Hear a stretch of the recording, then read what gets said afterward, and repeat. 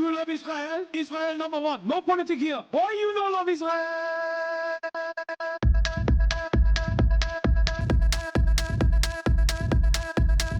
Oh, you hate it?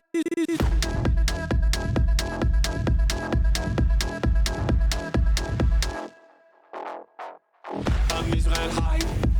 I'm Israel high. I'm Israel high. I'm Israel high. I'm Israel high. I'm Israel high. I'm Israel high. I'm Israel high. You have forgotten to say I'm Israel high? Do you love Israel? You must love Hamas. You are Hamas. I'm Israel high. I'm Israel high. I'm Israel high. I'm Israel high. I'm Israel high. I'm Israel high. I'm Israel high. I'm Israel high. Oh, Israel not number one for you. Oh, anti-Semitism. Israel, small nation. Israel, tiny nation surrounded by scary Muslims. Ah, you are anti-Semitism. You are Hamas. You are Hamas. No politics here. Say Israel number one. Tweet Israel number one. No politics here. No politics here. No politics here. No politics here. No politics here. No politics here. No politics here. No politics here. Say you condemn Hamas. Say I'm Israel high. Say you condemn October 7th. You are Hamas. No politics here. No politics here. No politics here. No politics here. No politics here. No politics here. No politics here. No politics here. What's going on, everybody? I hope everyone's having a fantastic evening, afternoon, pre-noon, no matter where you are in the world. I'm Hasan Piker, and this is the HasanAbi Broadcast coming to you live from sunny California, Los Angeles, folks. We're live and alive, and I hope all the boys, girls, and MBs are having a fantastic one because today's a beautiful day. Today's a wonderful day. Today's a very special day, and you might be thinking, Hasan, is that a very special day because you hit 220 for 7 on the incline bench, and that's pretty remarkable. You might be saying that, okay? You might be saying that if you watched my Instagram story that I just posted right before I went live, and I don't think that's the reason. Is it a very special day? Because it's 68 degrees and sunny here in Los Angeles, California. And I say, no, that's actually a pretty good reason, but that's not the only reason why it's a very special day.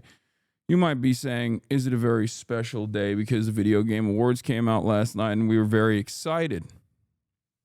Very excited about all these new video games that are coming out, but that's not the real reason either. It's a very special day because it's a very special day every single week.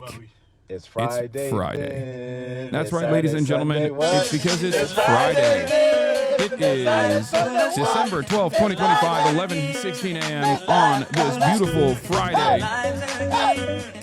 Ladies and gentlemen, it's Friday. It's Friday, it's Friday. You already know what it is. We got the holiday spirit, the immaculate vibes. Our forefathers fought long and hard to make sure that we have a concept such as the weekend, so we will celebrate it as always until somebody tries to fuck it up.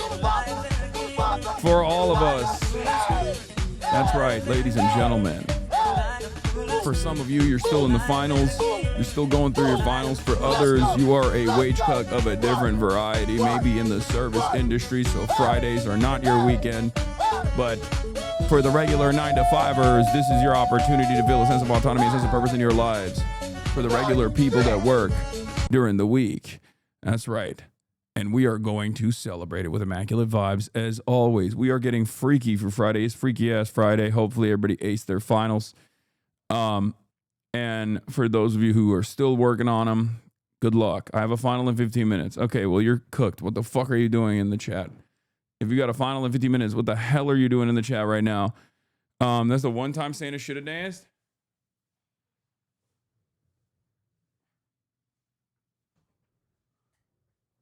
Santa's got no more dance in him.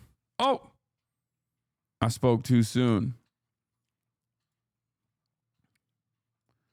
Anyway, ladies and gentlemen, we have a lot of news to cover, but obviously before we get into all of that, all the news, I got done with finals and I work full-time at Amazon. Let's go socialism. Hell yeah. What is Kai wearing?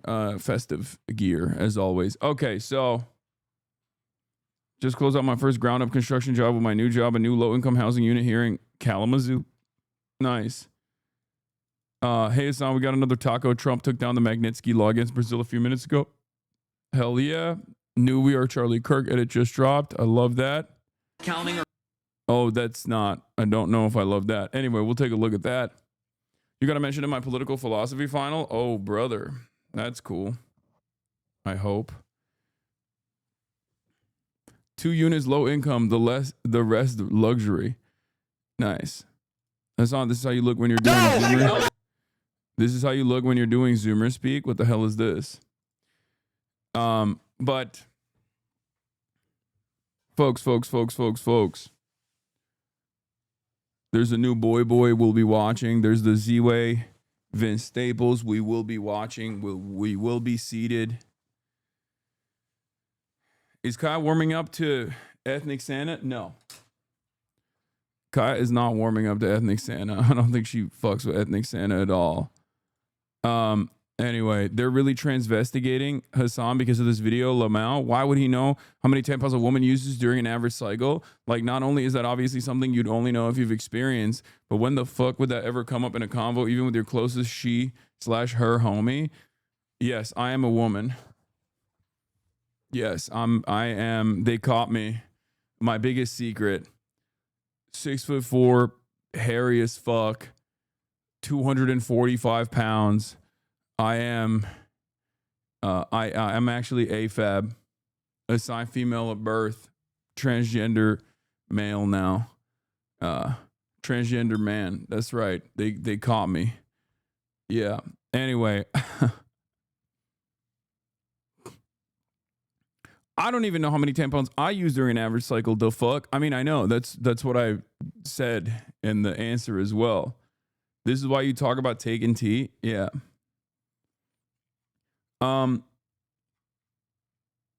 Big pussy energy, dude. Show the curtains. My curtains, they're fluttering right now. Anyway, I'm trans. Everybody knows you're trans in the community. It's an open secret. Yeah, I'm transgender.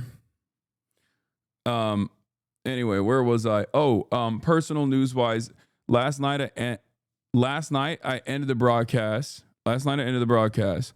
And after I did that, during the VGA, Video Game Awards, I wasn't able to complete the Video Game Awards, unfortunately, so I apologize for everybody. I apologize to everybody. But we had to do the Fear podcast. We have a very special guest for the Fear podcast this week. It's going to be awesome when it comes out. But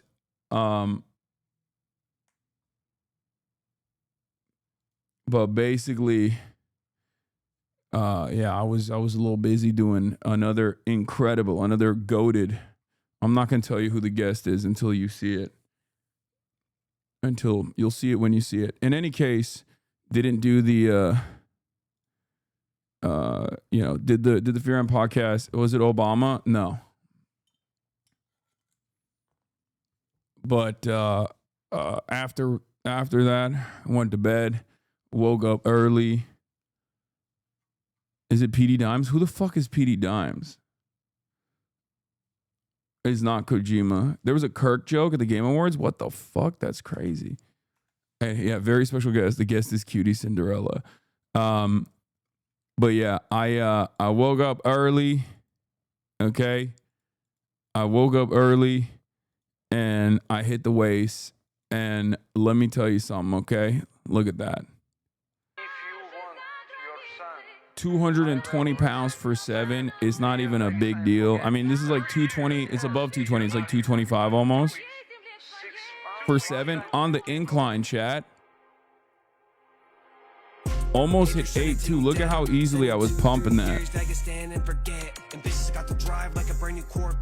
Pull up on the scene, guarantee I'm gonna let him have it. AK on me like I was just I'm gonna go practice some of my basketball skills before my game tomorrow. 220 pounds is great. Hell yeah. Yeah, Jasmine Crockett called her naysayers intellectually lazy. What is that dog shit music, bro? It's Post a squat or a deadlift reel? I do all the time. Can you get rid of the chat again? No. No.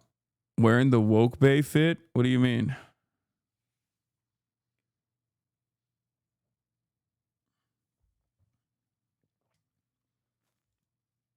You make Cutie so proud with your joke. Her eyes and smile lit up. Timestamp. What is this? You invented. Now, what is a gat? Yeah. Can you please describe me a gat? Do you want me to show you? I mean, I'm sure. Yo, this is my What, you legacy. gonna pull up a photo? Chat, this is my legacy, bro. She popped off on me after this. I thought it was a good joke. I was dishing back a fraction of what she dishes at me. Not even dishes at me, but just like fucking throws my way. Boulders upon boulders. I think she did like that. Look at her face. You gonna kill yourself? Or are you gonna find some lead and shit? Your TikTok editors are ass. Gyat is from 2022. I know it is. I know it's old at this point. Your episode with Your Rage was so great. So many laughs. I know, it was fucking awesome. Shove it in your. We're gonna have more guests like that on the Fear M podcast. You know, I think it's good.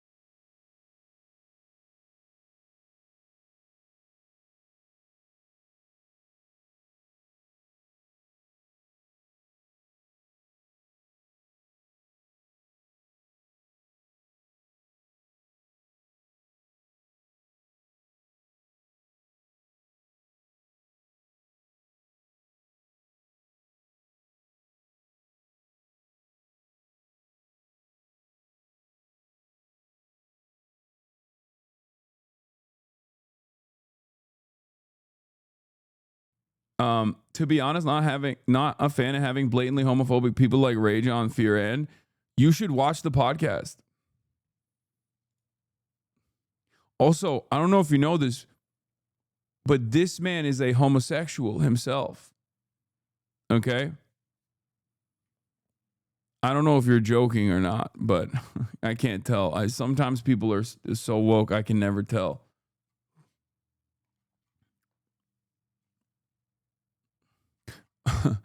Also, I'm homophobic. Allegedly a homosexual. Yes. Allegedly a homosexual man surrounded by homophobic people. In any case, bro, you are just phobic, no homo needed. Yeah, that's how homophobic I am. I don't even say no homo. I'm so maxed out on no homo. I don't even say homophobic. I'm just phobic. I'm just scared all the time. Okay? I'm scared of things that are different. I'm scared of things that I don't understand. I'm just phobic. Equal opportunity phobic.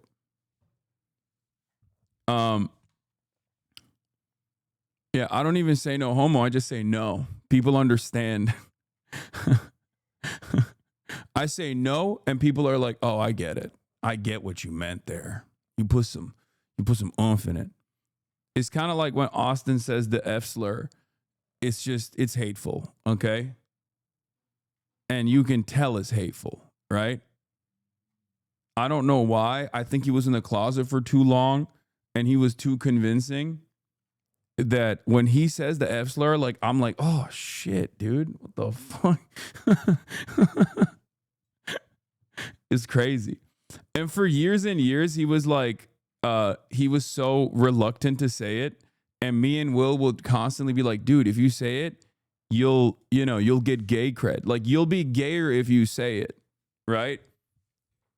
And we were wrong. We were fucking wrong, okay? He's not gayer when he says it. He says it with hate in his heart, man. I don't know how it's possible. He's literally gay.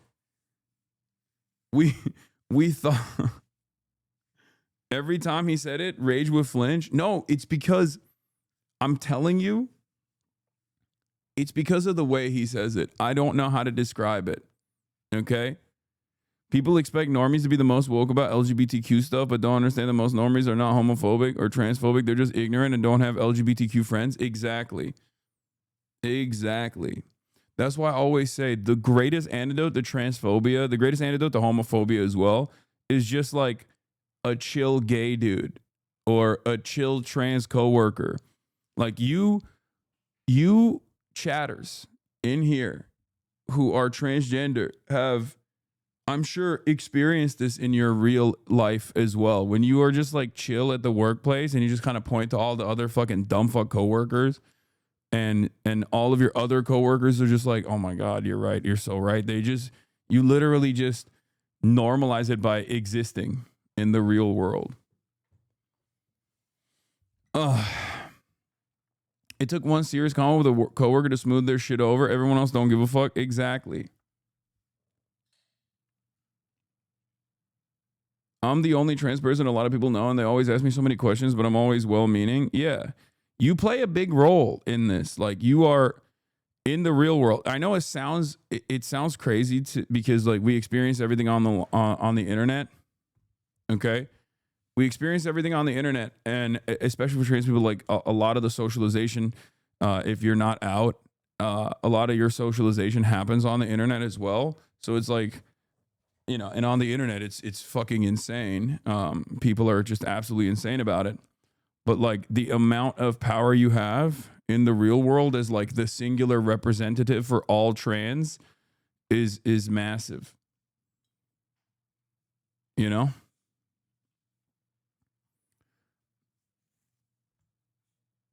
But it's not our responsibility to change people's minds about this. I mean, it's not. And again, see, look, that's the difference between someone who has only experienced the online versus someone who is, someone who is just like refusing to understand what I'm saying. Okay?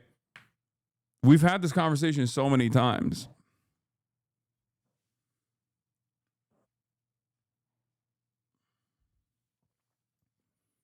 It's not your responsibility, of course.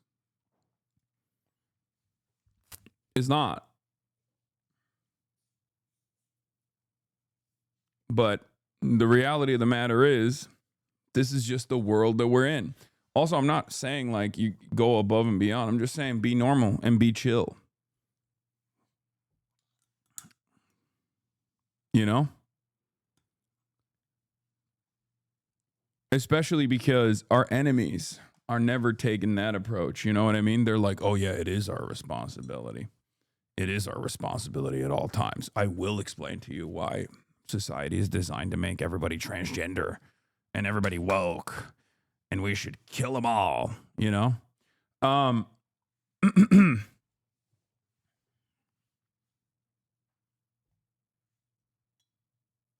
Also, I'm not saying, you know, pull up a fucking PowerPoint presentation about transgender existence. I'm just saying be chill and be cool around your peers.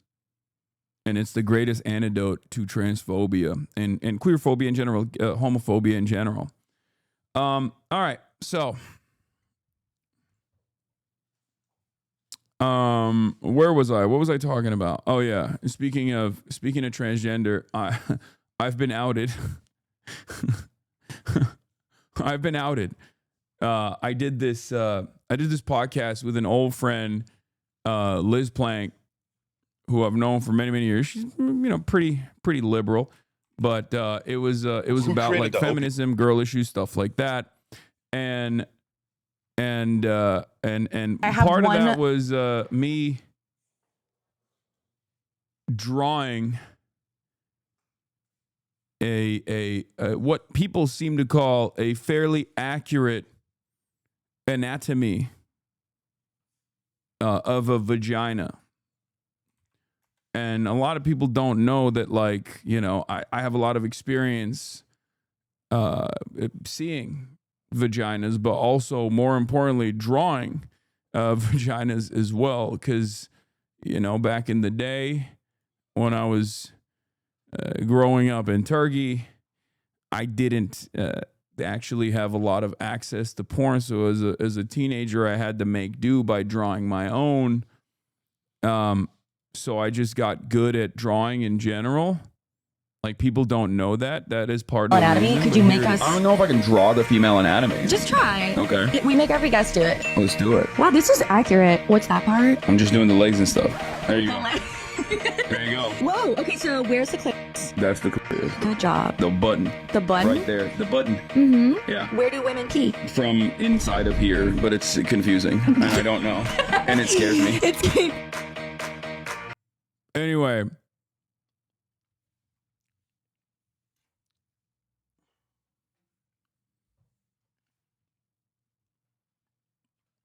basically, that paired up with a bunch of questions that I answered about, like, you know, I think the TikTok specifically was about like,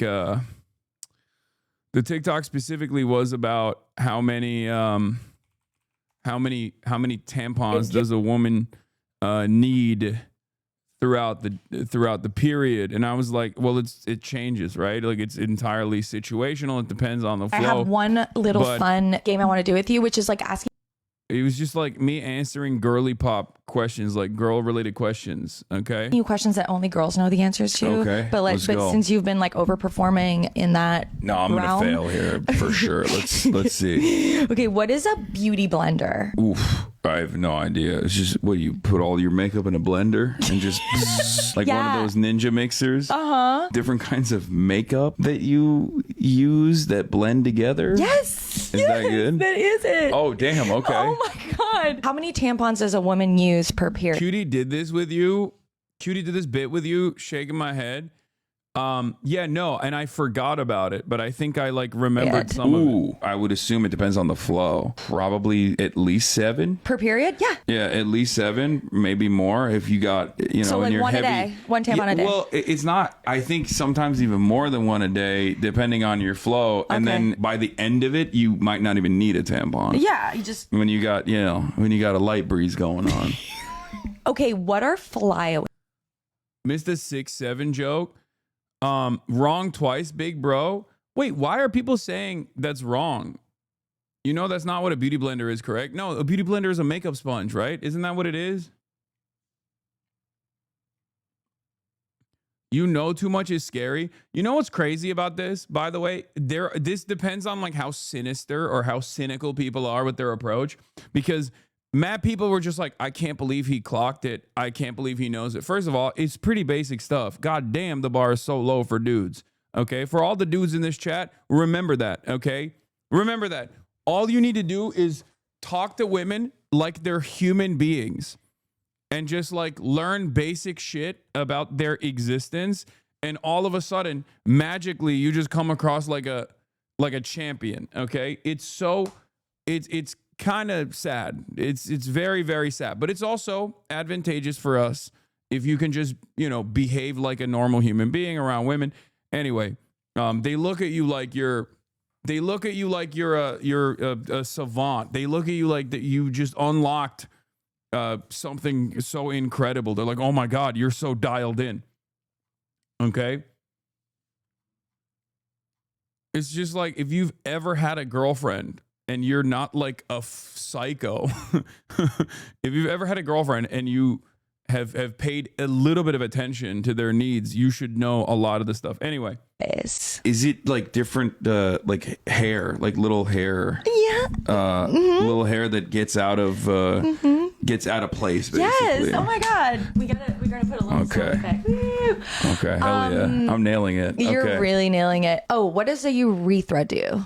It's usually 4 tampons a day. Listen, that's why I said minimum, like that's why I said it's depends on your flow. Okay, I know that's why I said at least 7, but depending on your flow it changes. Okay, I know I understand. Okay, you got listen, queen, your pussy is flowing. Okay, it's very healthy. Okay, you got a healthy heavy flow. Congratulations. What do you want me to say?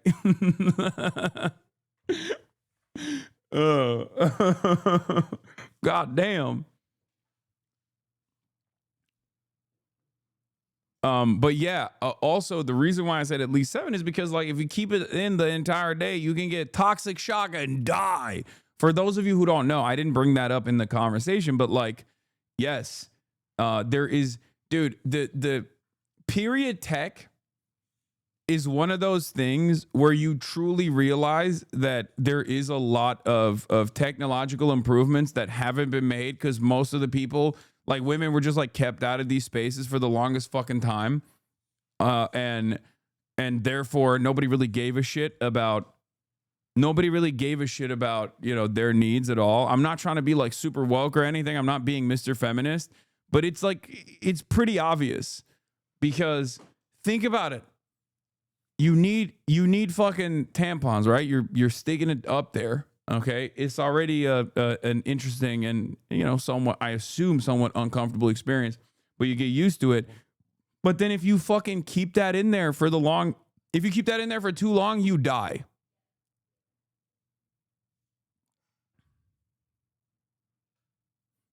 That's insane. How the fuck have we not improved the tech? That's actually insane. How is that not? Like that tech should have been improved by now. That's crazy.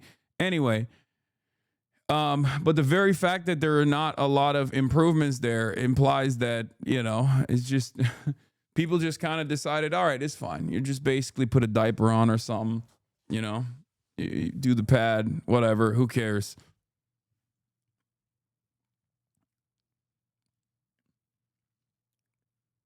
We have cups that don't have toxic shock risk. Yeah, I know. The Diva cup, right? I know. I learned about that recently. That was like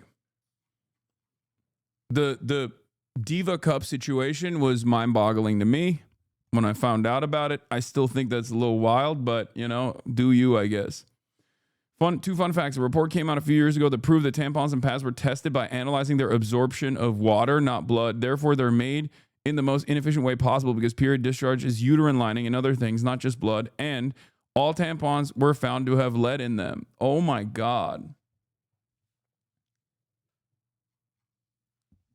We can't spare any scientists for tampon research. We need our top mind working on the baldness cures and boner pills. Okay, to be fair, that's a sore spot for me specifically.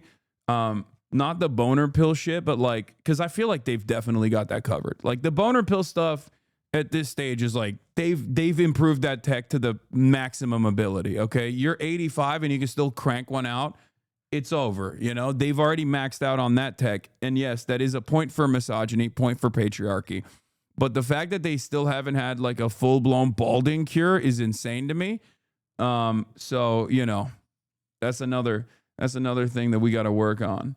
You already have your hair meds. Let the AFABs get some.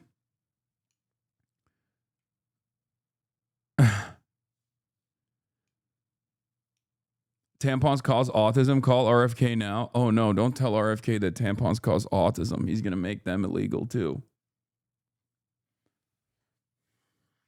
So,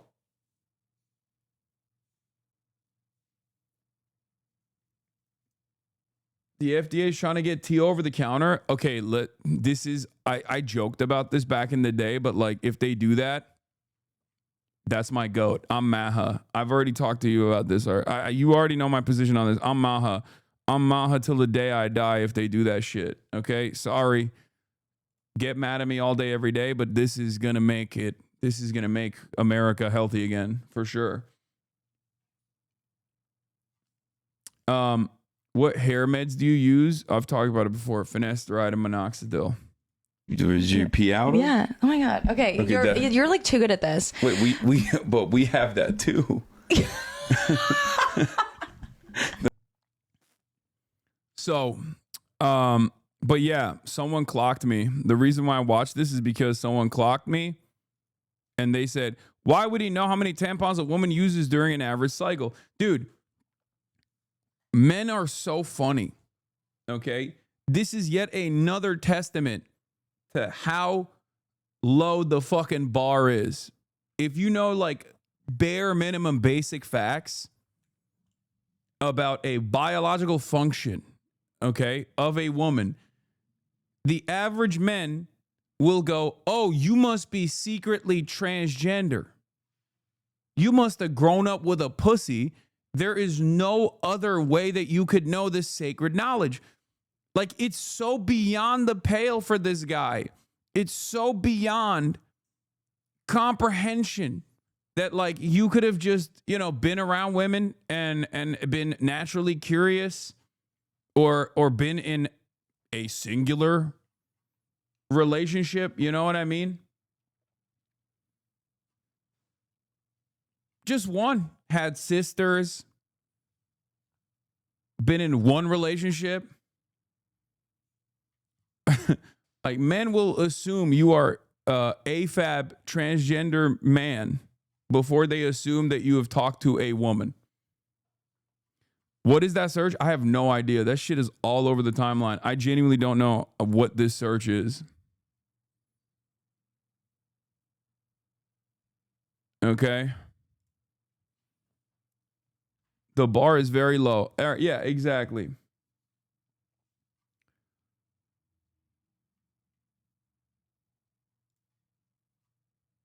Bro, that's not bare minimum. Knowing how many tampons you use as extracurricular activity, 100%. Don't be a tryhard. That's like the people who get 100% in the exam and say it was too hard. No, that's not. No, that's not. That's very normal. I think it's super basic shit.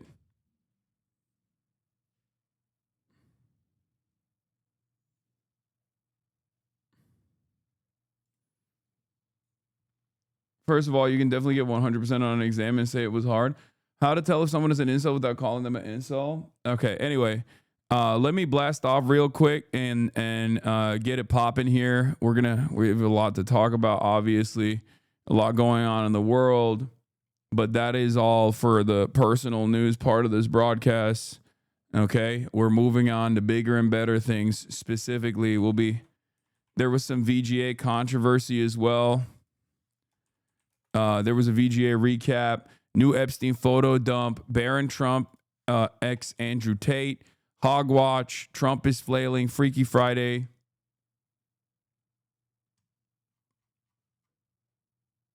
We got so much happening. NASA sent 100 tampons for 6 days for one female astronaut. It's definitely something men should know. At some point, you got to check out this insane We Are Charlie Kirk edit. Sure. It's TGA, not VGA. What if it's TVGA?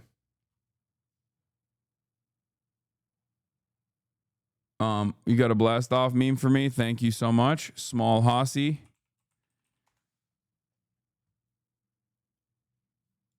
Your favorite unc and auntie are cooking billionaires? Yeah, I saw that clip.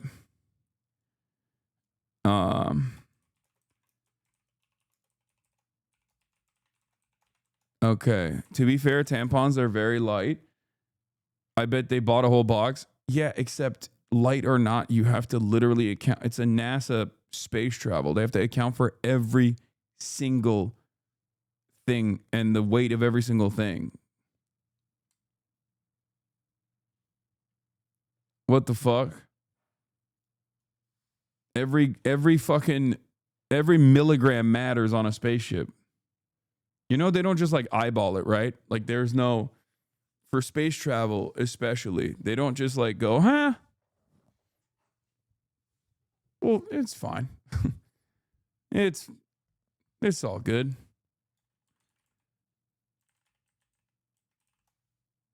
Video Game Awards recap. Yeah, vibes-based space travel. Anyway, eyeballing it is SpaceX mode. Okay, don't disrespect the actual scientists on SpaceX. Also, you don't even know what the impact of 0G will be on period flow too. That's another one. Kingdom Come Deliverance 2 was robbed of the Game Awards. So I did want to mention that. Okay, I wanted to start off by saying that Kingdom Come Deliverance 2 was robbed. I mean, it was a total Expedition 33 sweep, right? Except I loved Expedition 33 as well. I think it was great. I mean, it was a great game. But Kingdom Come Deliverance 2 was my favorite RPG of the year. It's one of my favorite games of all time. It's in my all-time greats. I think it is one of the most vibrant worlds that you can encounter, that you can be a part of. Like very, not dissimilar to how I felt about Red Dead Redemption 2, right? Especially in the first person. Don't ever say favorite RPG of all time. You will never live down the envy hate. No. I'm not saying it's one of my favorite I'm not saying it's my favorite all-time RPG. I'm saying it's one of the best RPGs, if not the best RPG I played this year. And I really, really liked it. And I think that it's even more like, it's not as dynamic as like Red Dead, but it has that same feeling of like a real lived in world that Red Dead Redemption 2 gave me, right? It's very immersive. You stopped playing it on stream and left us gaming frogs hanging so hard. Yeah, I fucking enjoyed it on my own. Okay, just like I enjoyed Expedition 33 on my own. So, in any case, it was a fantastic experience. However, the fucking guys that make the game they're so chuddy. Okay, like I don't know why they have to be like that. I get a little embarrassed when I see that. Like I get a little embarrassed when I see that kind of thing where it's just like you're like a game developer but then you're like kind of shitting on other game developers. It's like, bro, you're in the same space, okay? Do you not fucking know? Does anyone have the tweet that I'm talking about from the actual main developer who like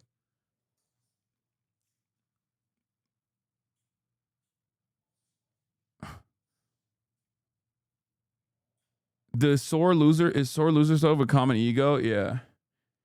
Like the audience that Kingdom Come Deliverance is cultivated certainly is a little bit like that too.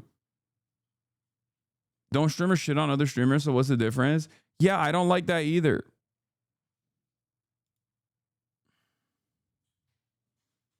No, this is not what I'm talking about. This was actually funny.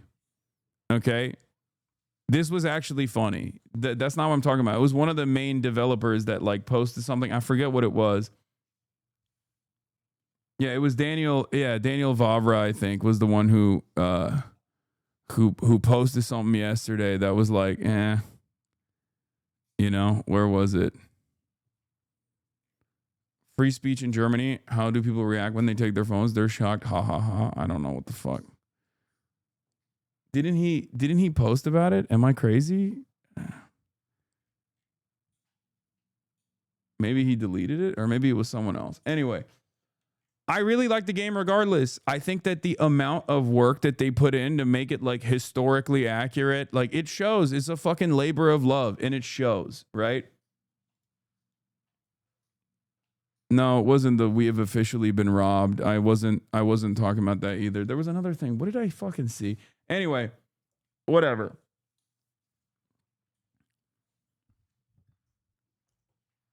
It's just Smash JT. You're talking about this guy? No, Smash JT has nothing to do with video game development.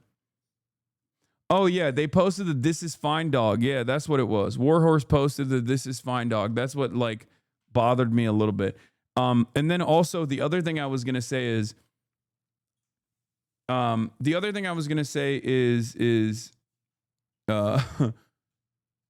the one hand, I kind of like that now everything when Zoomers just, or when Gen Alpha and Zoomers hate something, they just immediately say this is Israel. Like they just say Israel is now, they use Israel as a substitute term in the same way that like Republicans at the peak of cancel culture would use cancel culture as a substitute term, as like a higher, more damaging thing to say about someone, as a higher pejorative than anything else. Like demonstrated by Marjorie Taylor Greene, who once famously said, Democrats want to do cancel culture to babies with abortion. As in, the implication there is that like death is not as bad as cancel culture. That's why she's saying, they were doing cancel culture to babies. And now it's become, when you hate something, you just say this is Israel. And I kind of like that because, it's fuck Israel o'clock every day of the week for me. But also, at the same time, they were like using it for Expedition 33, which I thought was like kind of fucked. I saw so many tweets being like, oh, the most like Israeli game won. The most Israeli game won the Video Game Awards. Like they won everything. And I don't think those guys are like that. I mean, they're French, right? They're French, sure. But they're not Israeli. It was just, it's a mid game though. No, it wasn't.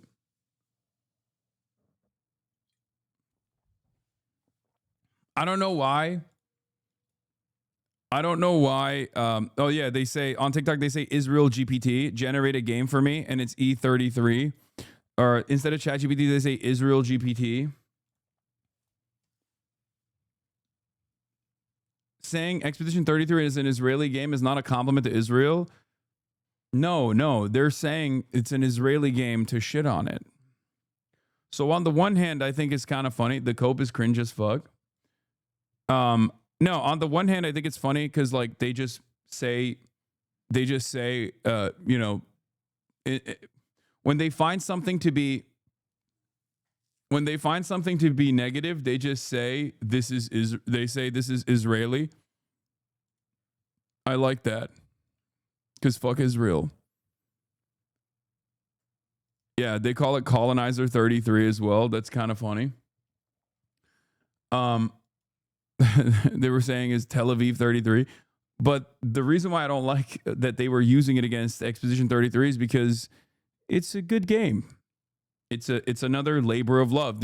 My two favorite games of the year were both made by passionate developers who overcame great odds. Like Kingdom Come Deliverance initially was what Expedition 33 was when it was developed, right?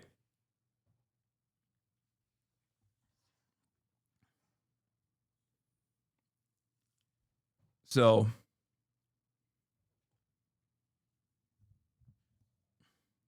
why are people mad at an indie dev with a small team won an award like this? It's great for an industry filled with union busting shithole megacorps pumping out $1 billion slop. I agree 100%. That's part of the reason why I like it as well. This like,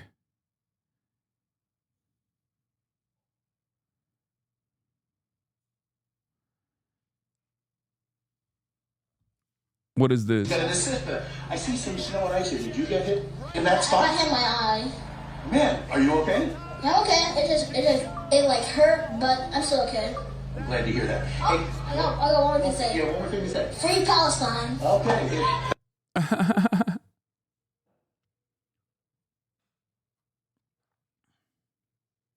Because the sweep was too extreme, Kingdom Come Deliverance 2 deserved best RPG. Come on. Yeah, no, I preferred Kingdom Come Deliverance 2 over Expedition 33 as my favorite RPG of the year. So I agree. Oh, I didn't even show you guys what was going on. This is a little kid. I see some This is a little kid, but also maybe Hamas. snow and ice here. Did you get hit in that I spot? hit my eye. Man, are you okay? Yeah, okay. It like hurt, but I'm still okay. I'm glad to hear that. Oh, Hey, I got one more thing to say. yeah, one more thing to say. Free Palestine. Okay. I see.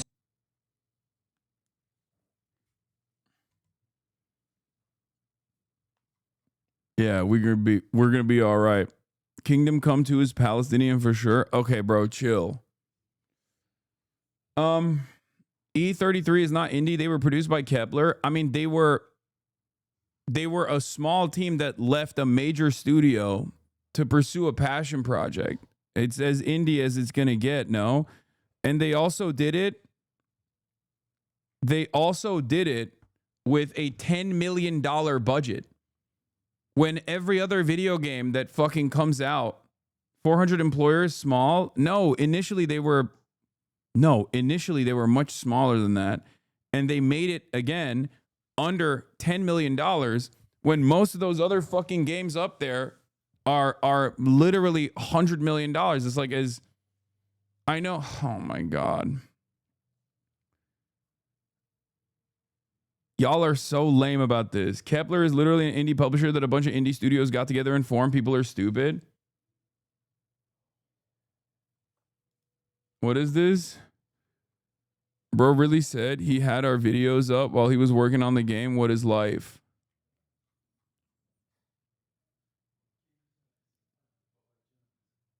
They found the dude that did the soundtrack on SoundCloud. No, he on Bandcamp. Thank you. Defining that as small indie is a lie.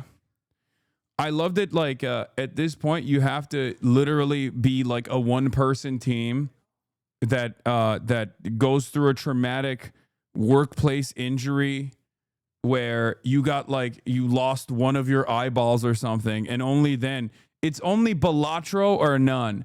Some chatters and their concept of indie is like you have to literally be a singular. If you have a computer, it's not indie. You have to literally use an abacus.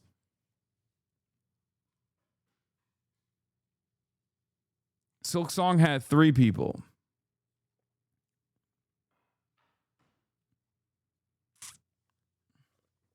This is your most ass take?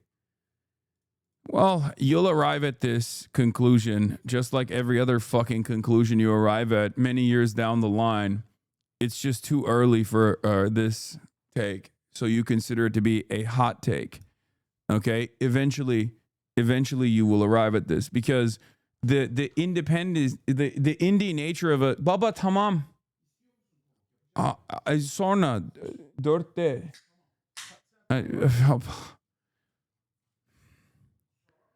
Okay.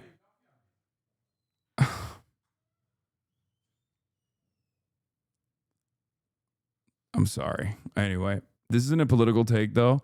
I know it's not. But like I said, you will arrive at that conclusion when you realize that the video gaming space is a multi-billion-dollar industry at this point, and all of the developers are merging with one another over and over and over again, and that will greatly redefine what people understand as independent, as opposed to like a big budget studio. It's getting to a degree where, because everything is like AAA or even quadruple A, that double A developers are going to start being considered independent or indie. You can be like a double A studio and still it's like independent movies. It's even worse than that though, because the video gaming industry is even more profitable than Hollywood in general. It's bigger than Hollywood.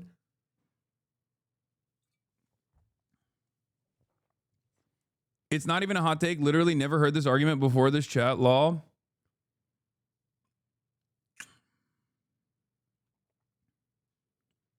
Every game will claim this game was made by one guy, but the guy's Jared Kushner. Oh, God.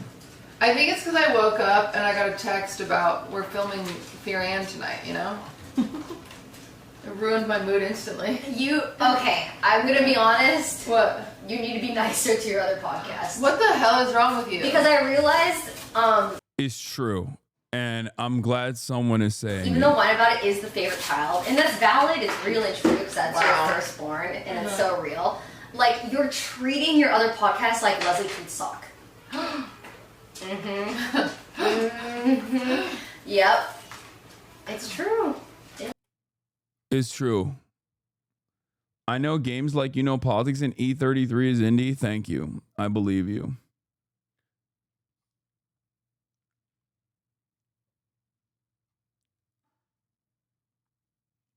Do you believe if Markiplier's movie does good, it could affect Hollywood? No. I don't.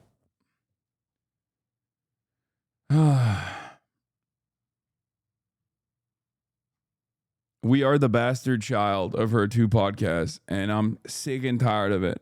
Okay?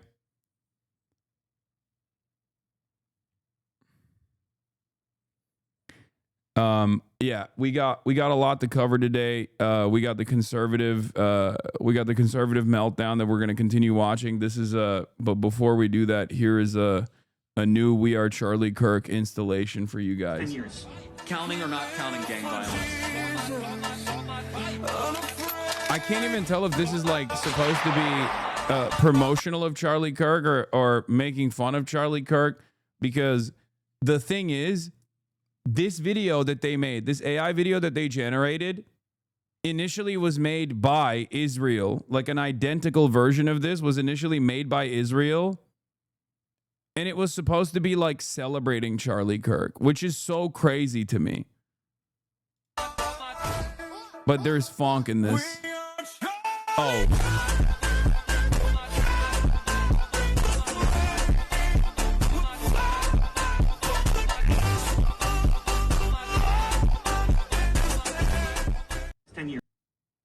Jesus Christ, man. I don't know what to say about that, you know? I mean, this is made for the clandestine operators, okay? This is for the clandanistas, for the real clandest heads.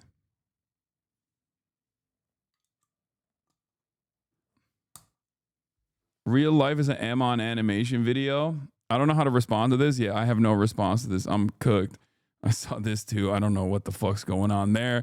I stepped out of public eye back in January. I needed peace, a fresh start. Wait, why did Charlie have the fuckboy zoomer cut? That's crazy. When the fuck did he have why didn't he just roll out with this? This looks like a joke. He shouldn't have posted this, man. This is crazy. We're still on Charlie Slop, god damn it. I mean, brother, what the fuck? He had the broccoli cut. And it's crazy because his widow's peak is so severe. His widow peak is so severe. His nipples protruding. Very disrespectful. But like, man is 2 months late. I didn't know he had the broccoli cut like that. Good thing he didn't get God with that haircut going on. I don't see a difference to your haircut, by the way. You can't see a difference between what my hair currently looks like and what Charlie Kirk's hair looks like there.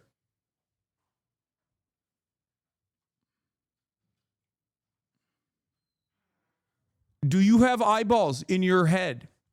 Are they attached to your brain? Can you comprehend visuals? He mogs you, bro? Jesus Christ. Anyway, I stepped out of the public eye back in January. I needed peace, a fresh start somewhere far from the constant noise and chaos. That decision changed my life. I met and married my best friend and found more peace and purpose than I ever thought possible. Then came the unthinkable, the brutal assassination of my friend Charlie Kirk. Bro, it's December 10th, 2025. Why the fuck are you posting this now? This post would have done LeBron numbers. LeBron 2018. Numbers 3 months ago. Now it just looks like you want attention.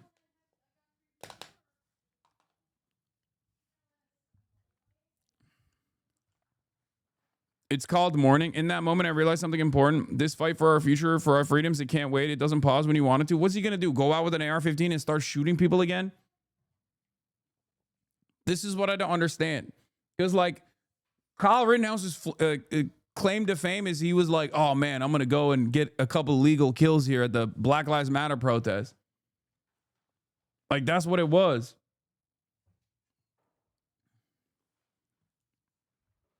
And he's still on that timeline. Like, this is his entire personality is like, hey, remember when I shot and killed people at the Black Lives Matter protest? How crazy was that? And then the government basically said it's legal to do so.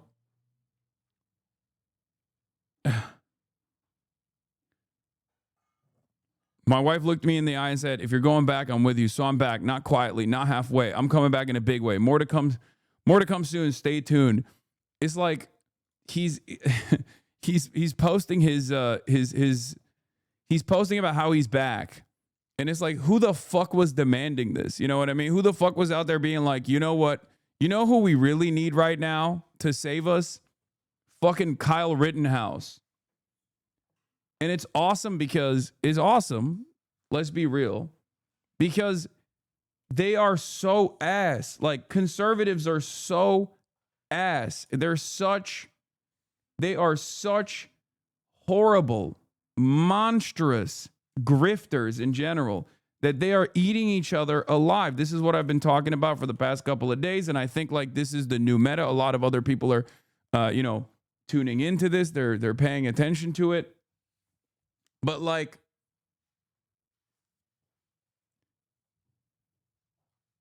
there is a real, very open knife fight happening right now amongst these conservatives for who will take the top slot, who will replace Charlie Kirk, who will be his guy, who will. Oh yeah, he's going to speak at the signing ceremony after the Epstein files, new Epstein photos were released. We're obviously going to talk about that in a second. Thank you to Macy's for the playlist, but it is so clear to me that they are just actively shanking one another. And the person who is dominating the most is the one who is saying this is Israel the most. And that happens to be Candace Owens. So much so that she's even eating away at Nick Fuentes' audience.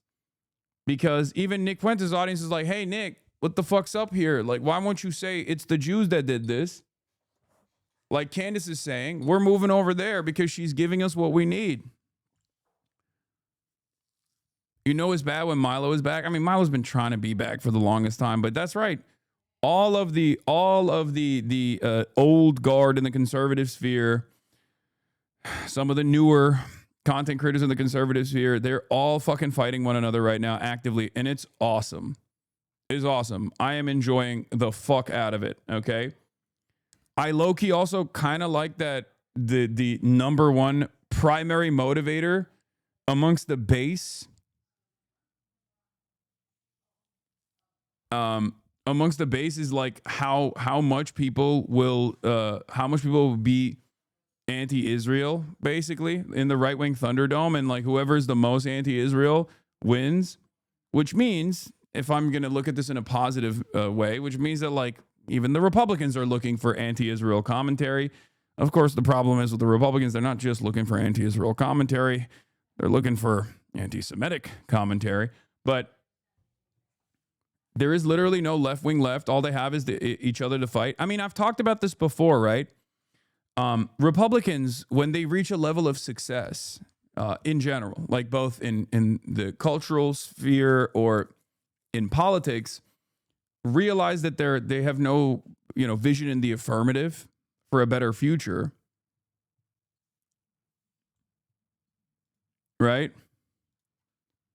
And because of that, they just when they've dominated all of their enemies on the left, or what they've perceived as enemies on the left, they just have nowhere else to go but fight one another. And yes, the clips out of Turning Point USA this week is going to be fucking spectacular, right? Or not this week, sorry, next week. Turning Point USA has a sold-out AmeriFest 2025 tour. Watch MFest live on Rumble.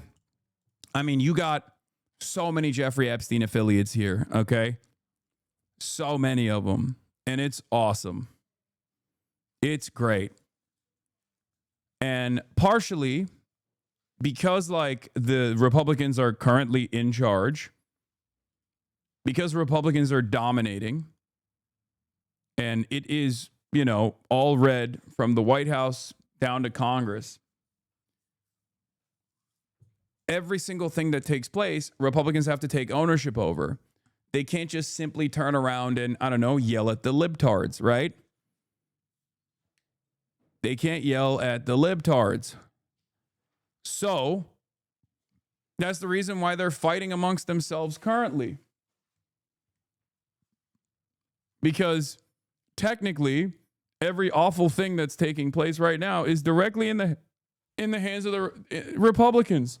So now Republicans have to assume a woke position, because if someone is criticizing the current Republican Party and Donald Trump, or Donald Trump's FBI, or Donald Trump's inability or lack of interest in, releasing the Epstein files, things of that nature, then all of a sudden the Republicans have to be the woke moralizers. Because under different circumstances, a Turning Point USA tour such as this one would draw a lot of animosity from liberal outlets, the Media Matters of the world, people who are like, hyper focusing on whatever kind of like insane thing that they're going to say on this tour. Because like, remember, it's like Jack Posobiec is like a 1488 style crypto fascist, right? All these people, but now they have to present this like weird tightrope where they have to be the woke ones. Because the 1488 posting is now hurting Donald Trump's the 1488 posting and the anti-Semitic memes are now hurting Donald Trump's unconditional loyalty to the state of Israel. In the past, you could have just kept that away from the public eye, but now everything is tied back to Israel, including when Charlie Kirk gets assassinated, right? So they can't just do like the right-wingers that used to do like Nazi shit as a way to be like, see, I'm one of the guys, can't really continue doing that, because now the crowd is actually demanding you do that, and they're demanding things out of that, right? Before, they could just be like, oh, you're so edgy, I like that. Now it's not just that they demand the edge, but they want things in return. They want to yeah, it's so cold outside, fuck Israel.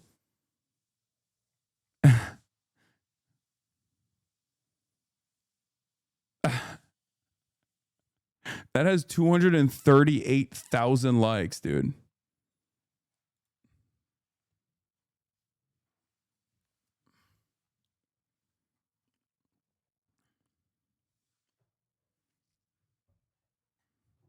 Yeah, back in the day, they just wanted the edge. Now they want the edge, but they also want that knife to be used.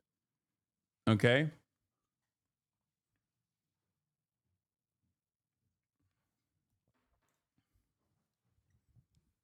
So, who knows where this will go? But I will enjoy the show nonetheless. Okay?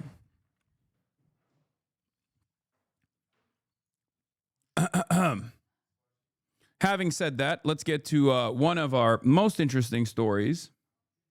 How do you know if it's just anti-Israel and not anti-Semitism? I mean, it's basically merged into one another at this point. That's what it is. And it's literally merged into anti-Semitism and anti-Israel for the most part, because every fucking liberal outlet forcibly tied Israel to Judaism. And as they had done so from the start, all the Zionist groups, all the Jewish advocacy groups that are actually pro-Israel groups that masquerade as Jewish advocacy groups, every single media figure consistently... They continue to do so as well, but they consistently tied it to Jews over and over again, and how Israel is doing all of this for all Jews. And if you criticize Israel, you're criticizing all Jews. Every Jew is a Zionist. Every Jew is a Zionist. If you say you're an anti-Zionist, that means you're anti-Jew. Like, what do you think people are going to learn from that? You know? And it's not like this is a new concept. People like myself and many others have been saying that this is a dangerous and negative conflation that is untrue for years and years, right? I've been saying that for a fucking decade. I've been saying that for a decade, and here we are. So now the most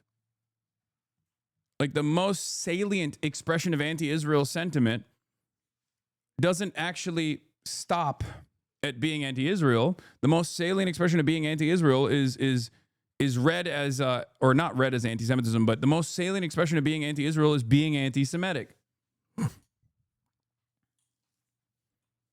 You know? But also, most Jewish people do support Israel. Yes, there is also a higher percentage of Jews that support Israel, but it doesn't fucking matter, because most people, it's generational, okay? It's generational.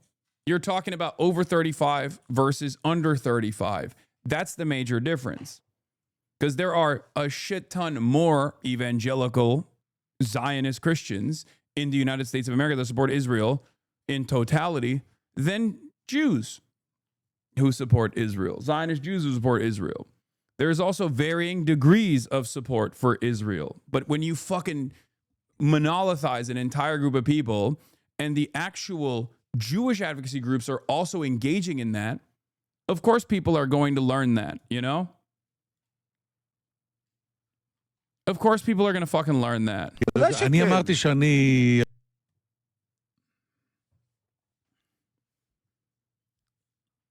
Like, how are you supposed to actually actively teach people?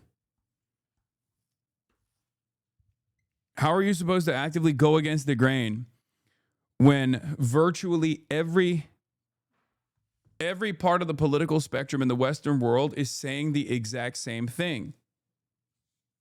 Okay? Every part of the political spectrum is saying the exact same thing. Jews have a spiritual and incredibly personal relationship to Israel is the exact same thing that Nick Fuentes says. It's the exact same thing that Jake Tapper says. It's the exact same thing that Dana Fash says. It's what the Jewish advocacy groups say when they are advocating for Israel. And at a certain point, the average person who is not as, who doesn't have that same kind of like social investment into Israel is going to look at that and go, okay, well, I guess this is for the Jews. But because they have a negative association with Israel now, they are going to turn around and become anti-Semitic. That's what you taught people for almost a fucking century.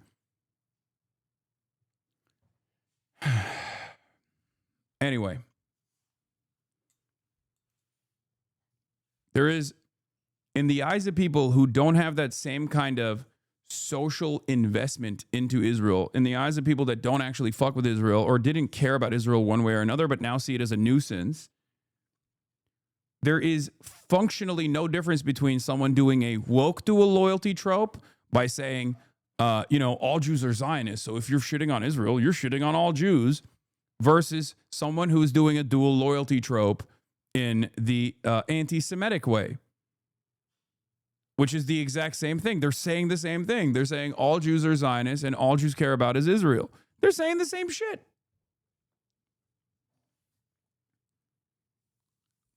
The thing that has been difficult for at least me and the way that I see it, this is, totally personal, totally anecdotal, but it's been more difficult to convince people that this is not about Judaism now than even before.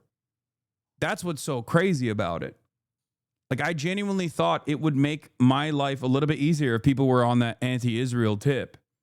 But now it's become even more difficult to convince people, even more difficult that this is not like a monolithic understanding, a monolithic approach at all. And it's partially because while I kept doing that consistently, while I kept explaining this consistently, so many advocacy groups like the ADL that masquerade as advocacy groups that are tasked with like combating anti-Semitism, for example, or cynically smearing people who aren't anti-Semitic as anti-Semitic over and over again in an effort to defend Israel, kept saying that there is fundamentally no difference between someone like myself and someone like Nick Fuentes, or that or they focus most of their efforts on people like myself.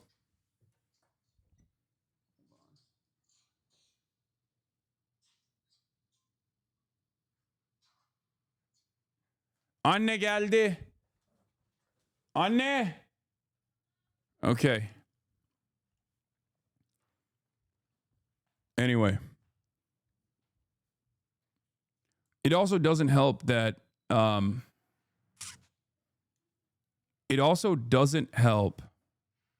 Devil's advocate to Greenblatt, this might sound like you're making his case for him. He'd say, yes, you kept being anti-Zionist and you unleashed anti-Semitism.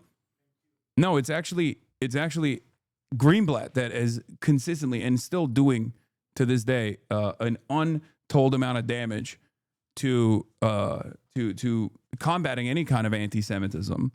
Greenblatt is one of the most responsible figures for the increase of anti-Semitism. If you say people like myself are anti-Semitic, if you say people like Miss Rachel are anti-Semitic, when we are not, when we're simply anti-child murder, right? We're simply anti-ethno-state, then most people who also have that position, because it is now the popular position, are going to be like, okay, I guess we're anti-Semitic.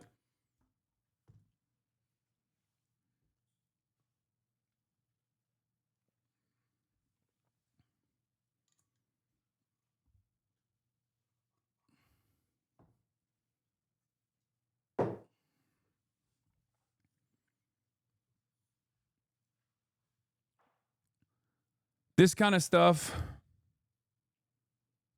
with Jeffrey Epstein also doesn't help the conspiracies, because there is a very real component to someone who is firmly in the intelligence communities, both in the CIA, both in Mossad as well, operating inside of the U.S. boundaries with seemingly no pushback whatsoever, with seemingly marginal pushback,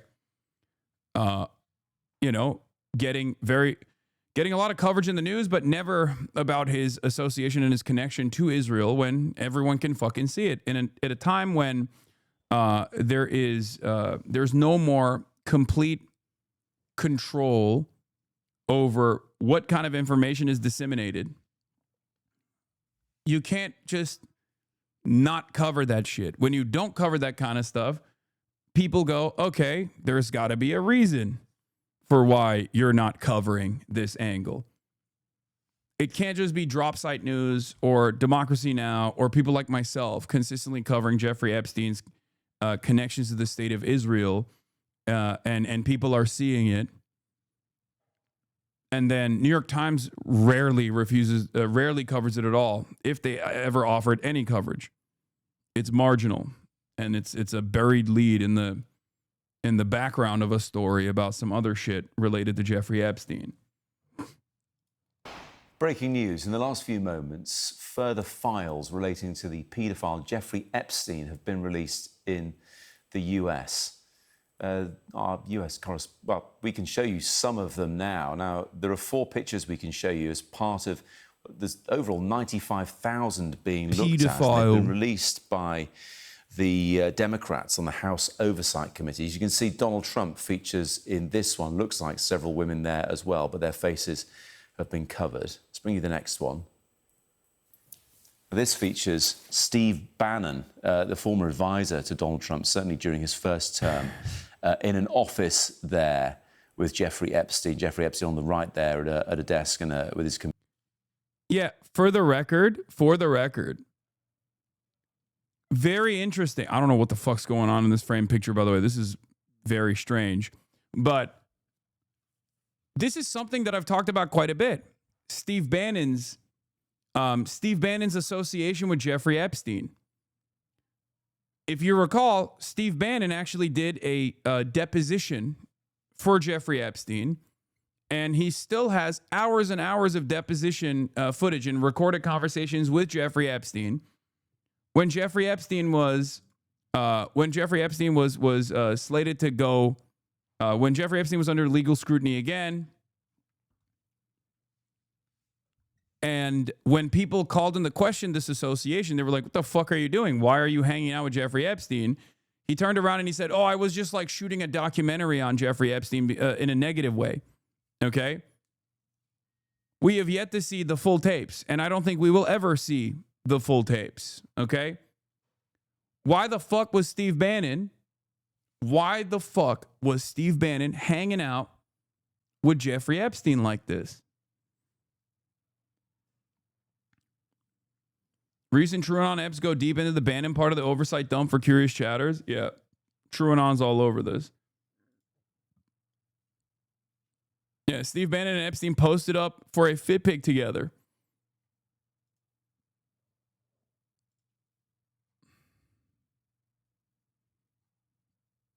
What's up with that? Does this look like a negative association with Jeffrey Epstein? No. Because it wasn't. It never was, by the way. He tried to present it as such after the fact, after he got caught, because he was doing a trial run for Jeffrey Epstein. He was trying to do PR for Jeffrey Epstein. But they were boys. Computer. And we can go to our US correspondent, David Blevins, who joins me now. David, a lot of people have been pushing for this kind of thing. The Democrats have released, well, there's a handful we're showing, but there's a huge tranche. Yeah. In a late-hour bid to restore his reputation after Miami Herald and other stories question his plea deal, Epstein engaged Steve Bannon to help prepare him for a major PR push. That is precisely what this was, okay? Make no mistake. Steve Bannon claims that this wasn't the case now, but that is absolutely the reason why he was connected to Jeffrey Epstein. That's the reason why he linked up with Jeffrey Epstein. This photo is, I assume, of a victim, maybe? That's why it's censored, because like the only faces that are censored from the oversight Dems is usually like the victims of Jeffrey Epstein. And I can't tell what this looks like. I don't know if it's like, yeah, it's a framed pic.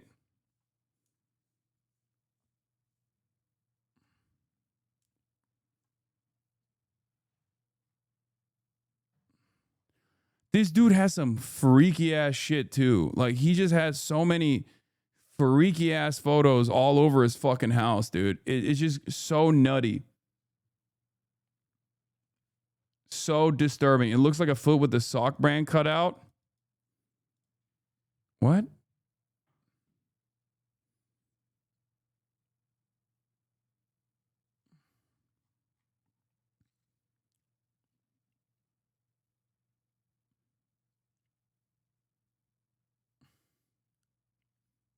Yeah, the bar is over their face. That's a person.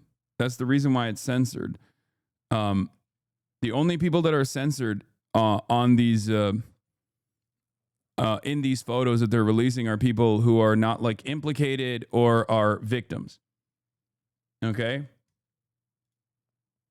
In any case, let's get to it. Of something like 95,000 as part of this latest dump. Yes, Matt, let me try to explain what exactly has happened in the last few minutes. The Democrats on the House Oversight Committee, that is the committee on Capitol Hill investigating crimes carried out by Jeffrey Epstein, have received, they say, 95,000 images from the Epstein estate. They have now released 19 of those images, and they are striking. 3 of them are images of the President of the United States, Donald Trump. Also, there is a picture of the former Prince Andrew, now known as Andrew Mountbatten Windsor. There is, as you say, a picture of Trump's former advisor, Steve Bannon, and others among those images released. But I think it's really important to stress at this stage that just appearing in a picture that has been released by the Epstein estate is no indication of wrongdoing. NBC, our colleagues in the United States, has reached out to each of these people for comment. None of them has been accused of wrongdoing, and all of them have repeatedly denied any knowledge of Jeffrey Epstein's crimes. But I think there will be much focus on the 3 photographs featuring Donald Trump. He has, of course, in the past indicated that he was friends with Jeffrey Epstein in the 1990s and the early 2000s. Each of them owned a mansion in Florida, and they were filmed together, for example, at a party, because the American financier and convicted sex offender Jeffrey Epstein really partied with the rich and famous a lot. You're looking at a picture of him with Woody Allen there, because he cultivated relationships with influential... Of course, by the way, of course, Woody Allen was all over this. Of course, dude. People, politicians, academics and celebrities. And so there was much shock in 2008 when he was convicted of procuring a minor for prostitution and served a controversially lenient jail sentence. And then in due course, we know that he was arrested on federal sex trafficking charges, accused of exploiting and trafficking numerous underage girls. So these pictures will... Bro, what the fuck is this wash coverage? They acting like it's surprising rich people hang out with other rich pedos? Come on, dude. It's mainstream media. They can't be like, of course. Köpek hala arkada orospu evladı. Evet, çok kötü durumu köpeğin. Be scrutinised heavily. We've now had a statement, I should say, from Representative Robert Garcia, who's the ranking member on the committee from the Democrats. And this is what he's had to say. This latest production contains over 95,000 photos, including images of the wealthy and powerful men who spent time with Jeffrey Epstein. Images also include thousands of photographs of women and Epstein properties.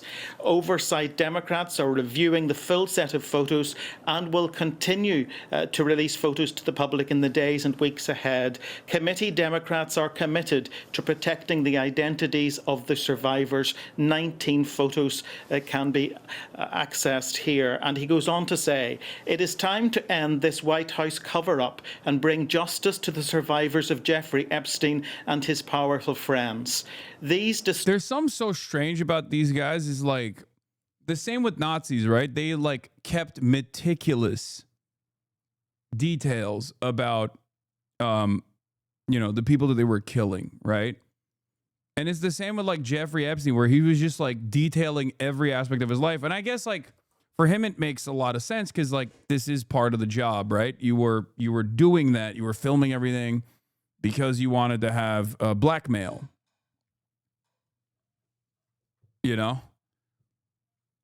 But one of the things that I find somewhat strange, if I'm being a little cynical here, I think that the actual meat and potatoes beyond the famous celebrities and beyond the pedophilia allegations, or which celebrity was actually engaging in like a relationship with Jeffrey Epstein specifically for the pedophile sex trafficking stuff. there's also a shit ton of financial crimes that were taking place, money laundering and the like. And that every day that the media talks about like the most interesting angle from the public perspective, the pedophilia stuff, is a day where they're not talking about the financial angle.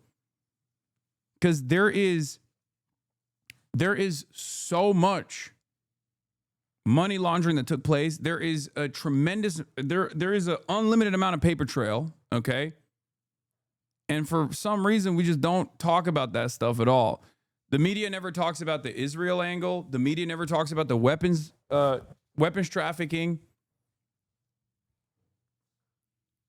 The media rarely, if at all, talks about the financial aspect of this. Let's be real. Nobody cares about the financial angle. I care about that. That's the most significant part of this. Beyond the pedophile sex trafficking, like that was the most consistent thing that he did. It's crazy that we still don't know how Jeffrey Epstein made billions of dollars. Like is that normal?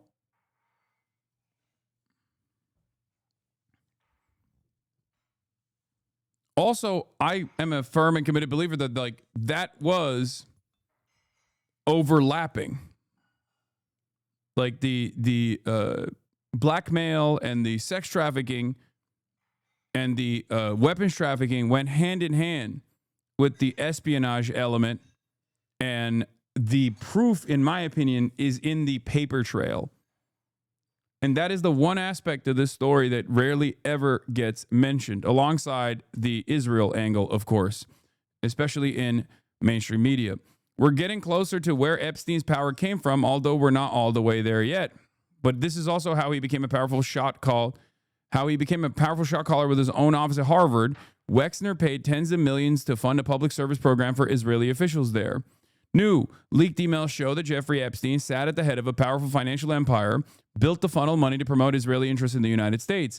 Epstein had power of attorney over the fortune of billionaire Les Wexner. For those of you who don't know, the founder and owner of L Brands like Victoria's Secret and the like. This is how he was able to accrue billions of dollars, right? Even his New York mansion was basically gifted to him by Les Wexner. This is stuff that we do know.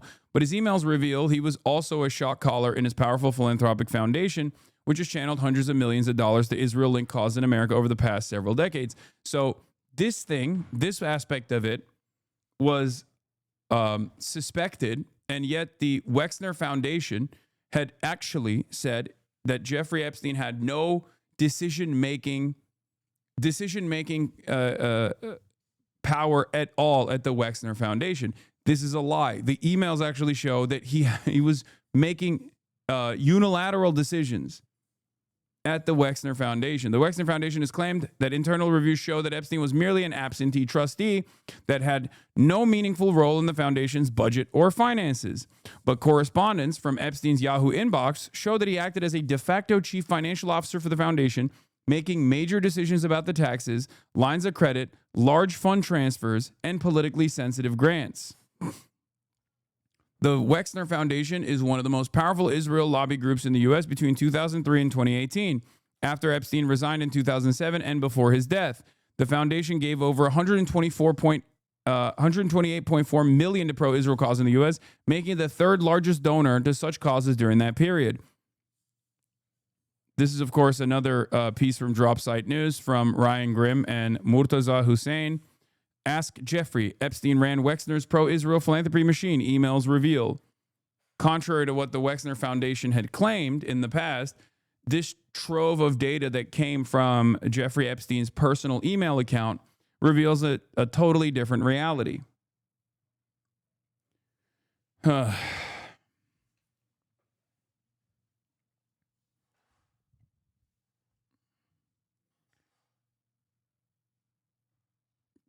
There was a front-facing side that was acceptable, like Victoria's Secret and the stuff in the background. He had the opportunity in an acceptable society and immoral society. I think Victoria's Secret was used to promote young girl women as desirable, pretty gross. I mean, it's the fashion industry, because the fashion industry definitely is in a gray area with like what Jeffrey Epstein was doing that we consider to be immoral, they do it with regular frequency. That is the reason why he was able to work within the confines of the fashion industry with ease, because most people saw it as like, oh, it's the same thing that people are doing. It's just more of that. It's basically like a lighter version of sex trafficking, right? Disturbing photos raise even more questions about Epstein and his relationship with some of the most powerful men in the world. We will not rest until the American people get the truth.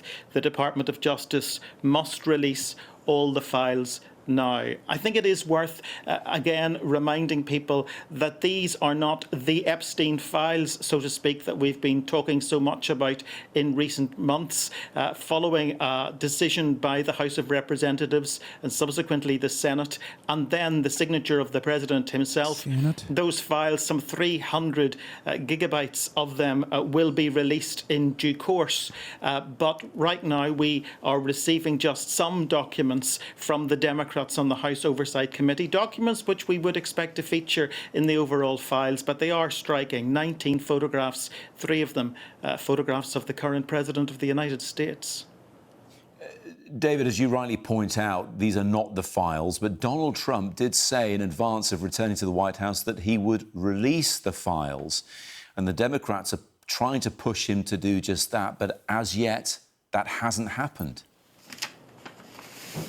Yes, again, I think it's worth reminding people why the Epstein files have become such an issue. During the election campaign, Donald Trump repeatedly pledged that he would release these documents. Once elected, his Attorney General, Pam Bondi, said they were on her desk and ready to go.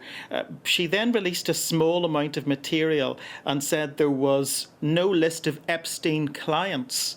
And that fueled, I think, further conspiracy of cover-up.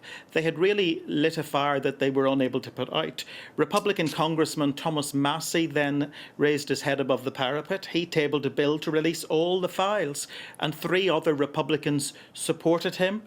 You will remember that one of them was Donald Trump's longtime ally, Marjorie Taylor Greene, and that really developed into quite a split in the MAGA base. So under pressure at that point, Donald Trump did a U-turn, and he urged Republicans to vote for the bill to release all the files.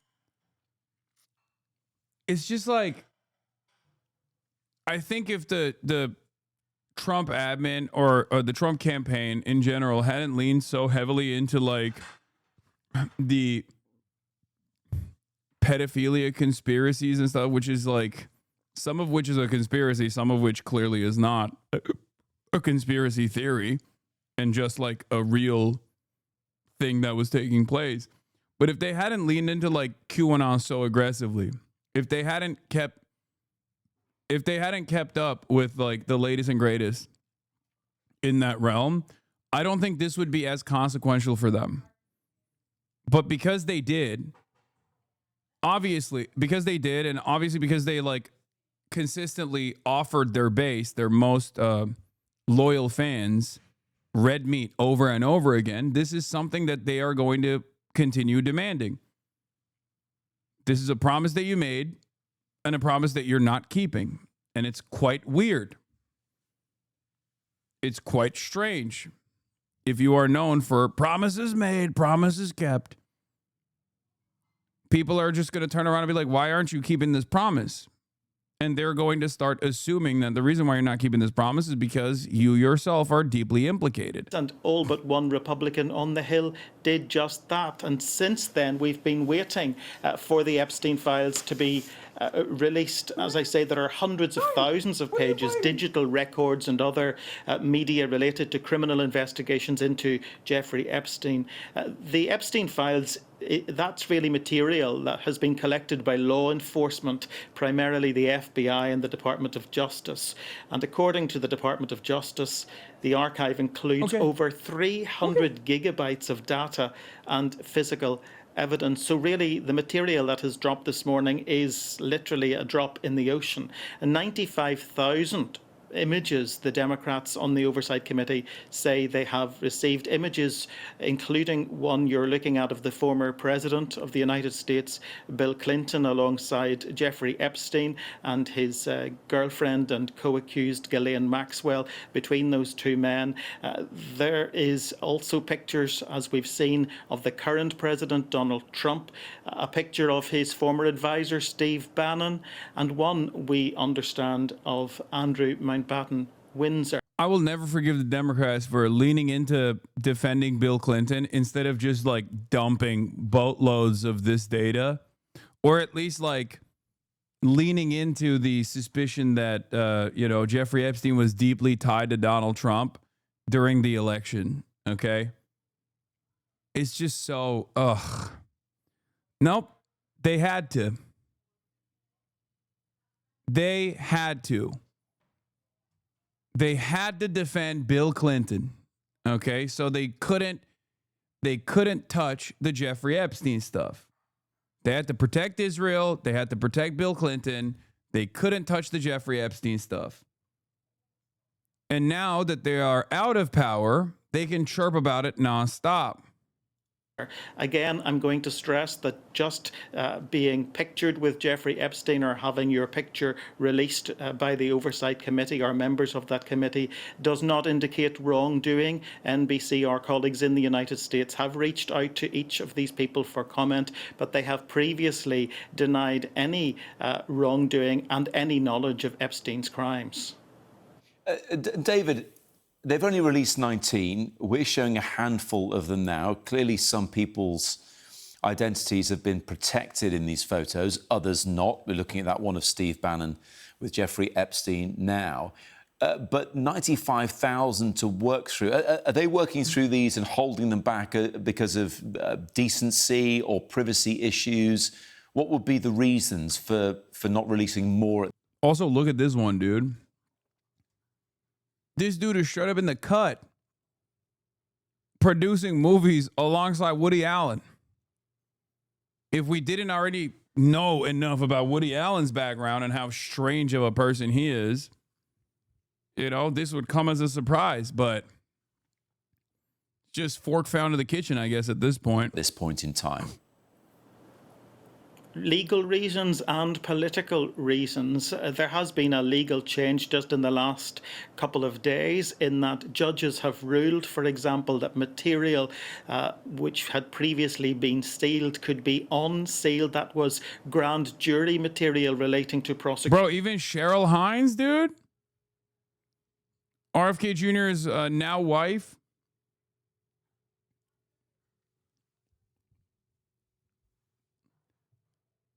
Every single person.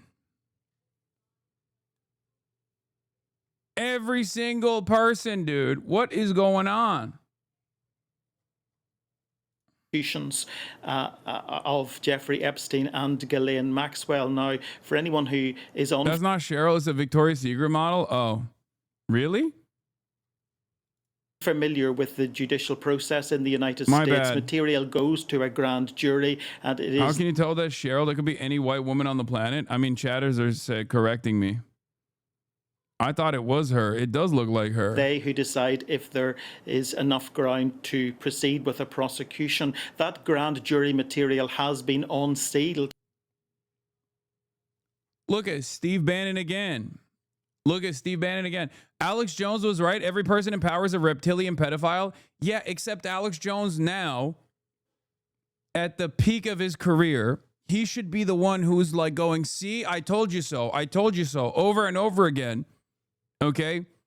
Whether it be shit that he said about Israel, whether it be stuff that he said about like reptilian, pedophilic, vampire style societal elites, has now, like, this is his moment, okay? It's like if I, at the tail end of my career, finally, we have like a proletarian revolution, a dictatorship of the proletariat is implemented. And I'm over here being like, actually, this was a horrible idea. This was so bad. This was so bad. This was so bad. No, it's not. You don't want this. Actually, meritocracy is real. And the wealthy people need to continue consolidating wealth and power at the top. The working poor don't know how to control themselves. You know? This is Alex Jones's moment.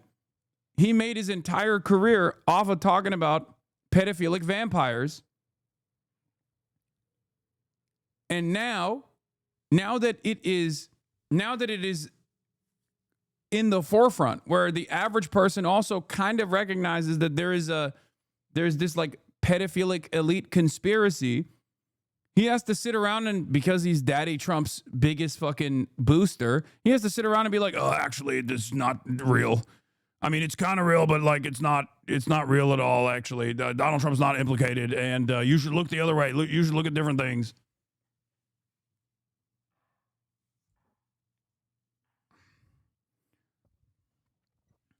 And of course, that is a part of the reason why Candace Owens is popping off, because she has no reason to defend Donald Trump. She is truly independent in that sense. And if you are a full-blown grifter, you can take up that space that Alex Jones would normally have, the space that Alex Jones should be occupying in this moment as the number one conspiracy theorist. It's crazy. In relation to both Jeffrey Epstein and Ghislaine Maxwell. So legally there had been a delay, but I think that will lead to the release of some more documents in due course. And then politically there have been hurdles to overcome as well, because this had to be brought about through a bill on Capitol Hill, which was ironically brought by a Republican, Thomas Massie. He was the person who tabled the Epstein Transparency Act. He had all of the Democrats on board, obviously, but the pivotal moment came when 3 other Republicans... Like, people forget Alex Jones literally on the morning of 9/11 was like, this is Israel. Israel did this, okay? The morning of 9/11, while it was still happening, he was like, Israel did this. I can't believe Israel did this. He was anti-George W. Bush. And then Obama one-shotted him, okay? And then Donald Trump basically brought him in to, like, acceptability by really pushing the boundaries. Donald Trump actually, when he was running for president, went on Alex Jones' show on InfoWars. A lot of people forget, back in 2016. And then he won. And then Alex Jones was seen as, like a normal, I guess, somewhat of a normal part of the, at least for the right, somewhat of a normal part of the commentariat.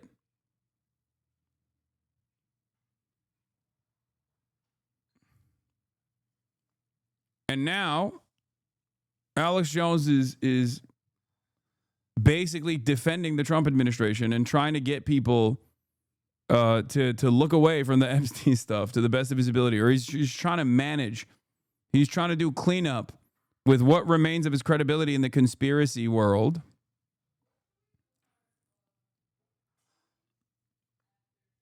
The last remaining shred of credibility that he has in the conspiracy world, he's basically using to defend Donald Trump. Republicans crossed the aisle, so to speak, and voted with him. Sweeping for him. That pushed the bill through, and you may remember, remarkably, it was swiftly rubber-stamped by the Senate without even a debate and landed quickly on the desk of Donald Trump, who is himself now pictured in 3 of these pictures, which have been... Yeah, here's Alex Jones one day after 9/11, not the day of 9/11. I don't support the Palestinians either. They're all hyped up and psychotic. But Israel's going to get us nuked, always backing them up like this. Israel calls the Palestinians goyim or cattle or dogs or subhuman. They keep them on concentration camps. I got video of them taking Palestinian women's tomatoes they grow and breaking their water containers and stealing. That's why you have... Remember, the greatest conspiracy theorist will always use kernels of truth, especially extra points if it's like a truth that you're not allowed to say, okay? Or a truth that you don't actually encounter in mainstream, in the mainstream at all, okay? That's it. That is the most effective way to be a conspiracy theorist. That's why Candace Owens will talk about like MK Ultra and all these other like different things that the CIA has done. that's why Candace Owens is so popular right now, because when we watched her commentary yesterday when she was talking about like Barry Weiss, she's like, Barry Weiss is basically an agent of Israel.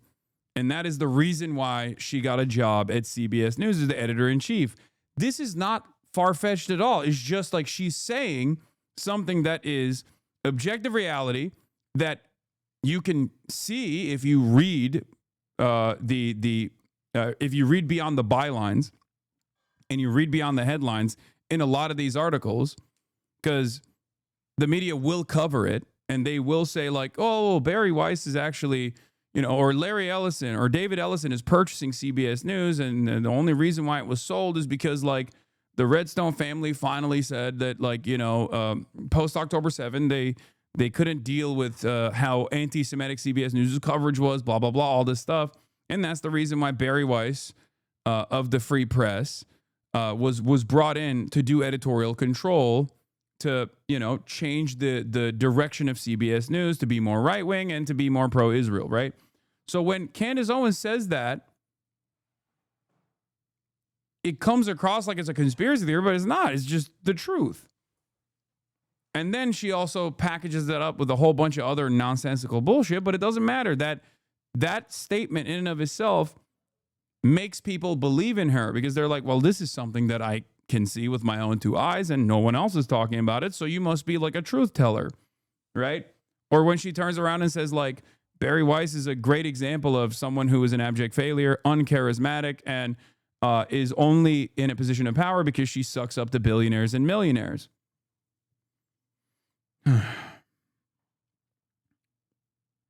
This crap, and our children are going to die. We're going to get nuked because of this. Iran's got the nukes now. Syria. We're going to have nuclear war because Israel likes to go around bombing everybody. I'm sorry, it's just the facts. And Israel absolutely is beside itself with joy right now. They are talking about how they're going to blow everything up, how they're going to attack everybody, and guess who's going to get bombed because of it?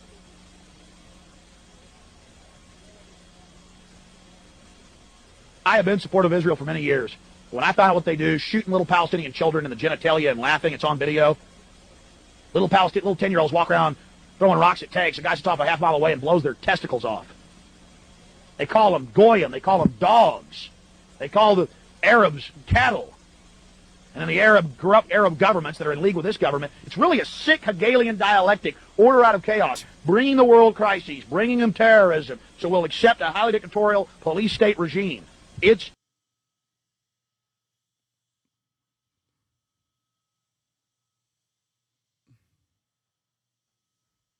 yeah, OG, dude, there's a reason why I'm such a big Alex Jones fan in general, okay? Even with his newer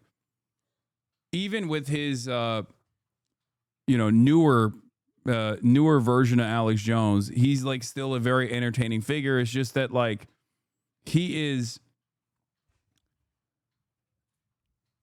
there is a fucking reason why Alex Jones was seen as like a very unique part of American political discourse, and was in Scanner Darkly and was in all these other movies, like playing a version of himself, right? Like he's a fascinating character.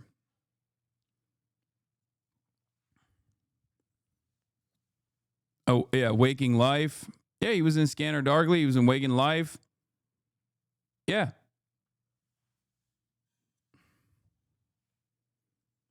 A known figure in the Austin community for years and years. He was always like the anti-establishment conspiracy theorist. Some of the things that he would say came out to be true. Mass surveillance by the government, and then he would package that up with a whole bunch of insane shit, right?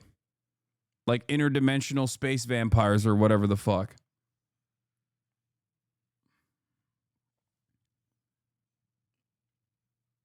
He connects the dots in all the wrong ways and actually makes it harder to see reality. Yeah. Anytime he comes near, anytime he would get close to like unearthing a unspoken truth, he would just quickly fucking snap it into like a totally separate direction, totally insane direction. Which is part of the reason why I would always say, like, I think he's a government agent. If Alex Jones is not a government agent, then the government would create someone exactly like Alex Jones, because he so perfectly would belittle. He would so perfectly belittle like all of these things as like silly conspiracy theories. Richard Linklater said he was just a funny random kook. Didn't think he was harmful at the time, but definitely picked up on his charisma. Yeah. But it's that same Alex Jones that would also say, like, there's a lot of pedophiles, the pedophilic elite, they're doing sex rituals and they're doing sacrifice. And now, in this very moment, that's in the forefront. Like, that's something that people are seeing with their own two fucking eyes. And Alex Jones is nowhere to be seen. In the moments where he does talk about this shit, he spends most of the time talking about how the current president is actually fighting the deep state still.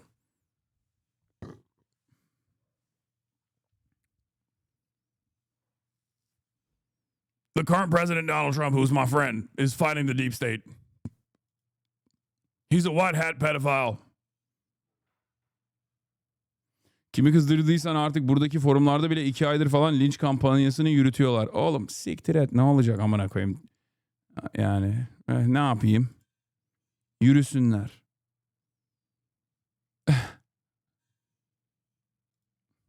İsrail. Kimi kızdırdım diye soruyorsan cevap İsrail. Okay? Oh, he did a 28-minute video.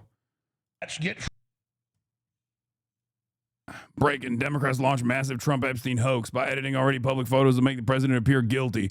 Alex Jones breaks down how images released are designed to implicate criminal behavior with no proof and use innuendo to wrap public perception. See, like that's what he's doing. Boş ver abi, İngiliz uşakları onlar. Aynen öyle.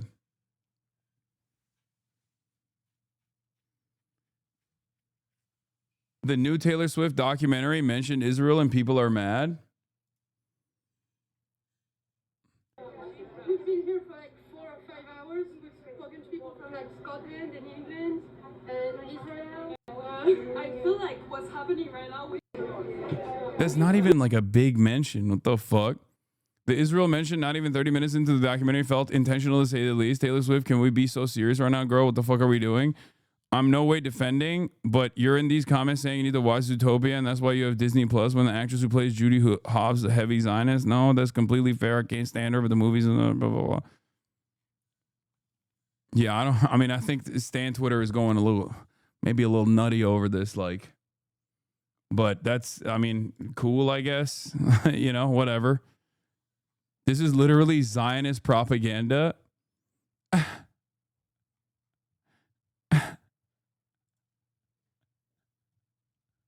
What the fuck?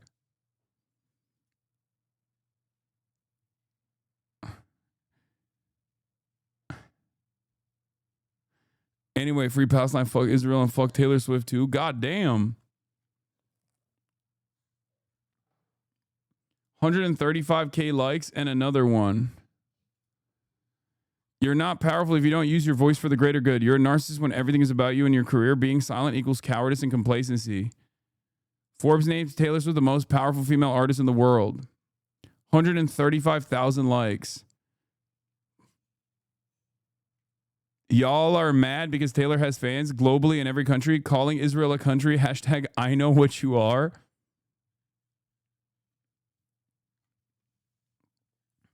It's so funny because most famously, the story of Taylor Swift in Israel before all the stuff literally was that a Swiftie with a very famous Taylor Swift account was inactive for months. And then she came out and said, hey guys, sorry for being inactive on the Taylor Swift updates account. I was in prison. And then people said, I got arrested. And people said, why did you get arrested? And she said, I refused to serve in the IDF. So the most famous like Swiftie in Israel was unironically an anti-Zionist conscientious objector.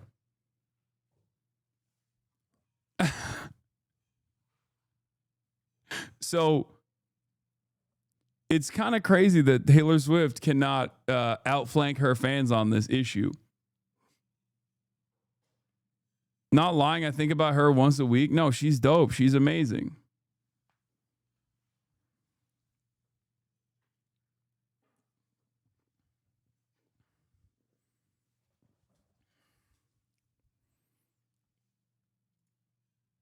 Yeah, update is most of you know I haven't been very active in the past couple of months because I was in prison. I'm back now, though. More Taylor Swift updates coming soon. OMG, why? I refused to join the IDF, Lamau. Yeah. From the 2nd of April, 2019.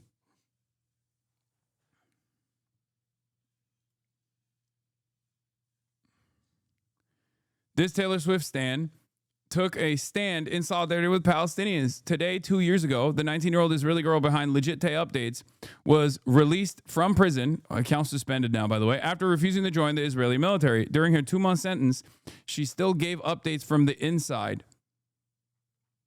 Update, I'm still in prison, Lamau, but I asked a visiting friend to post this. Can y'all stop making comments on Taylor's body? She'll let us know when/if she's pregnant. Calm down.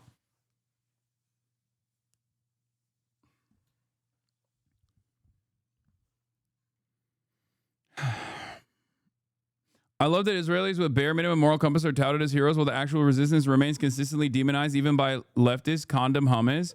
Okay, but why are you fucking bringing that up in here when I'm called a terrorist every single fucking day, and still to this day people say I'm a deeply anti-Semitic terrorist because I don't do that, okay? I do both. I understand that every person plays a different role in this process. So I don't know why you're coming in here and doing it to me when I'm trying to do my very best to fucking destigmatize resisting militarily against a fucking apartheid state that's conducting a goddamn genocide. Okay? You're not wrong with the overall point, though. You're not wrong about the overall point, but this also kind of feels like you're minimizing the impact of people who are conscientious objectors doing the very most they can do within their own personal development. Like, it's not like they asked to be born in fucking Israel. You know, what are you supposed to do? They're doing the best, more than many others do, right? So I'm never gonna fucking shit on them. I don't do that. I don't play that game at all. Like, I'm not going to fucking yell at a person who literally went to prison. I am going to celebrate that. Okay? Yeah, especially when, like, there are a shit ton of people who, I mean, this person was doing this in 2019, right? Like, there are a lot of people who just found out about Israel, right? Yeah. Nobody's saying yell at them is part of doing commentary. I'm adding a supplementary point. I think a better way to the better way to do that is not by saying Israelis with bare minimum moral compass, because you aren't just saying, you know, you are kind of saying that these are people who are doing, like, you know, the bare minimum. It's crazy. You're undercutting it, you know, a little bit.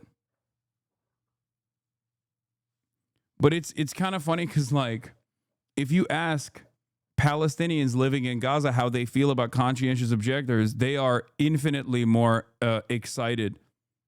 Not even at the prospect that there are conscientious objectors, but also they're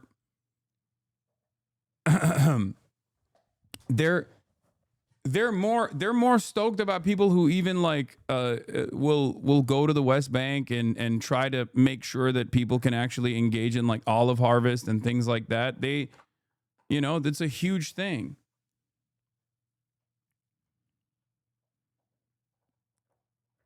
Yeah, people tweeting is the bare minimum. People writing in my chat is the bare minimum. What we're doing is the bare minimum. Going to prison is, I don't think, the bare minimum.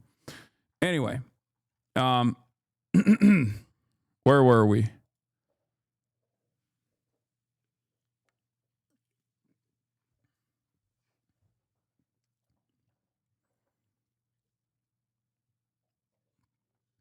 I think more so about the general population looking at these objectives in a more nuanced way than say Hamas or a PFLP militant fighting back. Yeah, if your smoke is for like the general attitude, even of woke people, because I'll give you the maximum like woke pro-resistance take that still actually doesn't fucking meet the standard. There are people out there who will say, oh, well, I don't like Hamas because it's an Islamist resistance group. I like the PFLP. Okay, well, the fucking PFLP likes Hamas. You know? The fuck are you going to do about it now?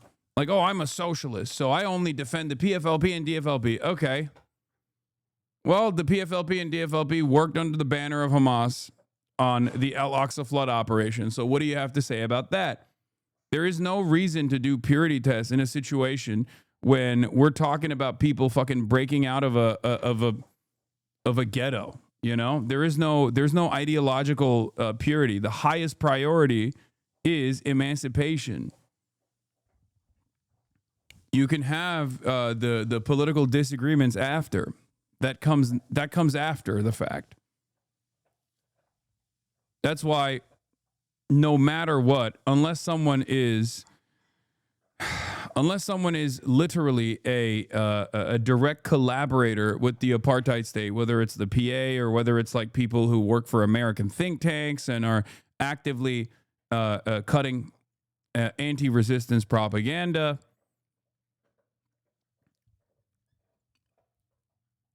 almost every single Palestinian is united on the first goal of the abolition of the apartheid. You know?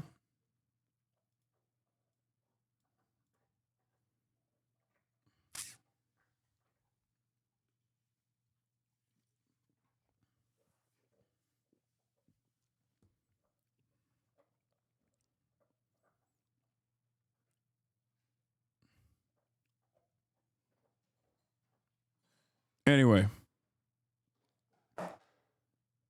Yeah, like how in China, the KMT and the communists had a temporary alliance in order to fight the Japanese. Exactly. When you are being dominated by a imperial superpower or an imperial regional power or a ethno-state that is maintaining an apartheid, your highest priority is the end to that occupation and apartheid. Been released by the Democrats on the House Oversight Committee. Anyway, let's get back. I don't know how we fucking got to Palestine and the Palestinian resistance here, but ways the legal hurdles, the political hurdles are being overcome. The barriers are falling, and over the course of time, we are seeing more and more material. And while these are not the Epstein files that we've been waiting for, this is the kind of material that you're going to see when those Epstein files come in full in due course.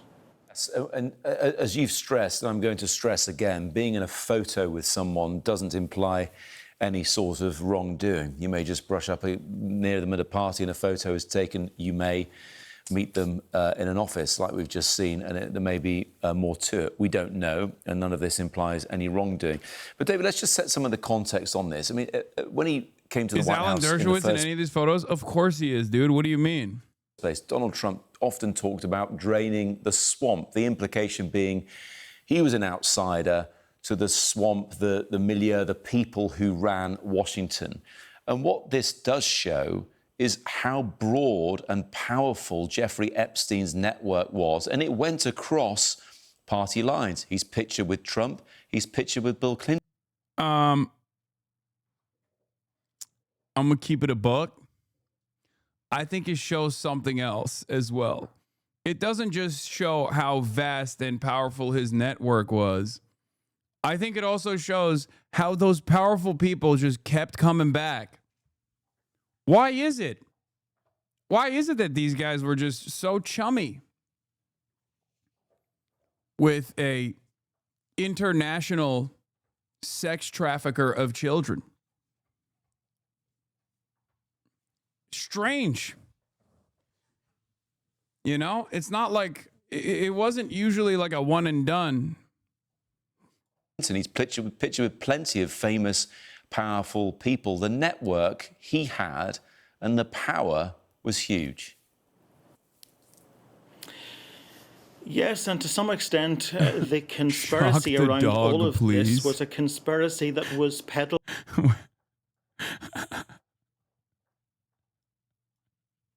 Brother. Are you okay? I like that we went from accusations to like, I actually am invested in this. Like, can you please do this thing? It's fucking insane, dude.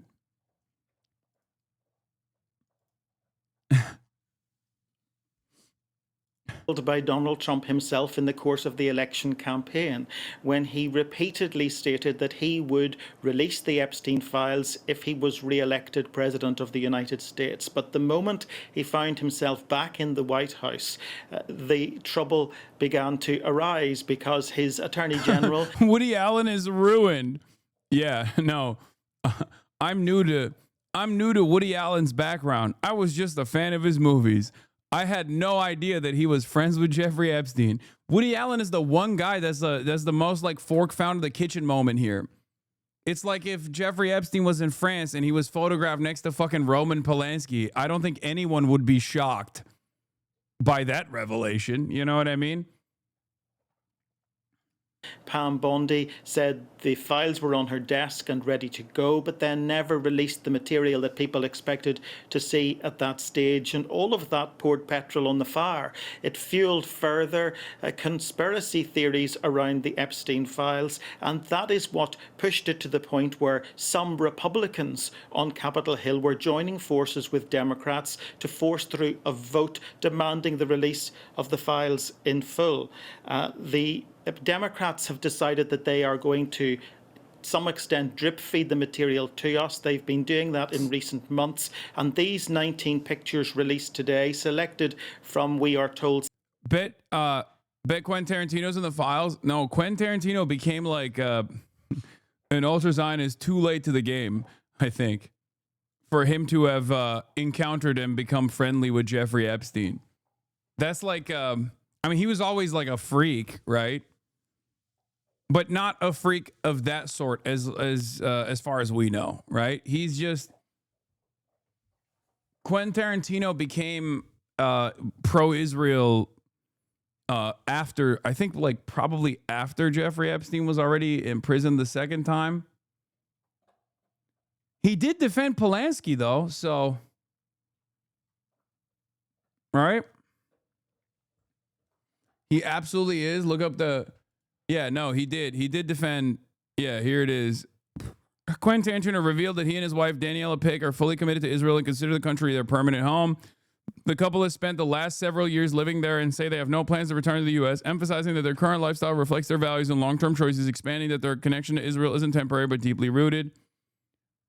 You know, not great. And then there was also the Polanski quote, no? Wasn't there like a... Wasn't there a Polanski quote as well where he was like saying that, you know, saying that the 13-year-old that Roman Polanski raped was a...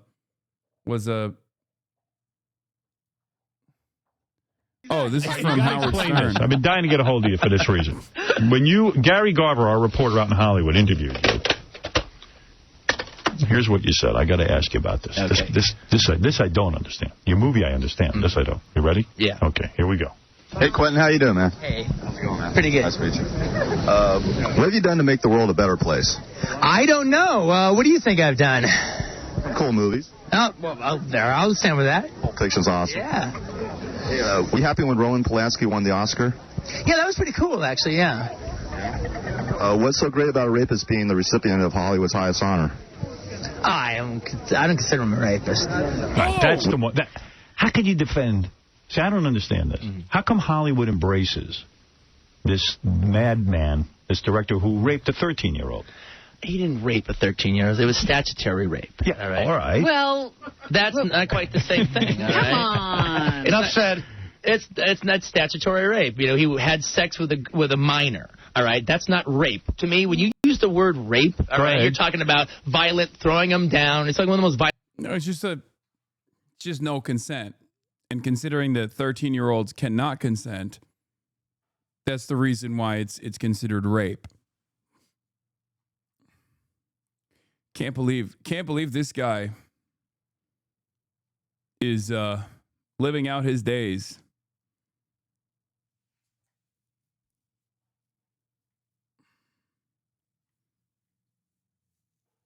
Here he is with the IDF.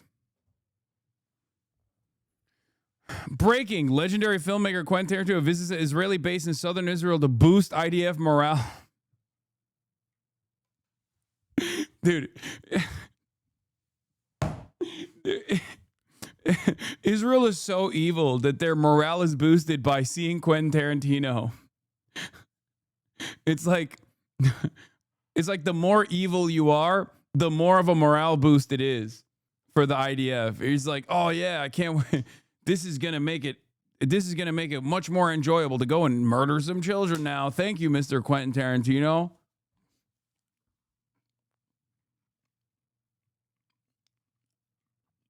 I'm a 19-year-old brigadier general, and seeing Quentin Tarantino at my base has really boosted my morale.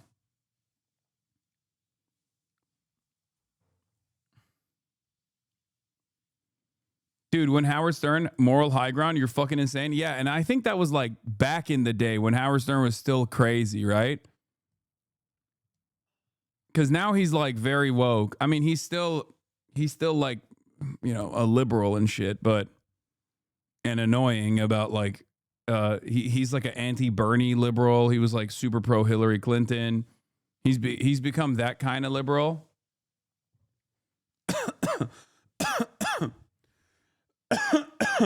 But this is back when Howard Stern was still crazy. We snuck controversial art into a famous art show. No, he used to be. Howard Stern used to be anti-Bernie. I don't know if he still is, but he used to be anti-Bernie. He was pro. Dude, come on, don't question me on this. He was super pro Hillary and hated Bernie for spoiling Hillary Clinton's chances. Like, he was that kind of lib. Oh my God, we've moved so far beyond Jeffrey Epstein. Let's get back to it. Some 95,000 images they've received from the Epstein estate are part of that. Yeah, seeing a picture of Bill Gates, the wealthy Microsoft founder, with the now named Andrew Mountbatten Windsor on the screen as well. And plenty of these pictures feature Jeffrey Epstein too. If you're just joining us, just going to reiterate this breaking news that the Democrats on the Oversight Committee of Government Reform in the US say they have now got 95,000 photos, including images of the wealthy and powerful men who spent time with Jeffrey Epstein, and they've released 19 of them, which we're showing you on the screen 70 new right now. photos were dropped. As David Levins, who's still with me, has been stressing, these are not the Epstein files, but these are photos that give Link it temporarily insight to the connections, the network that Jeffrey Epstein had. And of course, being in a photo with anybody doesn't imply any sort of wrongdoing, just a photo with someone. But nevertheless... Dude, Noam Chomsky... Oh my fucking Lord, dude. Oh my fucking Lord, Noam Chomsky. What a fucking spectacular. What a spectacular whiplash-inducing fall from fucking grace. I mean, sure, like, you can have your disagreements with Noam Chomsky. I have mine. But this is like... This is so far beyond the pale, dude. Oh, my Lord.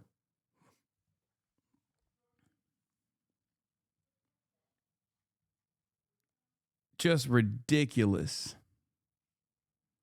That's recent, too, isn't it? Yeah, no, he was homies, man.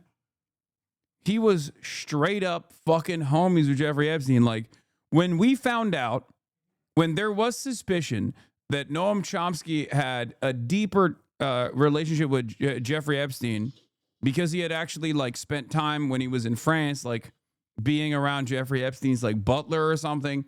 That was already fucking insane, right?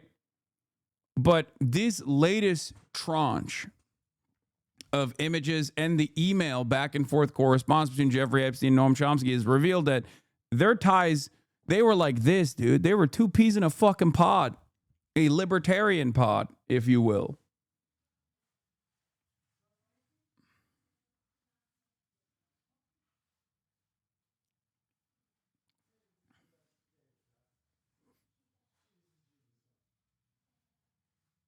Why are your lights flickering? It just looks like they are. Yeah, two pedos in a pod? Maybe. Bannon is so cooked, he's all over this shit.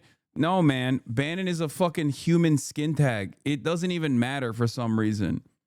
He's all over everything. It's so crazy that, like, it's so... Dude.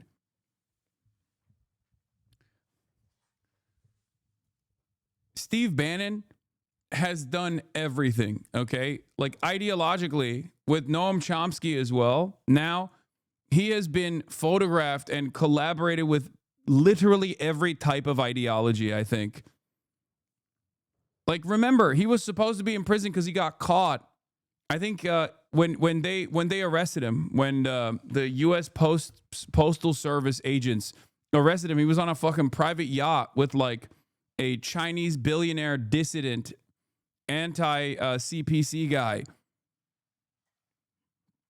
Because he had done like a scheme, right? I think it was he had collaborated with a quadriplegic veteran to do a scheme to farm donations.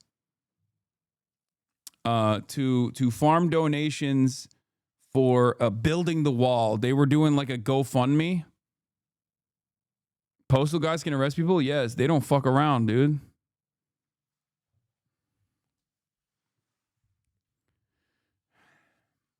Yeah, they did a build the wall initiative where they got like all of these stupid right-wing boomer racists to be like, we'll build the wall ourselves. And then they just did like, I guess they did like mail fraud or something. I don't fucking know. But yeah, the U.S. postal inspectors are not just delivery people. Like there's U.S. Postal Service cops. One of the oldest versions of federal, what you would consider federal law enforcement.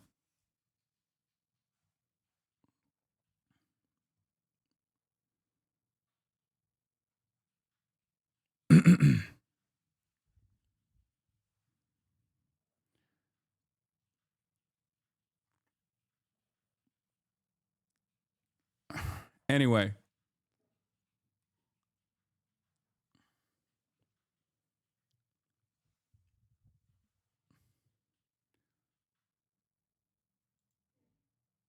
Yeah, Trump is now running an astounding, even for him, 90 minutes late for his scheduled 3 p.m. bill signing event. I wonder why he's been. He's being camera shy today. David, as we've been spelling out, I will say, tactically, releasing information like this right before he goes live is actually awesome. Okay.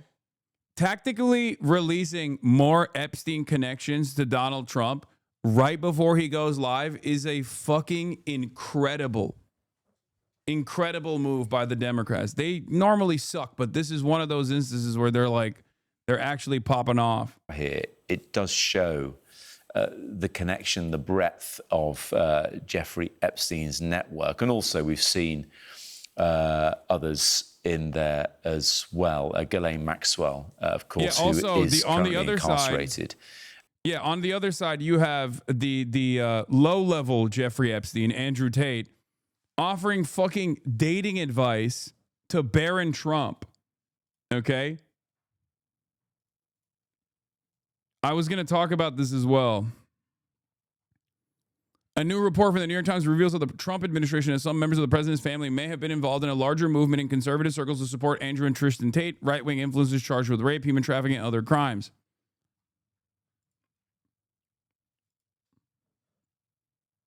You know? Like father, like son, I guess. New York Times did a huge investigation into this. I'm going to be talking about that as well. But you know, that's another thing. In the Baron Chad Vice now is on. No, dude, Baron is a Aiden Ross fan and an Andrew Tate fan. US, he's cooked as well.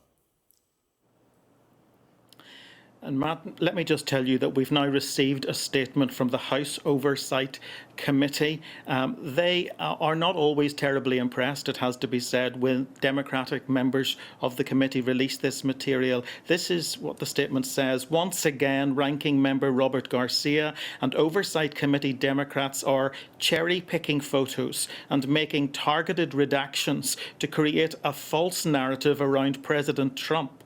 We received over 95,000 photos and Democrats released just a handful. Democrats' hoax against President Trump has been complete. Yeah, well, they also released a Bill Clinton photo too. So what of it? Release them all then. You know? Let's see it. Let's see the truth. Let the photos do the talking. You know? If you don't want a one-sided revelation, a one-sided release of photos, then release them all. Don't threaten me with a good time here. This is some of the crazier photos I've seen from his house. Another one of these fucking dentist chairs. He had dentist chairs all over the house. I don't know why. It's just so freaky. And these like masks on the walls. I'm browsing through them and I'll show you. Oh, here's an even crazier image of all the masks. Yeah, I know there's like sex toys in some of the images, and this is the new one that they just just dropped, and I'm going through them.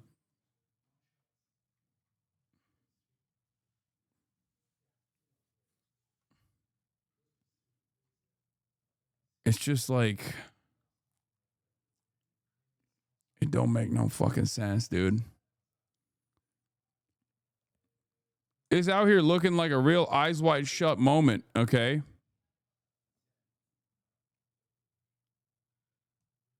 As a gamer, I feel like I should tell you I caught up on every dispatch VOD in the last 3 days so I could watch the Finale stream live, so you better not debate us. Yeah, I won't. Don't worry. Clip from CNN. Do you have pictures of people engaged in sexual acts as part of this? As part of this release, yes, there are pictures of people engaged in sexual acts.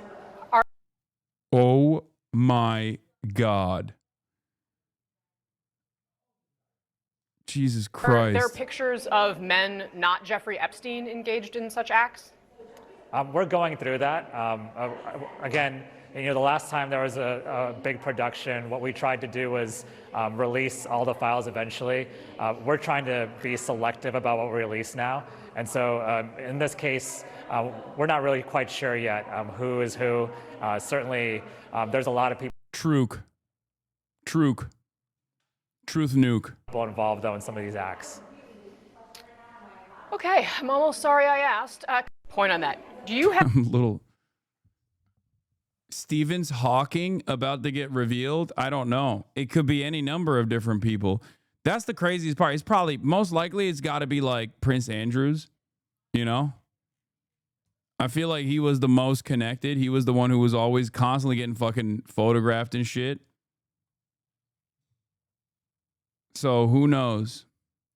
He beating around the bush, so you know who's in some of them. Probably, maybe Bill Clinton. I don't know. It is pretty. This is a crazy fucking day, man. Completely debunked, they say. By the way, pour one out for the pro-Trump guys. Okay, they're probably not having a good time today. You know, shouts out to Asmongold. He's probably, this is going to be quite difficult to hit a yeah based over. You know, yeah based. I don't know what kind of talking points you need to download to make this make sense to a pliant audience here.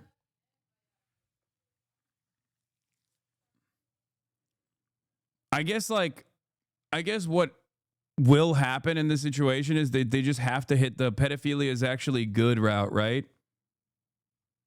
Like, biggest story of the day.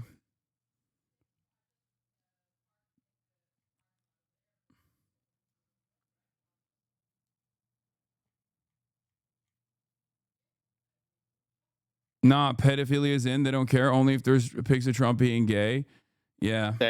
Nothing in the documents we've received shows any wrongdoing.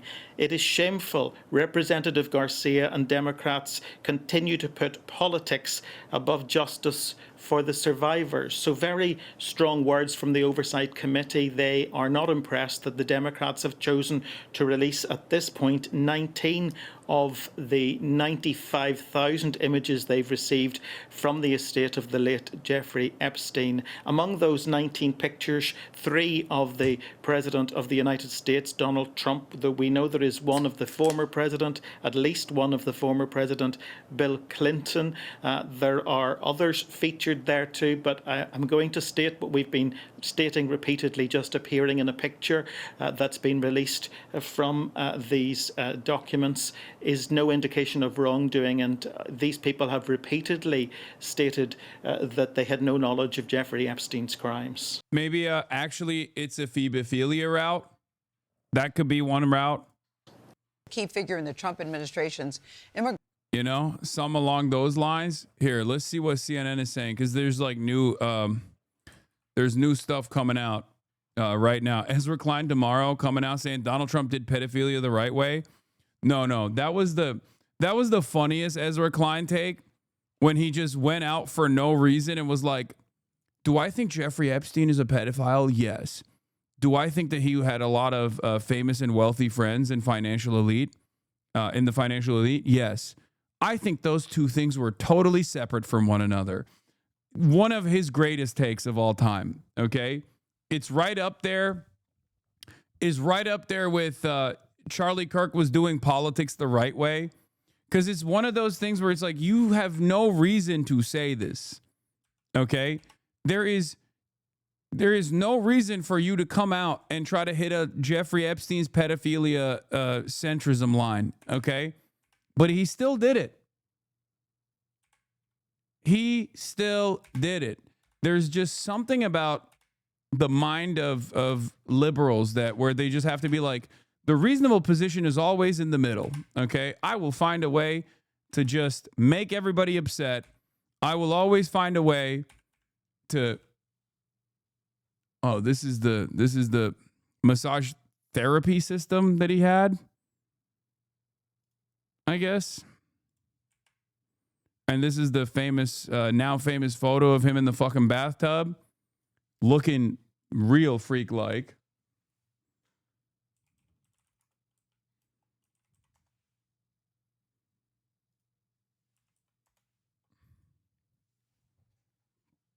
You think they'll try to blame the pics on AI? I'm terrified of that excuse being weaponized. I mean, it seems like they're talking about the top armed services dem on his meeting with the admiral in charge of the double tap bow strike on CNN. Let's see what Fox News is talking about. Probably anything but this. And we are waiting on. We are currently waiting on Trump to go live. He was supposed to be live an hour and 30 minutes ago.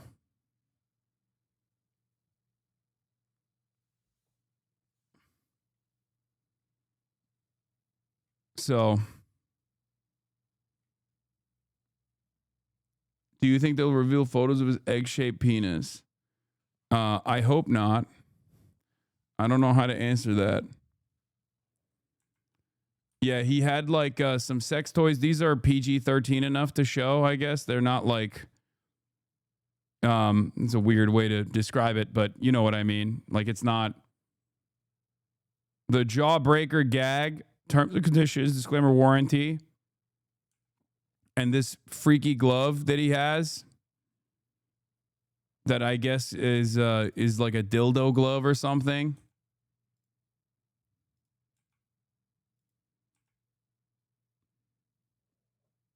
And then a bunch of, I'm not going to show you what the other ones are. Here's a photo of Jeffrey Epstein with a book cover of his own face. He's holding it up. A photo of a Trumpkin for some reason. Don't know what was going on there. The dilly glove is insane. Yeah, I skipped through some of the sex toys that he also had. Here's a photo of the weird, freaky island temple thing that they're building. Apparently, like while they were building, it seems like a fucking 3D rendered image almost from this angle, but I don't know what's going on there. There was a photo of Trump condoms that came out in the last one too. Here's an up close and personal shot. Trigger warning. Don't know who this guy is. Is this Shanghai? No. Is it Dubai maybe? I don't know.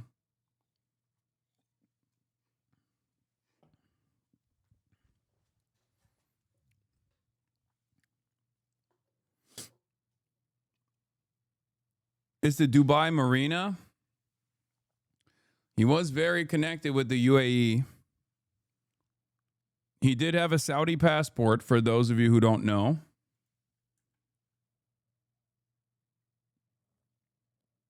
Here's that photo of him talking to Steve Bannon. I don't know why there's comments on some of these fucking photos. The photo of the Trump condom.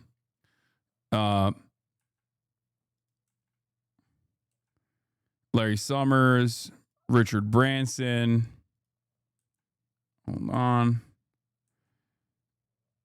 Woody Allen photos.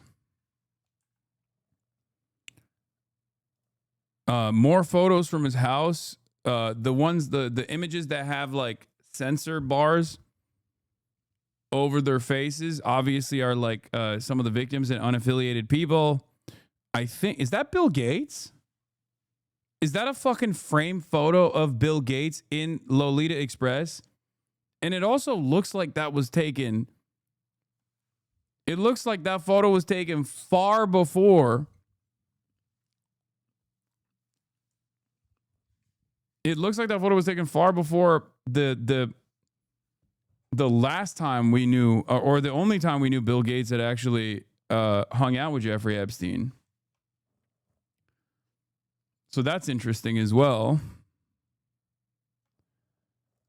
Hold on. I'm going to open it in a new tab and zoom in. That's definitely Billy Boy. And no, he's not wearing a dentist outfit. He's wearing a sweater vest over his button-up.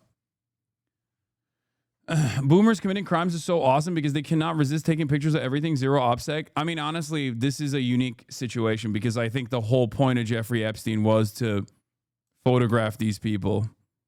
You know? Here's another photo of Billy Boy again, this time with Prince Andrew. In a more recent pic of him. And then, of course, some of y'all's faves are also getting implicated.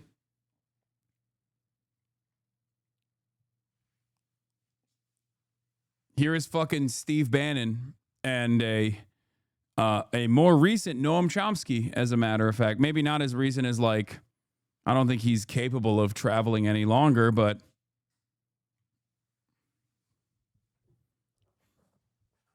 looking real chummy with the fascist Steve Bannon.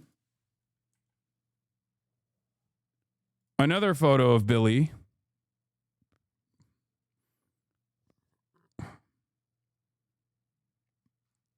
Another photo of Billy with a pilot on what I assume is either his own private jet or Jeffrey Epstein, one of Jeffrey Epstein's chartered jets. And then, of course, we saw this one already. They took a fit pic together. Steve Bannon and Jeffrey did. And then the classic. Of course, you're going to see rare Alan Dershowitz in ways that you've never seen him before, I guess. Steve Bannon with Woody Allen. Another, I don't know who this guy is again. I think this might be the Dubai guy that he's like super connected with. And no, I don't think that's hot pot. I think that might be shisha.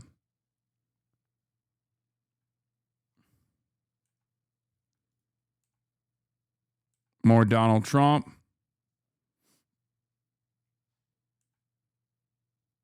Bill Clinton.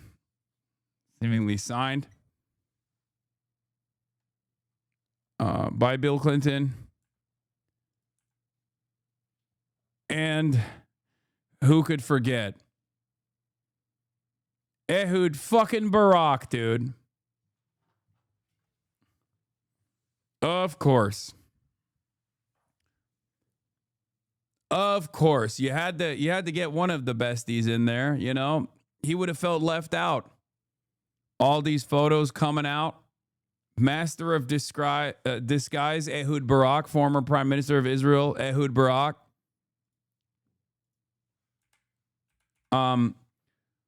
There are pics he had in his house and things. Yeah, so this was the, I think that was the second tranche, but maybe not. The Dubai man is Sultan Ahmed bin Sulayem, CEO of Middle East logistics giant DP World. Emirati CEO asked Jeffrey Epstein for Elon Musk connection. 2 years before hosting a meeting with Elon Musk in Dubai, Emirati logistics CEO Sultan Ahmed bin Sulayem asked Jeffrey Epstein to connect him with the Tesla head. New released emails show it's not the only time Musk has come up in the Epstein files. Dear Jeffrey, I'm building 2 hotels in Dubai. One is Duke's Dubai. The other is a Maldives-style 60-room beach hotel at one of my world's islands. Duke's Dubai should be open in December this year, while the Island Hotel might open September 2016. I recently read that Tesla is producing home battery to store solar energy. Both hotels have access to city power grid, so it would be ideal to use solar and keep city grid as a backup. I would like to discuss with them utilizing Tesla battery to provide 100% power for my hotel. I would be the first to use their battery on a large scale. Can you put me in touch with Elon Musk or ask him to refer me to someone at his company so we can discuss? Yours, Sultan.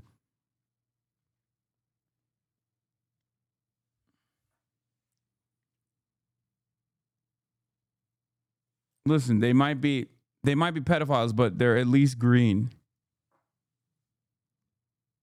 Okay? They're eco-friendly pedophiles. Think about that. I'm a harm reduction voter. Would you rather have them be invested in the oil and gas industry and do pedophilia?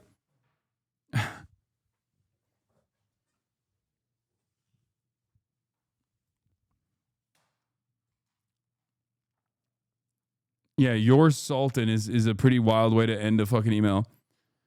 Yeah, he was a woke Sultan. The details of Sulayem's email come several months after House Democrats released Epstein's daily schedules, which included December 6, 2014 note stating, reminder, Elon Musk to Island, December 6th. Is this still happening? In response, Musk claimed that he refused the invitation and that he had never visited Epstein's Little St. James Island, where Epstein allegedly brought young women, including some who appeared to be preteen. Sultan is his name, not a title. Oh, okay. I thought his name wasn't Sultan. I thought it was Ahmed, but I mean, I don't know. Anyway, in 2019, Musk told Vanity Fair that he had visited Epstein's New York home and that Epstein repeatedly tried to get him to visit the island. Musk said he declined the invitation. It's actually, Elon Musk's connections to Jeffrey Epstein actually run deeper than Elon Musk directly because Elon Musk's brother was all over Jeffrey Epstein, as a matter of fact. It is known that Kimball Musk, Elon Musk's brother, actually was dating one of the girls that was that Jeffrey Epstein was trafficking. So Musk has also been linked to Ghislaine Maxwell, Epstein's former girlfriend and co-conspirator who played a key role in Epstein's sex trafficking scheme. According to prosecutors, in 2014, Musk and Maxwell were photographed together during a Vanity Fair Oscar party. Musk later accused Maxwell of photobombing him at the party.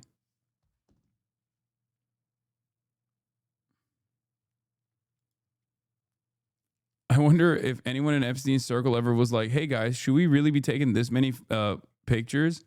No. And the reason why they didn't say that is because they're all fucking billionaires and millionaires. Okay? They're like sheiks and members of the royal family. Why the fuck would they ever think that their network of pedophilia would be unearthed and that anyone would actually see even an ounce of scrutiny? That's kind of the whole point. You feel like you're untouchable. And to a certain degree, they are untouchable. They quite literally are untouchable. I mean, what has happened so far? The only person that's gotten the only person that's seen any repercussions is Prince Andrew, whose title of being prince is gone now, but that's it. That's it. And Jeffrey Epstein, of course. But it seems like he was more disposable, discardable. Anyway, for those keeping score at home, says Adam Johnson, Wall Street Journal editorial board opposes releasing the Epstein files. Washington Post editorial board opposes releasing the Epstein files. New York Times editorial board in true New York Times fashion conflicted about the release of the files. From the people who brought you the 2020 Elizabeth Warren and Amy Klobuchar co-endorsement and vote for anyone but Mamdani, wink, wink, non-endorsement endorsement of Cuomo comes, who's to say if more public transparency relating to Epstein is good or bad? Clearly, very few people would want to put their names on columns opposing the release of the Epstein files, so the editorial is the perfect forum for elite counter-messaging, as it is anonymous, but still has an authoritative view from nowhere tone. It's crazy. Trump has made the Epstein saga a case study in manipulation. Basically, what they're trying to say is the public is too conspiratorial because of Donald Trump. They're trying to frame it as like an anti-Trump piece while also standing at odds with the full release of the Epstein files. Because you dumb peasants, you unwashed masses will not know how to deal with the release of all of the financial criminals that are also directly associated with the international sex trafficker who was potentially running a blackmail operation for America's number one ally, Israel. Okay? You can't handle it if you knew with a certainty how pedophilic our elites are.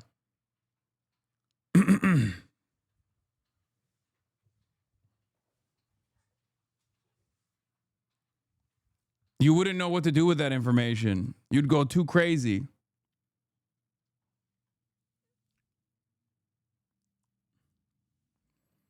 Given all the conspiratorial noise about the Jeffrey Epstein story, we understand why some Americans are tempted to look away at this point. Who is like, oh man, please give us less info about Jeffrey Epstein? Even Trump's own base of support is actually pissed off at him. It's one of his worst performing. It's one of the worst performances, worst performing aspects of his presidency, aside from the economy. Okay.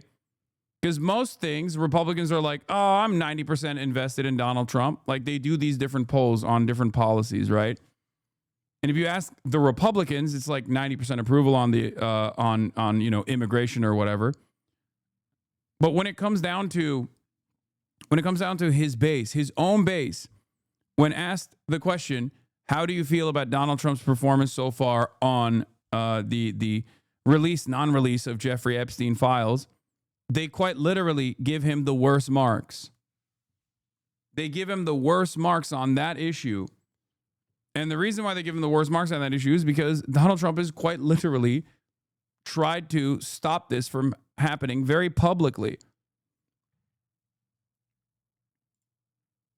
Americans skeptical of Trump on Epstein, but Republican doubts ease, Reuters Ipsos poll finds. Most Americans believe Trump's administration is covering up Epstein information. 53% of Republicans approve of Trump's handling, up from 44% last month. That is abysmal. Anything shy of 80% is abysmal. You understand? Trending upwards doesn't change that reality.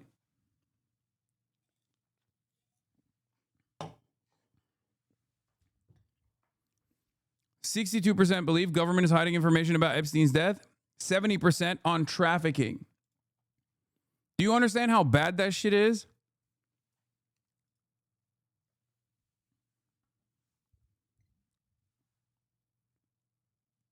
I need you to understand something. when we look at these polls, we look at the broader polls, right? And the buyer's remorse demonstrated by people who voted for Trump usually come from the independents. Okay?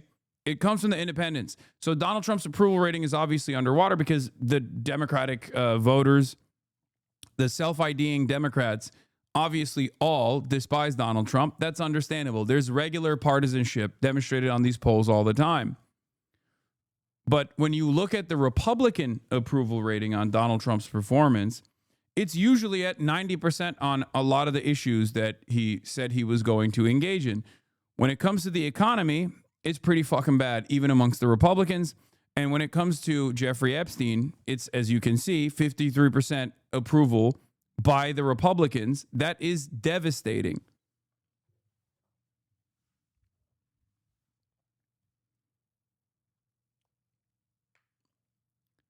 The poll completed on Monday found that most Americans believe Trump administration is covering up information about the late sex offender, including his 2019 death and his ties to the rich and powerful people, and do not believe Trump's claim that he was unaware of Epstein's alleged trafficking of teenage girls when the two were friends decades ago.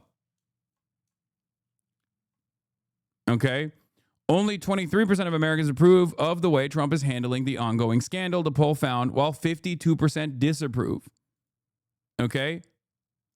However, the poll found he appears to be easing the concerns of his supporters. 53% of Republicans said they approved of the way that he was handling the issue, up from 44% last month. That is still well below the 85% approval rating Trump enjoys overall among Republicans. You see that? So even amongst the Republicans, what the fuck is this? This is what, by the way, while all this Epstein stuff is happening, what's Fox News doing? Shea Fisher performs Jingle Bell Rock.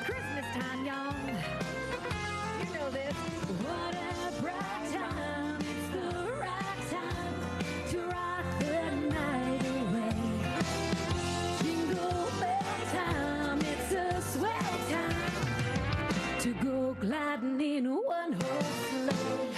Giddy up, jingle horse, pick up your feet, jingle around the globe. That's awesome. It's so fucking awesome. They're like, don't look at the photos. There's no photos. Don't worry about the photos. All right, let's see what the arena with Cassie Hunt is covering. This weekend, this Saturday, you can catch the arena Saturday. It's going to be on at 8 a.m. and noon Eastern time, right here on CNN. You can also stream the arena live. Okay, I don't care about the arena. PBS shout out. Yes, the Piker Broadcasting Service is only going to give you the news and nothing but the news. So help me God. And it is sponsored by you, the viewers, for you, the viewers, as always. Your voluntary contributions in the form of a subscription or a free subscription in the form of a Twitch Prime is the only way you can support the Piker Broadcasting Service, the real PBS. Why are we here, just to suffer? Yes. Also, at this point, Donald Trump is officially 2 hours late. He was supposed to be on at 12 p.m. Pacific time for a live signing ceremony. He is now officially 2 hours late. This is a new record for Donald Trump, by the way. A new record for Donald Trump. Do you think he had a heart attack and died? Fuck no. I don't think that. Listen to me, okay? Listen. Things that you may or may not want to happen will not happen, okay? It's just not saying I'm wishing that it's going to happen. Obviously, I would never. But you need to understand, okay? Evil never dies. Photos from the estate of dead pedophile Jeffrey Epstein. The photos show powerful people He who were said in dead Epstein's pedophile. corner, including former President Bill Clinton, Steve Legal Bannon, heretic, thank you Bill for the Gates, 50 bones. and yes, President Donald Trump. Now, it's important to note, none of the photos showing these individuals or President Trump depict any sexual misconduct, nor are believed to depict any underage girls. It's also not immediately clear when or where these photos were taken. But let's take a look. One image shows what appears to be a bowl of condoms with a caricature of Trump's face. The bowl has a sign saying, quote, Trump condom, $4.50. And each condom has text that reads, I'm huge. Another showed Trump with 6 women whose faces were redacted by the committee. A White House spokeswoman said in a statement, in part, once again, House Democrats are selectively releasing cherry-picked photos with random redactions to try and create a false narrative. A White House official also said no documents have, quote, ever shown any wrongdoing by President Trump. Now, other released photos included Steve Bannon and Epstein taking a photograph in a mirror, Bill Clinton with Epstein, his accomplice Ghislaine Maxwell, and another couple, and tech billionaire Bill Gates with the former Prince Andrew. Now, CNN has reached out to all of those men. A spokesperson for Clinton has repeatedly said he cut ties with Epstein before his arrest on federal charges in 2019 and did not know about his crimes.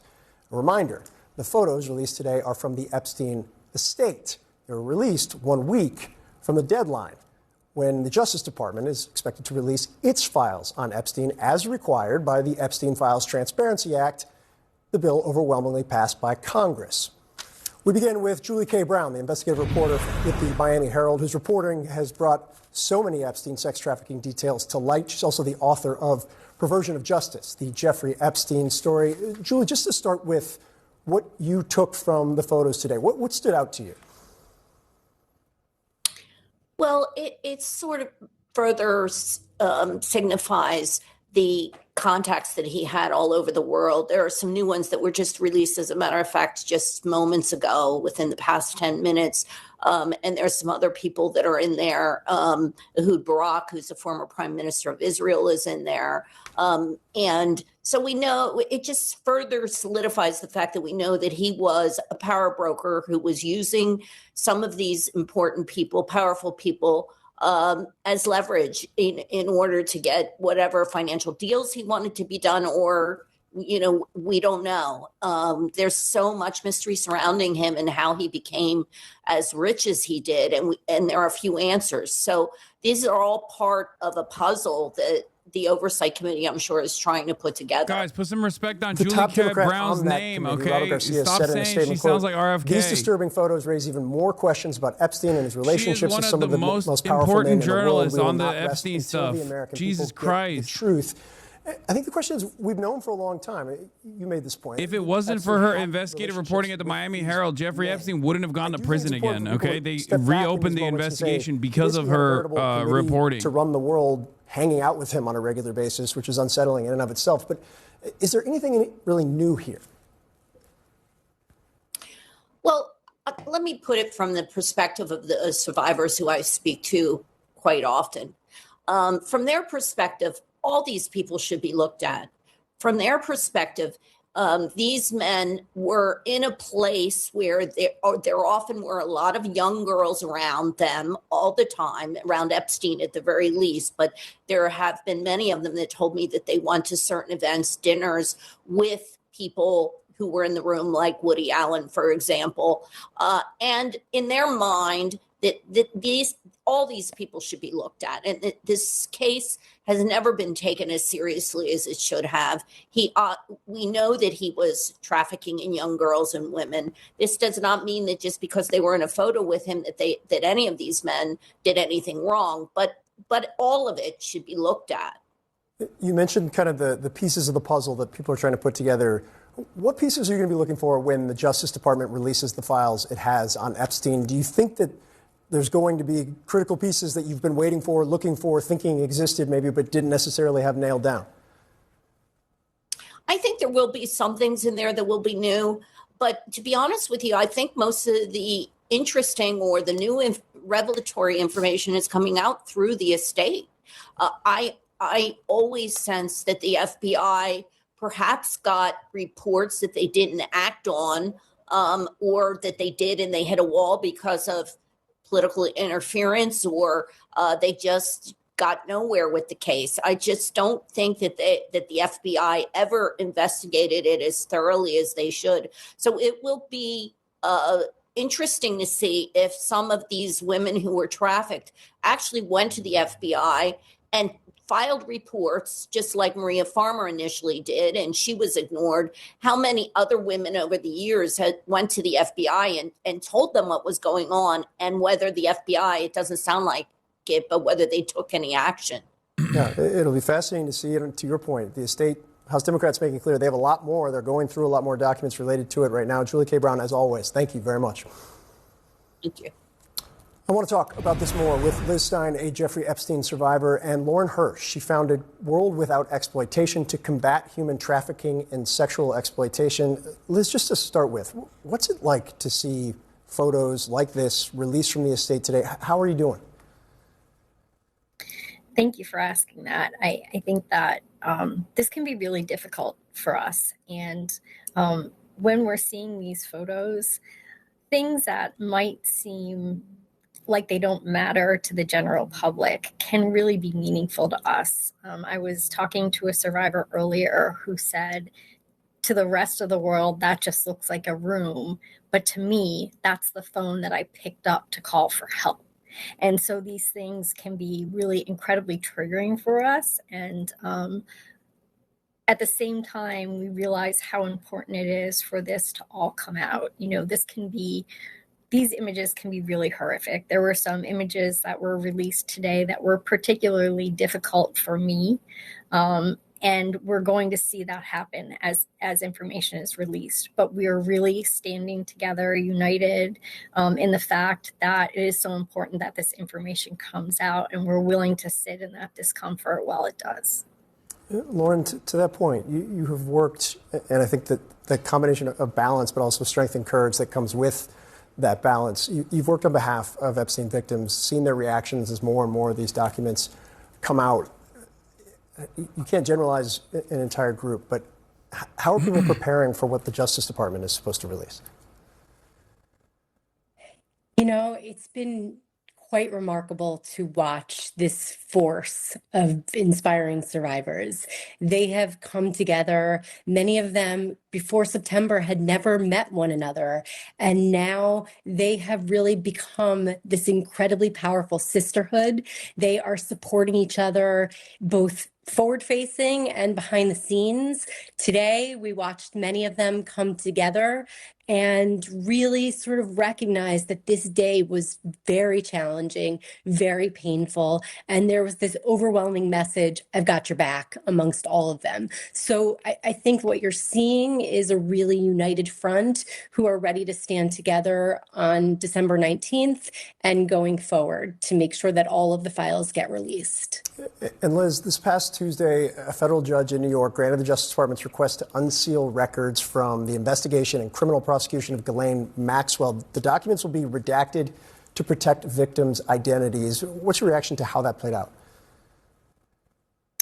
I think that this is information that's really important for us to see. We need to know what the evidence was that led up to her being charged with these crimes. And I think that anything that we're able to reveal that kind of shows the patterns that were in place and tells us more about the people who are involved. Whenever stuff like this happens, I can't be the only one who wonders, like, what will Trump do to try to fucking shift the attention away from this issue? Like, are we going to invade Colombia? Like, what country are we going to explode? What new ethnic minority will he put the crosshairs on? Will it be a Latin American, immigrants coming from like a Latin American nation? Will it be immigrants coming from an African nation? You know, because I know he's gonna he has to do something. That's what he's done every single time. So we'll see. Yeah, I mean, the reality is these women together have really moved mountains, and what comes next, we're not sure. I think in large part, it depends on what we see on the 19th, what we see after. We're going to be going through what comes to us, what we see, what we don't see. If there are, high levels of redactions with information, these survivors know in large part what they've shared. And so they're going to know if there are things that are missing. And so the next step will be to comb through, to see what's there, to see what's not, and then to make sure that what's not becomes available to the survivors and to the public. Just before I let you guys go, it's worth noting and saying repeatedly, because there's been a lot of releases and a lot of information. Moves mountains is an understatement with what this group has been able to accomplish. Liz Stein, Lauren Hirsch, really do appreciate your time. Thank you. Thanks so much. So are House Oversight Democrats cherry picking which photos to actually release? That's what the White House says. We're going to ask a Democrat on the committee. That's a head. What was Plus, the glove for? It's California a Governor dildo Gavin glove. Newsom Every finger has a different. It's a dildo glove, and every single finger has like a different dildo.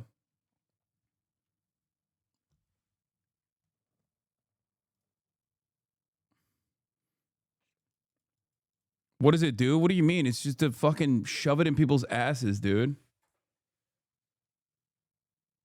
A dildo glove, a glove dough. How do you know this? Because I have a fucking brain, dude. What do you mean? How do I know this? It's a latex glove, and every finger looks like a dildo. It's just basic. I don't think you need to. You need to be freaky to know what it's for. Those things aren't rare. You see them at any adult novelty store. I've never seen one until that very moment.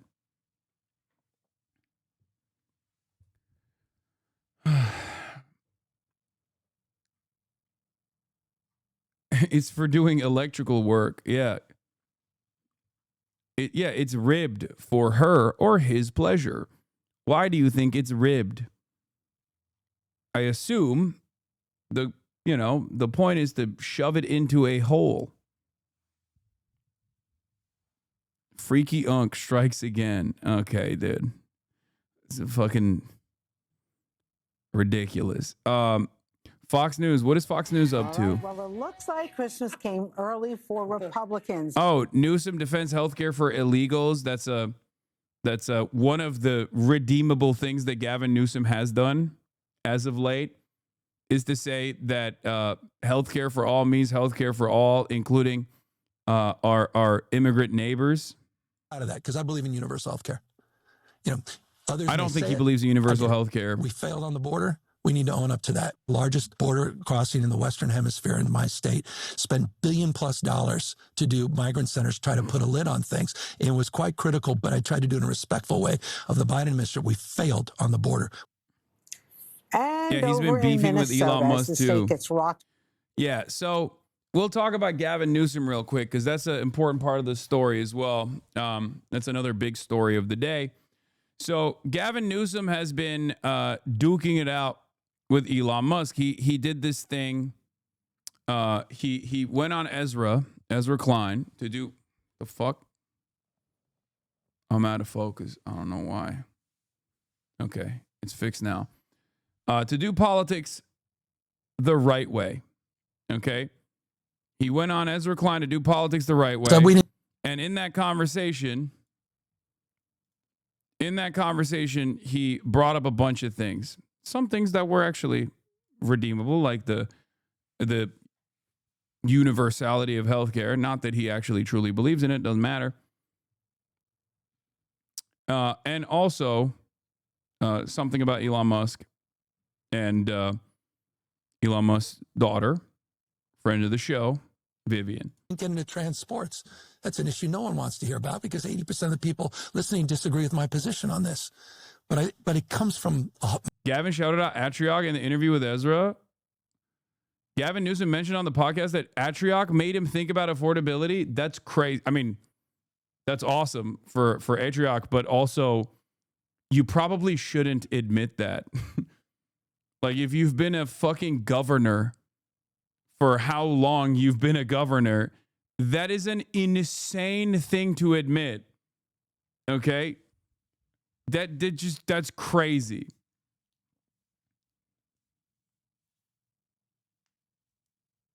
They're underselling it. The Atriok interview was a big piece of the interview. That's fucking dope. I mean, that's dope for Atriok, but it's just kind of, it kind of shows how out of touch you are as a governor of a major state that is the fucking 5th largest economy on the planet by its own.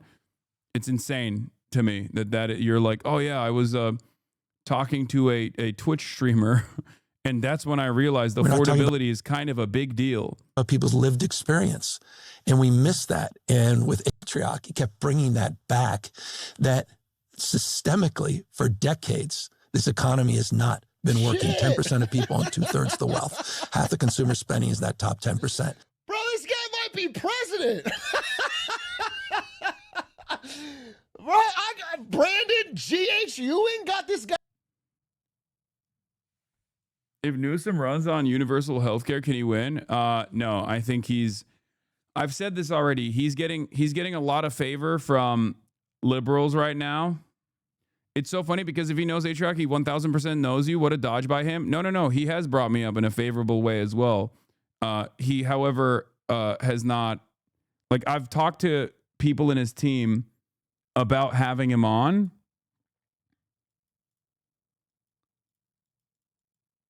I've talked to people in his team about having him on, but they're ducking me. They're steady ducking me.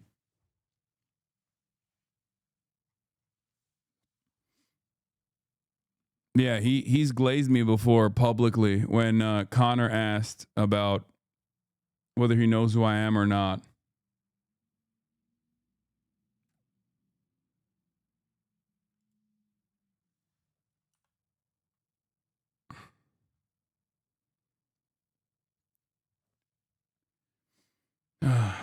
But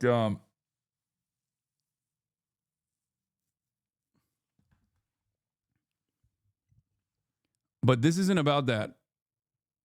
On the one hand, this is great. This is a great look for Atriarch. Okay. This is an incredibly bad look for Gavin Newsom, though, because a governor should be thinking about affordability before a recent interview that he did with a Twitch streamer. Okay. A governor should not be admitting in a public platform that a conversation with Atriarch was what made him really think about affordability. That's kind of crazy. And it might be president to realize that. That's crazy, bro. That's crazy. That's crazy. If he ran on universal healthcare, stronger corporate regulations, affordability, and anti-Israel stance, he would win. I think in the upcoming elections, in the presidential elections, the next time around, I mean, who knows what the world would look like? We don't even know what the midterms are going to look like. And by that, I don't mean like, are the Democrats going to win it in the midterms? They will if the midterms do happen. but I just mean like, I cannot tell you what the next couple of years are going to look like because I know what this past year has looked like. Right? But I can tell you right now what the top line issues will be most likely in the upcoming elections and what a winning candidacy would look like. Whether you want to call it affordability or not doesn't matter. Universal health care, okay? Medicare for all, universal health care. And punishing corruption. An anti-corruption candidacy will do insane numbers. Okay, because a lot of average Joes recognize how bad things have gotten. Okay, any agenda that will tackle affordability from the perspective of healthcare, first and foremost, and say we're going to fix this. The system is broken. Universal healthcare. We're doing universal healthcare. And you're going to like it. Any candidacy that tackles the housing market crisis, which is Gavin Newsom's weakest point, which is why I think Gavin Newsom will be looked at nationally in a poor fashion, because that is his number one weakest sore spot, okay? Any campaign that runs on Medicare for all, increasing the availability of housing, not with a public-private partnership. I hope it with actual government initiatives. Okay. Any candidate that runs on tackling corruption, and by that I mean like actually charging financial criminals, okay, and punishing financial criminals with an anti-Israel slant would, and also an anti-ICE position as well, with focusing on the humanity of migrants, especially because if things continue going the way that they are, by the time the midterms come around, people are going to be much more negative on the anti-immigrant white nativist agenda of this administration. They would do very well. The problem with Gavin Newsom, I don't know if you could explain why so many Gavin haters in the chat. What do you mean? There are a lot of people from California, myself included. Gavin Newsom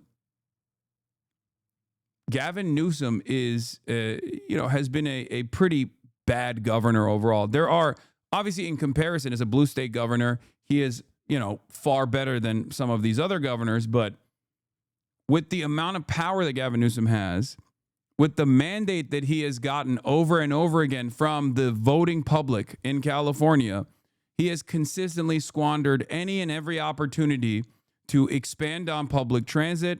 He has consistently squandered any and every opportunity to tackle the homelessness crisis born out of the housing market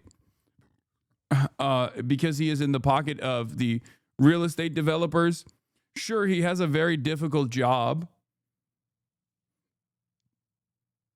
but the reality of the matter is, he's Mr. Veto as well. He has used his veto power to consistently strike down bills that the state legislature pushes for, including vetoing Medicare for all in the state of California. Okay. Vetoed and announced the data center bills, to name a few.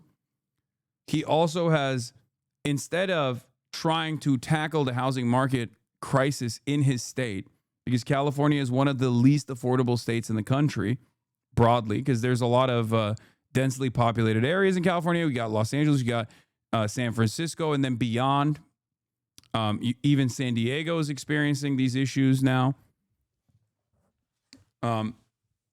Gavin Newsom has consistently refused to address this pivotal problem, and that has exploded the homeless population in the state. So most people that are not in California, and even people that are in California that look to Gavin Newsom, see him as the guy who has basically decriminalized illegal activities and has allowed homeless people to run amok. There is some truth to that as far as not tackling the homelessness crisis. Okay? Obviously, most people's position is incredibly reactionary on this, though. They don't. They refuse to understand that this comes from the housing market. The main issue is the affordability of housing. When people get priced out of the available housing, they become homeless. That's the number one cause for homelessness. But unfortunately, a lot of fucking dipshits assume that it's because they're, morally impure or they've just done something wrong, and that's why they became homeless, and now they're all drug addicts or whatever the fuck. And their solution is to criminalize homelessness further, right? And that's precisely what Gavin Newsom has tried to do. Instead of dealing with homelessness as an issue born out of material conditions, Gavin Newsom has decided to tackle the homelessness problem with increasingly more militant approaches, including but not limited to participating in a sweep of a homeless encampment. So the rest of the world, the rest of the country sees Newsom as a guy presiding over some of the worst homelessness crises that you've ever seen. And the number one way to attack him would be, don't make the rest of the country look like California. They'll just keep running Skid Row photos from Skid Row, videos from Skid Row over and over again and be like, this is what your Iowa town is going to look like if Gavin Newsom becomes the president.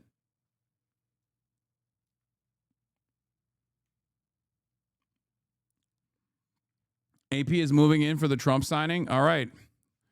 We're going to get a somewhat rare Trump signing. Ladies and gentlemen, let's take a look. He's here. He's live.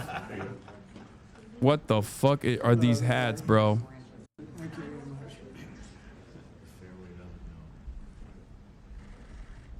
Well, this is very exciting. This was one of the greatest moments in the history of U.S. sports. I He's 2 hours and 30 minutes late to this, by the way. They weren't so thrilled, but for U.S. sports, and we have a very exciting team of champions standing behind me. Mr. Attorney, could you read what we're doing right now and get it done? This is H.R. 452, the Miracle on Ice bill. The United States Congress has authorized 3 medals to be struck commemorating the historic victory of the United States men's hockey team in 1980 at the Lake Placid Olympics, where they obviously defeated the Russians or the Soviet Union, in the famous Miracle on Ice hockey game. This will serve as a fitting commemoration of that incredible achievement. And will hopefully be a lasting memorial of that achievement going forward, sir. This was an amazing event. Pretty big, I mean, I don't know. There were some other upsets in the world. I haven't noticed them getting any of these, right? They're the only ones. That's great. We don't use auto pens here. It's a great achievement. Okay, wait a minute. There you go, Mike. Take that. Thank you, sir.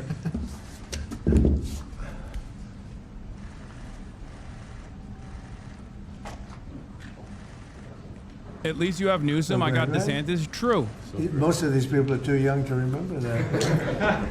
But the real sports fans know it. Thank you very much. It's a great honor to have the media, too.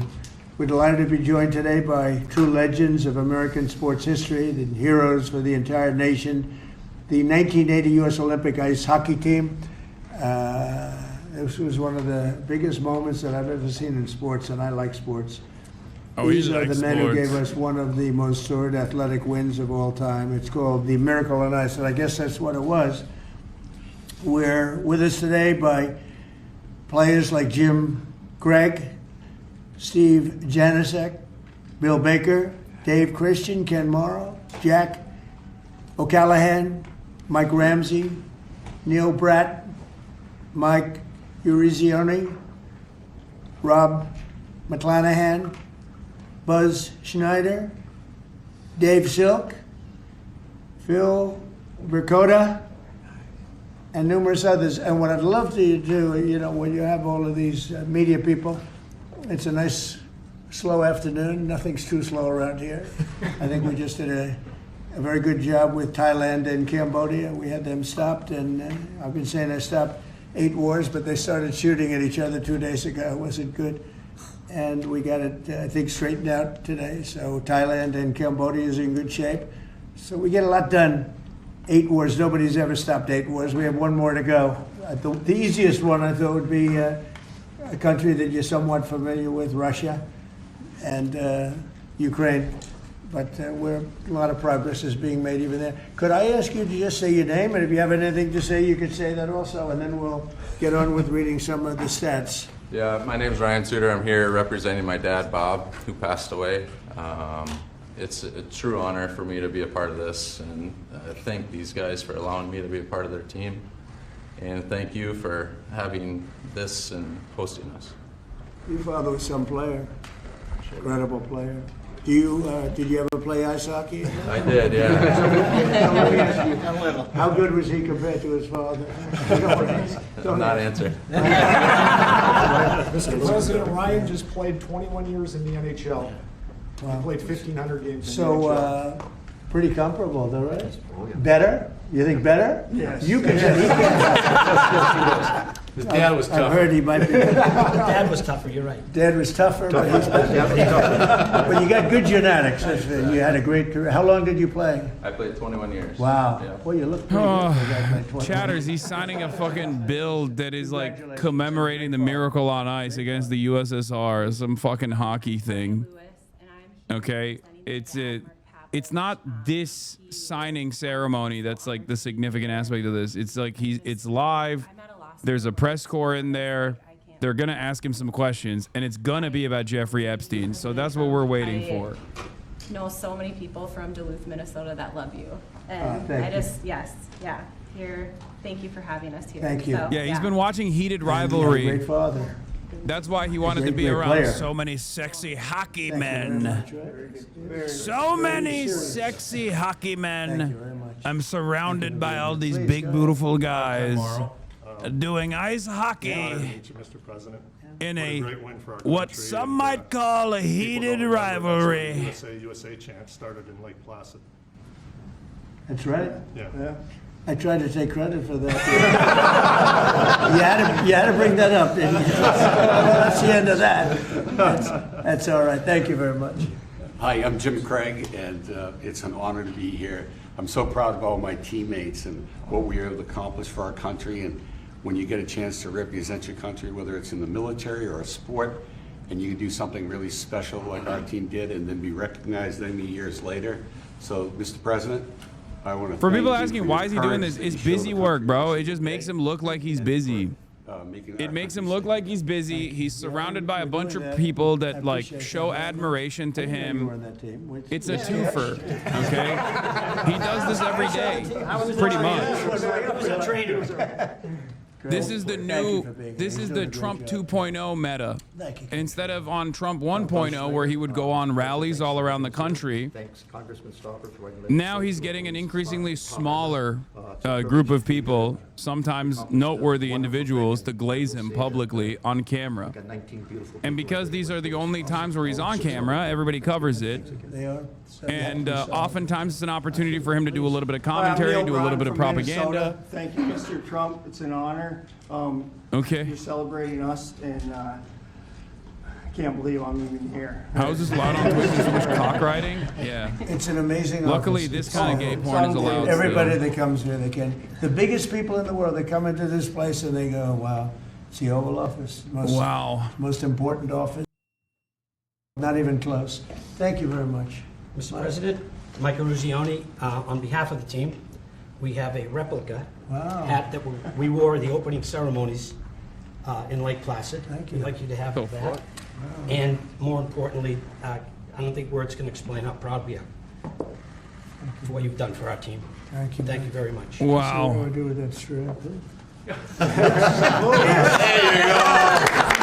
Now we can take a picture. You got to take a picture. You remember a certain I'm a governor real in cowboy. Massachusetts, when they put that helmet on, that was not good.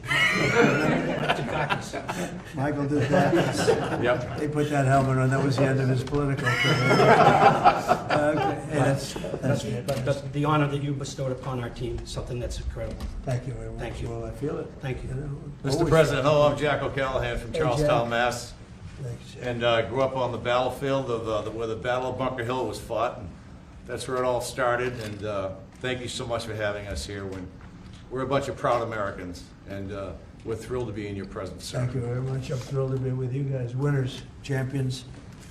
Mr. President, my name is Dave Silk, and like Jack said, I'm a proud American. Thank you for having us here, and thank you to all that put this on for us. Well, I'm honored to be Yeah, here. his hair looks like shit now. That's why he's worried. Look, you can see how fucking bald he is at the top. I'm from Minnesota. I know that right now that doesn't ring very Look at the top of his dome, brother. Hopefully we can get that turned around. The comb over only works if you don't touch the hair. And now that the hat touched the hair, you can clearly see that he's balding severely up top. Incredible, and we are starting to feel that again thanks to your leadership. Thank you very much. Well, you know, Minnesota's a great place, and this is a great leader right here Sure from is. Minnesota. He loves it. Not happy with what's going on up there, and I think he'll take care of that situation. Now, glass houses, buddy. I mean, you can see my hairline, baby. What's happening up there is Shit's a looking mint. disgrace. It's a disgrace. Billions of dollars have been stolen. Billions sent back to Somalia. And Tom can solve that problem better than anybody. And you have the go-ahead, right? Yes, sir. Thank you very much. Thank you. What do you think of this team? This is the team that set the whole tone for this country back in 1980. It was the beginning of the great comeback, which, by the way, Donald J. Trump was the next beginning of the great comeback. So it's perfect that it's both you and this great team from 1980. Thank you, Tom. You're doing a Why the fantastic hats? job. Really a great I guess leader. they were We wearing appreciate it when they did Miracle on Ice. I don't know. A great spouse. Remember, that's her favorite. That's true. That's true. That's what I heard. Yeah, yeah. And Elise, everybody knows Elise. She's doing phenomenally well. A really tremendous congresswoman, and she's running for a little position called governor of New York, and she's got a hell of a shot at it. That's all I can see. I see polls that look very good, and we could use you in New York. She's got a little competition and with a very good Republican, but she's a great Republican. So we'll see what happens, but Elise is respected by everybody, and we appreciate it. Thank you so much, Mr. President. As the representative for Lake Placid, this is so meaningful to my constituents, and we are home of the Miracle on Ice, and it's wonderful to be here with these teammates who just stood so proudly for Team USA. Thank you. Thank you, Elise. Thank you. Please. My name is Dan Brooks. I'm the son of Coach Herb Brooks. It's an honor to be here, Mr. President. My dad, he believed in the American hockey player. He believed in his country. He loved this team. He loved his country. I wish. Yeah, I want to see this dynamic play out really bad. All these people sitting here glazing him minutes before reporters start asking him about being a pedophile is pretty hilarious. How are they going to do that? It would have been even funnier if he still had the white hat on while he was like, I am not a pedophile. You're still asking me about Jeffrey Epstein. Oh, he's dead. The New York financier, he's dead. He's dead as a dog. I killed him. I mean, no, not me. It was Hillary Clinton. Echoing everybody else's words, it's an honor to be here, and it's an honor to be a teammate of this great team. I just don't know if he's going to. I don't know if he's going to answer quite. He has to, right? Really a perfect case of it. Yep. That team was. Maybe they'll go no questions route. We'll see. I'm honored to be here. I'm representing my brother Mark, who died in 2024. I know he's looking down with a big smile on his face. Great player. Yeah, and I'm sure I am honored, and I know he would be too. Thank you. Thank you very much. Thank you. Mr. Trump, Dave Christian from Warwood, Minnesota, Hockeytown, USA. Is it still? Is it? It still is. But still? it's a privilege and an honor to be here with the greatest teammates anyone could have. Thank you very much. Great honor. Great job. Mr. President, Mike Ramsey. I'm also from Minnesota, and Minneapolis. It's not Hockeytown, Minnesota. It's an honor to be here with my teammates. Say it by its right name, Somalia awesome. Soda. Thank you. Great to have you. Thank you very much. Mr. President, Steve Gansack, also from Minnesota, White Bear Lake, Minnesota. It's Right. not as big as it sounds. I backed up Jimmy Craig, and I want to thank all you guys for the job that you did.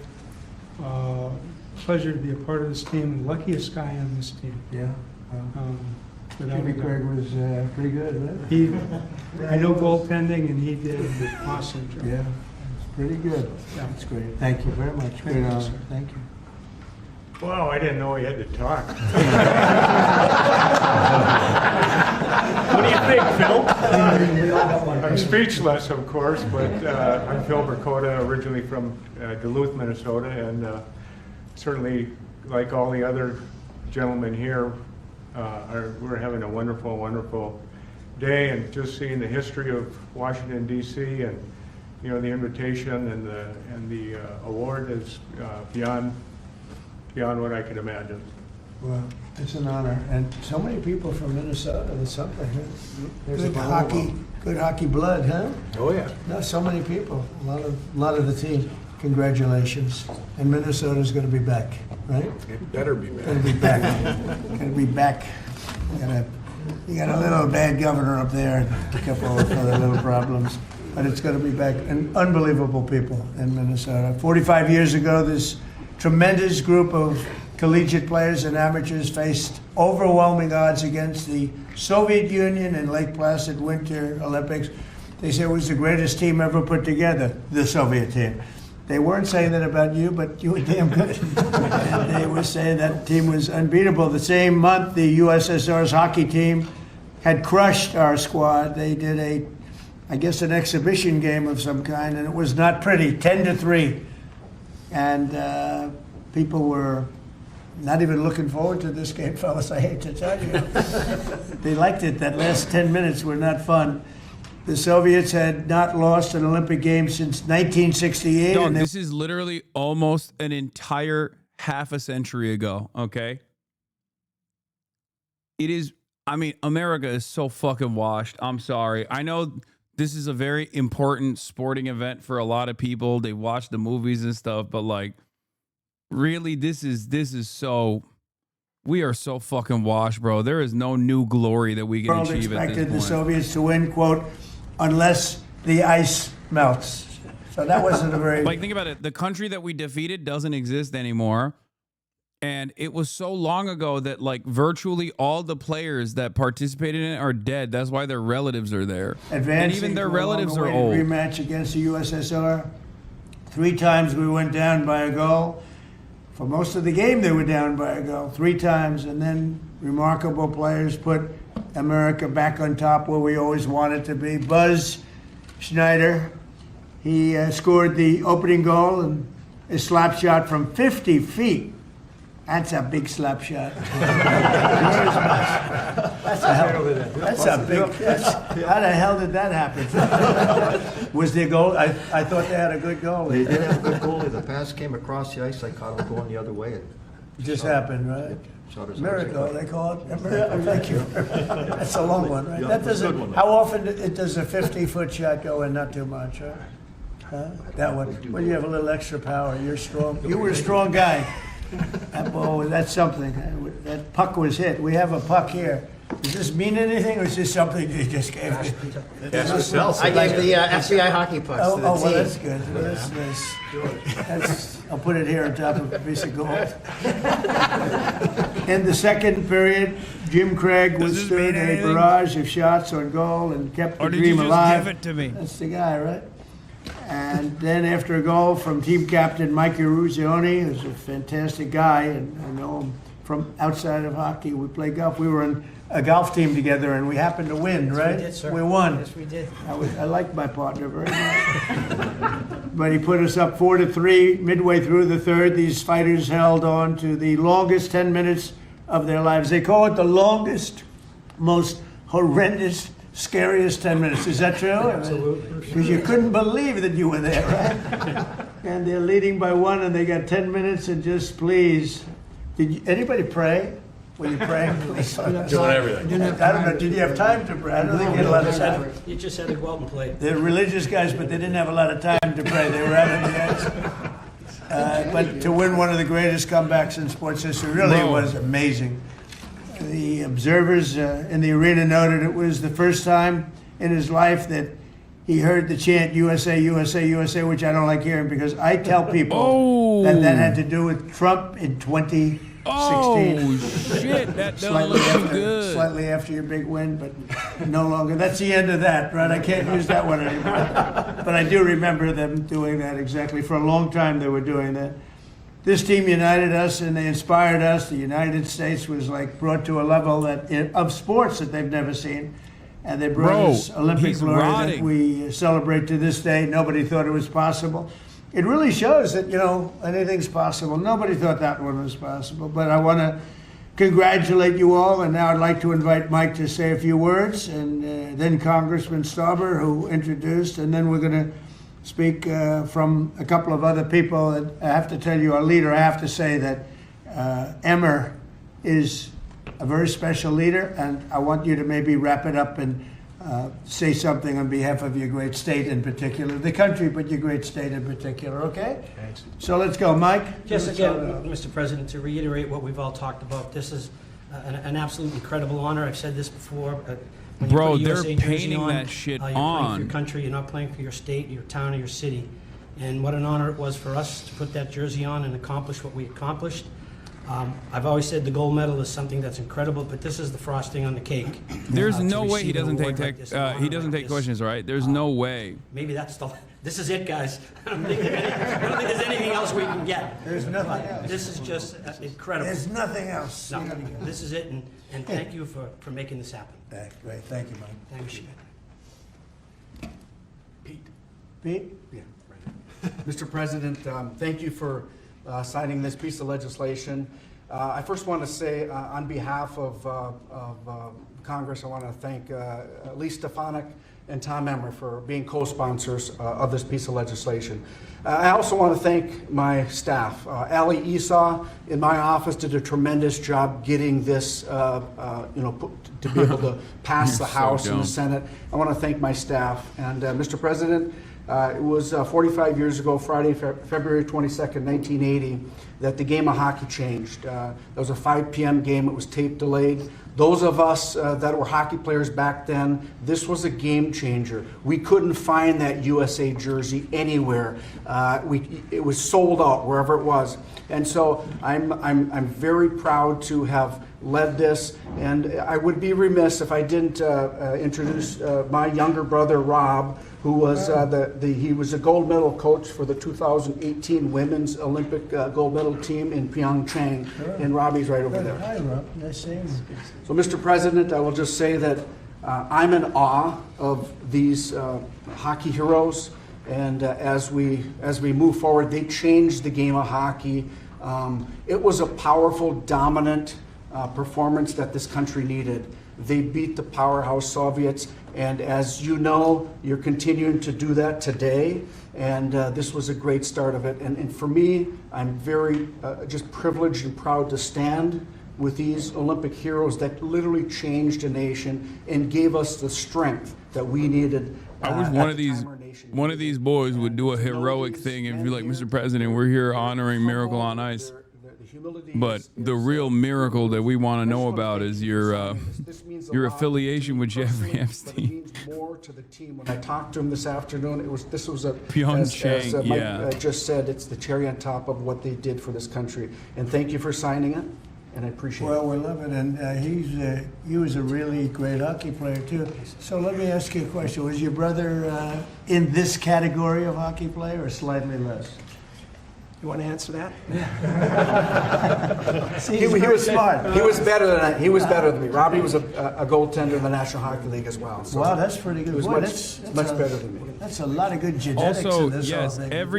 every single day is this. It's glaze. Oh no, don't shake his hand too hard, brother. Don't shake his hand too hard. He's got bruises from handshaking. Photo with our hats off. Yes. Okay, let's go. Fix my hair. That's from Minnesota. We used to wear hats. Okay. Straighten it out. Take a good one. You have Dan? He's got great head of hair Let's for his go, age. Dan. Get with it. Get with it, Dan. Oh, there we go. Good photography. You got a little off guard.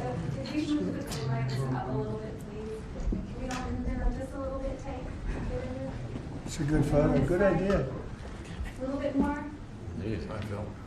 Why is Cash Patel even there? Why is Elise Stefanik there? I mean, she, I guess, co-sponsored the bill to commemorate the Miracle on Ice heroes, but I don't even know why she did that, and I don't know why fucking Cash Patel's there. Maybe he's a big hockey fan or something. Just I don't know.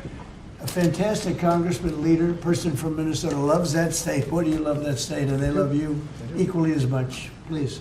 Thank you, Mr. President. First, I got to thank Pete Stauber as he's talking about humility.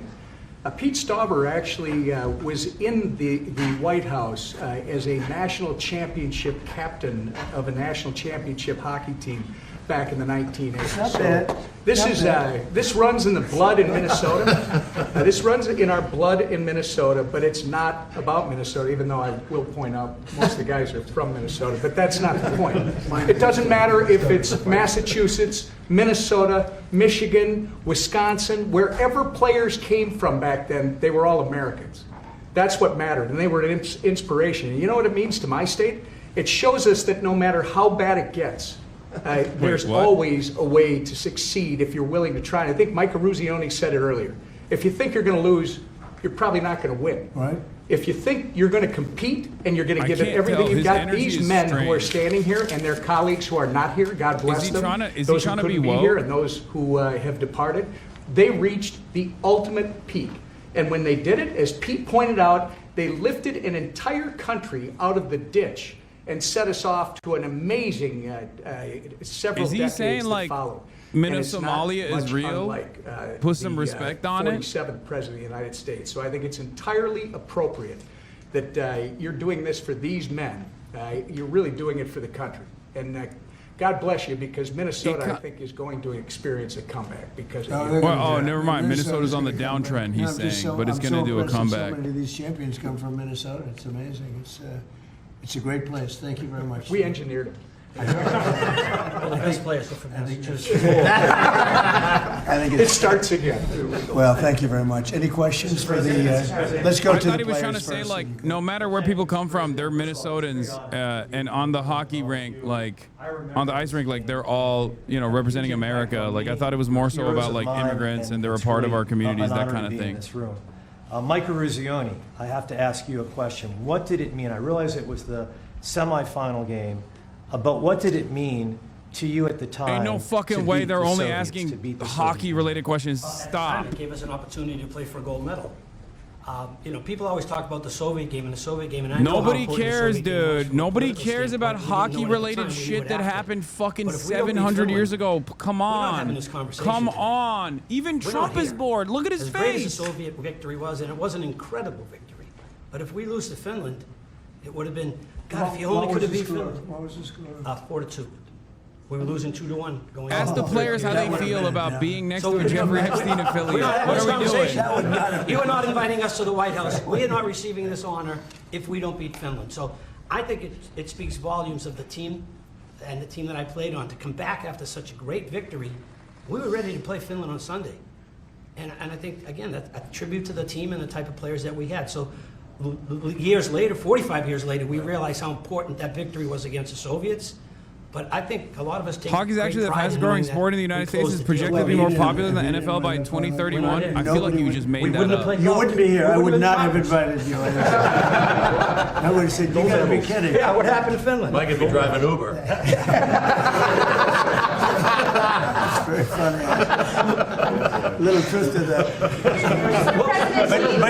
But you did win. What's the lesson for Ukraine from this win from 45 years ago when you defeated Russian team against all odds? Well, it's a very similar situation, isn't it? Let's see what happens. We're working on seeing if we can make a deal right now. We're gonna see. We'll soon know. fuck? I guess we're gonna see That a guy lot of just death. gave up. He was just trying to like. He was trying to be interesting. You know what I mean? He's like, oh, what about Ukraine? and Russia. 25,000. Can you imagine that? It's ridiculous. Maybe we should send our team over. If I could, you guys were a team of amateurs. What do you think about the NIL, the deals that are being made with players? There were Ukrainians on the And they're Soviet team, hopping of around course. schools. I'm What do you saying think like, about it? Get your thoughts I understand why he's bringing up. I don't like Like I it. understand why Ukraine would be relevant. It's just he's not doing a very good job of like tying it back to modern Ukraine somehow and Trump's dealings with Ukraine. I don't like it. And Mr. President, do you feel like you're gonna fuck over Ukraine just like the U.S. hockey team did to the Ukrainians that were playing on the USSR team? I think it's a disaster for the Olympics because we're losing a lot of teams. The colleges are cutting a lot of they would call them sort of the lesser sports, and they're losing them like at numbers nobody can believe.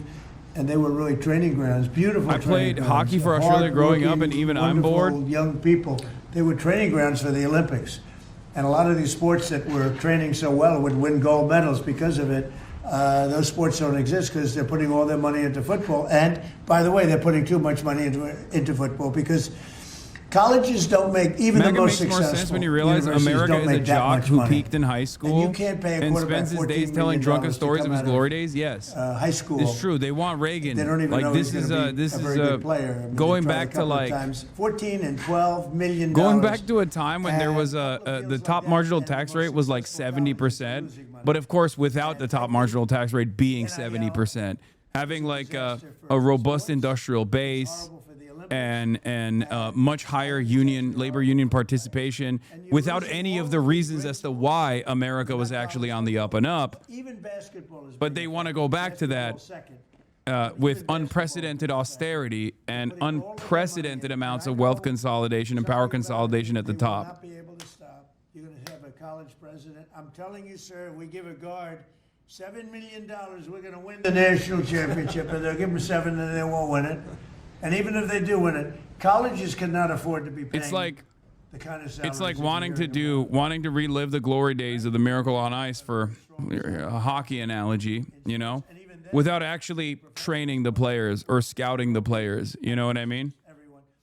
Without actually having like an adequate farming program, a scouting program, decent training measures, or even bringing in talent from overseas potentially if necessary. That's the reason why we keep getting our ass pushed in by the Canadians. You can't relitigate or relive the glory days of Miracle on Ice without the things that are necessary. There'll always be for that it. one player. If they only have that player, they're going to win the national championship. And they'll have 100 colleges thinking the same thing. Colleges cannot afford to play this game. And it's a very bad thing that's happening. Mr. President, you talked about the Soviet Union, and I also want to ask about another country that you're targeting, which of course is Venezuela. Do you intend on seizing more oil assets from Venezuela and other takers? I wouldn't tell you that. I mean, it wouldn't be very smart for me to tell you that. You know, we're supposed to be a little bit secretive. Okay, we're moving on. Okay. You're a very big-time reporter, and I don't think Not I even want to tell a relevant to big-time hockey any reporter or a longer. small-time Okay, good, reporter that. good.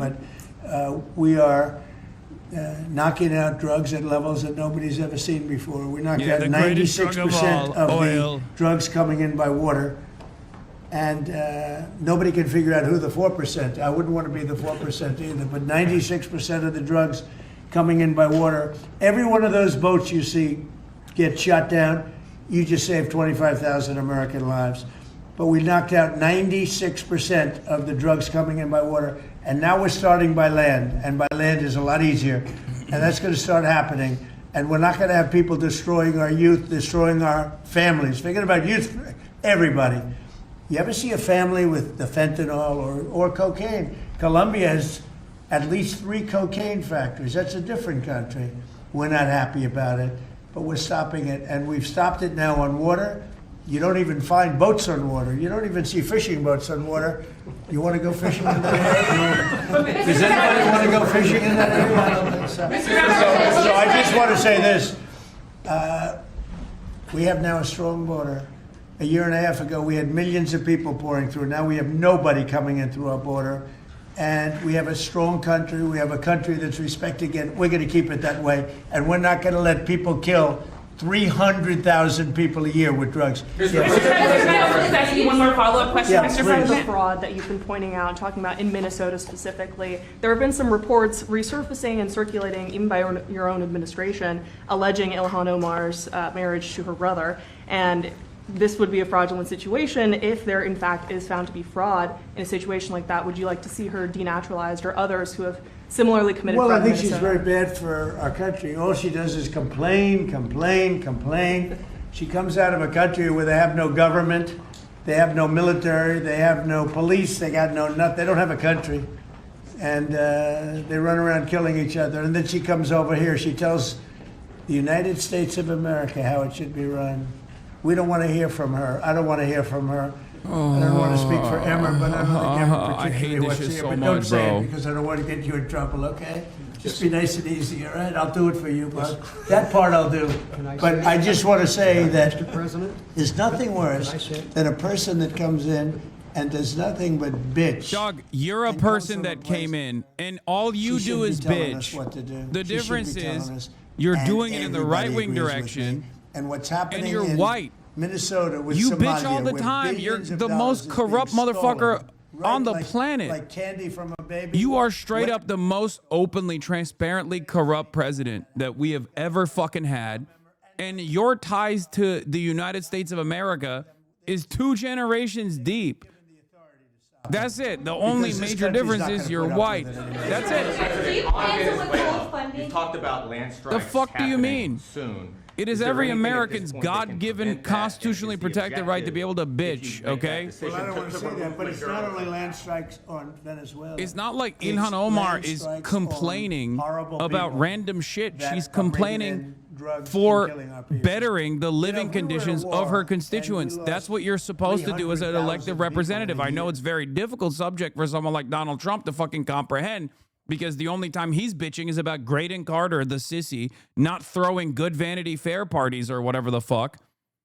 But like, yeah, that's what you're supposed to do when you're an elected representative. Complain and also make demands of the administration to change certain Nobody's things. ever seen anything like that, and that's what's happening. So it doesn't necessarily have to be in Venezuela. It's people that are bringing in drugs Yeah, he to said our land strikes on country, multiple our countries, not just Mr. Venezuela. President, at the end of this year, those extended Obamacare subsidies expire.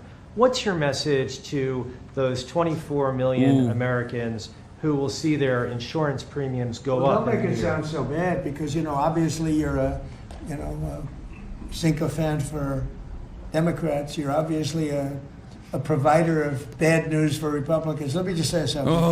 The Republicans, I think I can speak for Tom. It's a and most male of the reporter, people. so he's I not think going what as most hard. Republicans want to see Wait is till a what I woman want to asks him the see. question. He's going to be like, you And fucking I leave it pig. to them, and hopefully they're going to put great legislation on this desk right here. We want to see all of the money that's been squandered and given to insurance companies. Because Obamacare is horrible health insurance. It's far too expensive, and it always has been. But what it really is a way of making insurance companies rich. We want the money not to be paid at all to insurance companies. You know, insurance companies have gone up 1,700% over a short, meaning the stock, 1,700% over a short period of time. And they've taken in hundreds of billions and even trillions of dollars. And we want the money to go to the people. They'll go in the form of a single payer insurance account, Single payer healthcare now, account, King? Trump or care? any other form Medicare that we for can all? create. We have a Call lot it of Trump different care, forms. King? We want to give the money to the people and let the people buy their own great health care. And they'll save a lot of money, and it'll be great. Now, the problem we have is that the Republicans so are further deregulating the insurance marketplace. So your solution is to do something that helps the insurance companies even more. Oh, that's the problem. Oh, that's right. Oh, God. I do think Americans are that fucking stupid, unfortunately, by and large. I can see them believing this until they experience the free market, the bounties of free market. Everybody wants Especially to see this because, happen. much like with many of these other issues, Donald Trump, on the right, the entirety of the Republican Party, and even the entirety, damn near entirety, of the Democratic Party, are all under this uniparty consensus that there has to be a private-public relationship with healthcare. Republicans want to extend the free enterprise aspect of it even further than the Democrats do, but none of them are actually providing the alternative solution that is the only solution. That's a solution that has worked in every other OECD country, which is a public healthcare solution.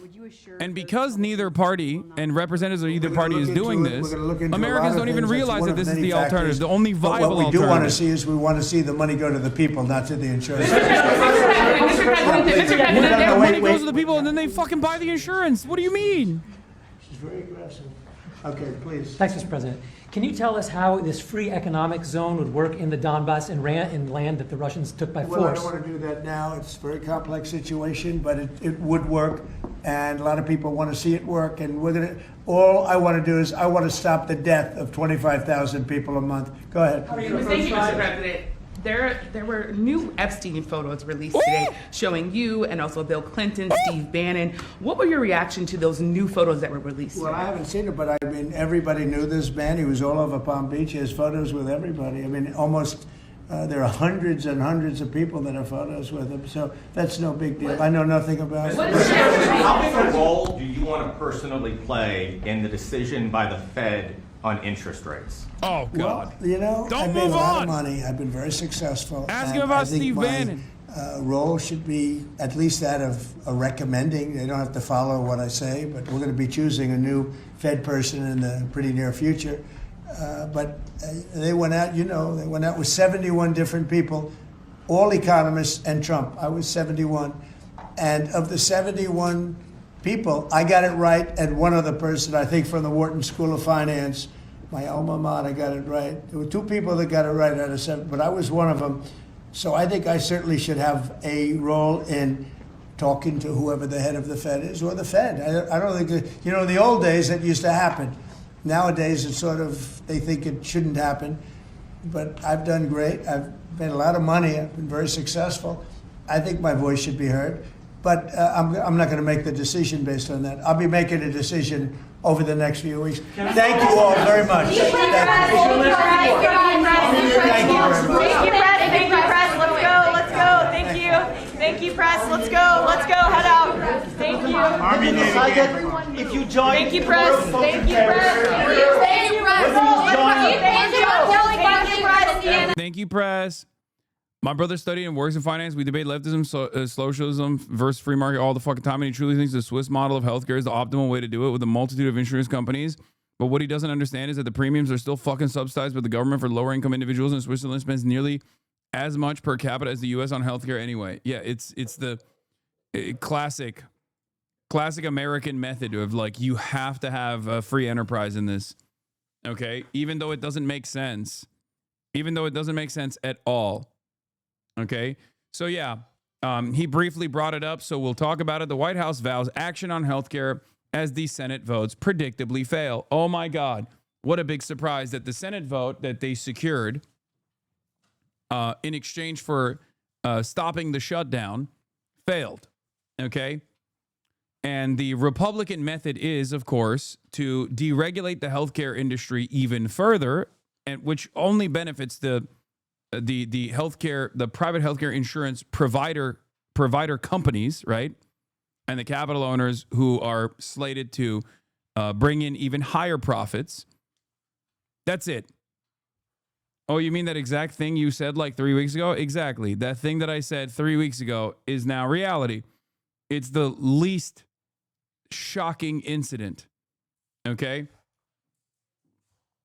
In any case, the Republican solution, once again, is to look at a problem and then do more of the reason why the problem exists. Okay? Oh, do we have a gun violence issue in this country in comparison to every other country? Perhaps because we have no gun laws. You can look at that internally at the domestic level. You can look at different states where if there are less gun laws and less gun regulations in certain states, there's a higher likelihood that you will die to gun violence in said state, right? But of course, we can't do anything about it. Or rather, whenever the conservatives actually feel like they want to address this issue, they'll turn around and say, what we need is more guns. Okay? Well, more guns is the reason why we have gun violence to begin with. And the same goes for healthcare. The reason why healthcare sucks in this country is because it is privatized, okay? Every initiative, even those made by the Democrats, have worked with this public-private partnership attitude, okay? Even the ACA, even Obamacare was basically just a subsidy for private insurance in exchange for forcing private insurance providers to basically take on people with pre-existing conditions. Because until Obamacare, many people here don't know this because it sounds so cruel and so insane, but before Obamacare at the federal level, healthcare providers could just deny you coverage if you had a pre-existing condition because you were too costly to cover. So the people that needed the healthcare, people that needed the private insurance the most would not be able to get it, no matter how much money they had. It's fucking insane. Yes. That's what things used to look like only, 2 decades ago in this fucking country. And Republicans fought back against it tooth and nail. They fought hard. They lied about it. Now, what's so crazy about this situation is, and pregnancy was considered a pre-existing condition. Obviously, Down syndrome and like, cancer, all this stuff. Anyway, what's so crazy about what Donald Trump is trying to do here is to basically move in the direction of deregulation even further. Okay? They're doing it. Yeah, acne, asthma, these are all pre-existing conditions that were enough for private healthcare providers to deny you coverage. So instead of moving in the direction of socializing this structure, okay, and making it infinitely less costly for every single American, making it infinitely less costly for the government, making it a much better system overall, we are moving in the direction of supercharging profits for insurance providers. That is what deregulation does, okay? That's all this is. That's all this will do. And of course, deregulation means higher prices, higher premiums, and less coverage overall. and less legal recourse if you do get that denial of coverage letter. Fucking awesome. It is absolutely devastating. What will it take? I do not know. But it does sure feel like to me that the Democrats could make a much bigger fuss about this and not just simply fight on the boundaries of a private-public healthcare partnership and instead move in the direction of socialization. Okay? Free healthcare for all, Medicare for all. That is the only appropriate solution here. I despise every Democrat that has kept up this attitude that, no, it is bipartisan, it is uniparty. We have to have a free enterprise run amok in healthcare. They are the reason why many Americans cannot even comprehend moving in this direction, for the record. Because if the Republicans are saying, no, of course, the answer is more deregulation, the answer is more private health care, private health insurance, and more options for people to choose from, even though deregulation, as we all know, in many sectors, has not led to an abundance of options, but instead more limited options, as a matter of fact. There's more mergers, there's more acquisitions, there's more monopolies, and therefore less options, ironically enough. Not that it fucking matters when it comes to healthcare regardless, because what are you going to do if you have an ailment, if you have a disease, what are you going to do? Just, you could die, I guess. That's the only other option. You either have healthcare and you pay whatever fucking price they dictate, or you die.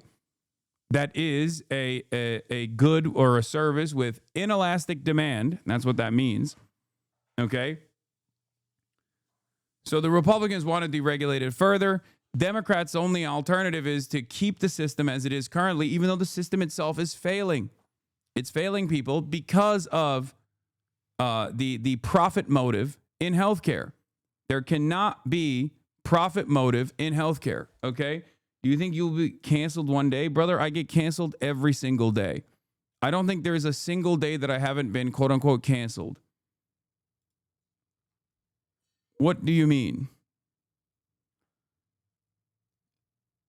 Let's take a look. 20 million Americans are set to soar at the end of the month after the Senate failed to act. After this, we'll not have time to try again before premiums shoot through the roof. Republicans blocking an effort to extend expiring Obamacare subsidies, arguing the whole system needs to be overhauled. Democrats' so-called plan is a 3-year extension of the status quo.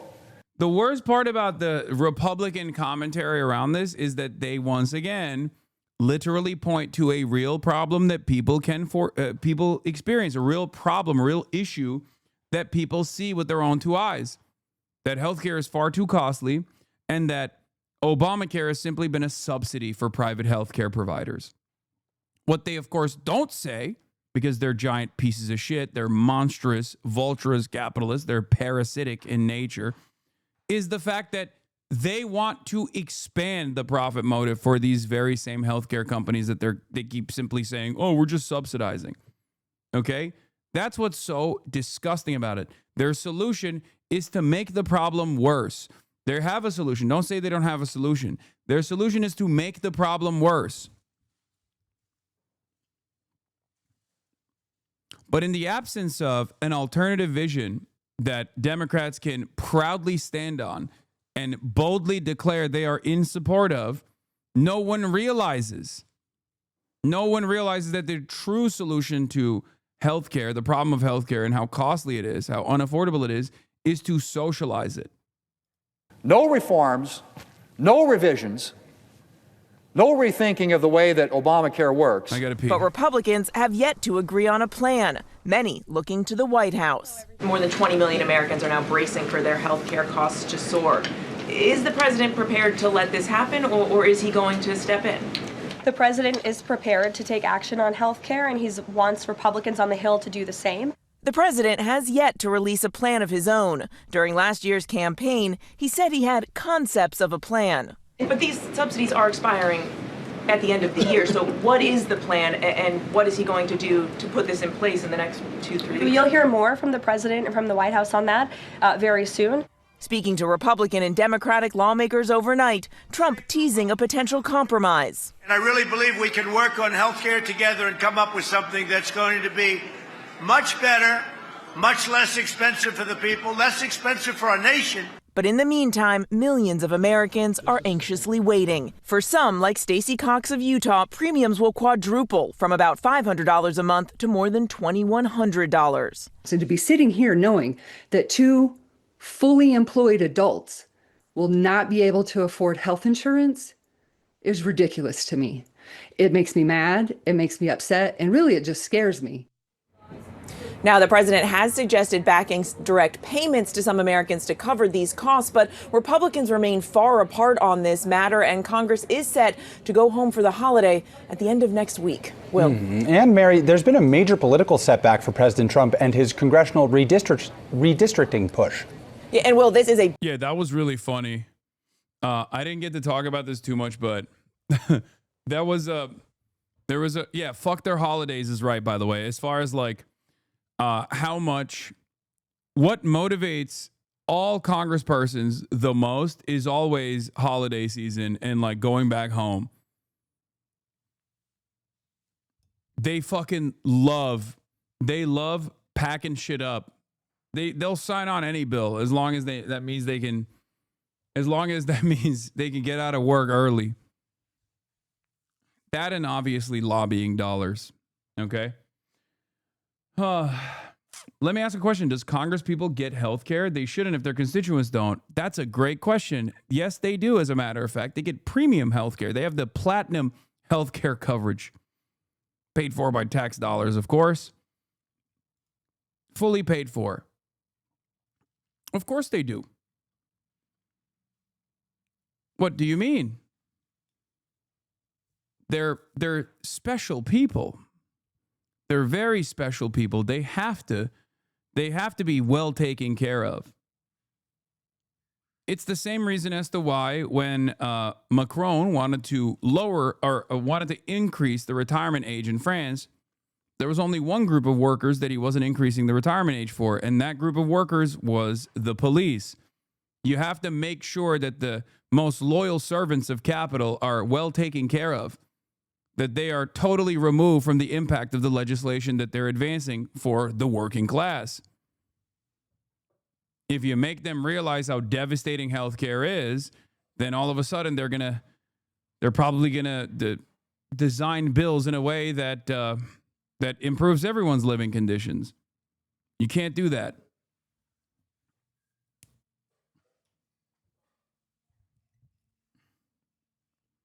Also, yeah, without the platinum healthcare, half the congressmen/women would die instantly, probably. I know.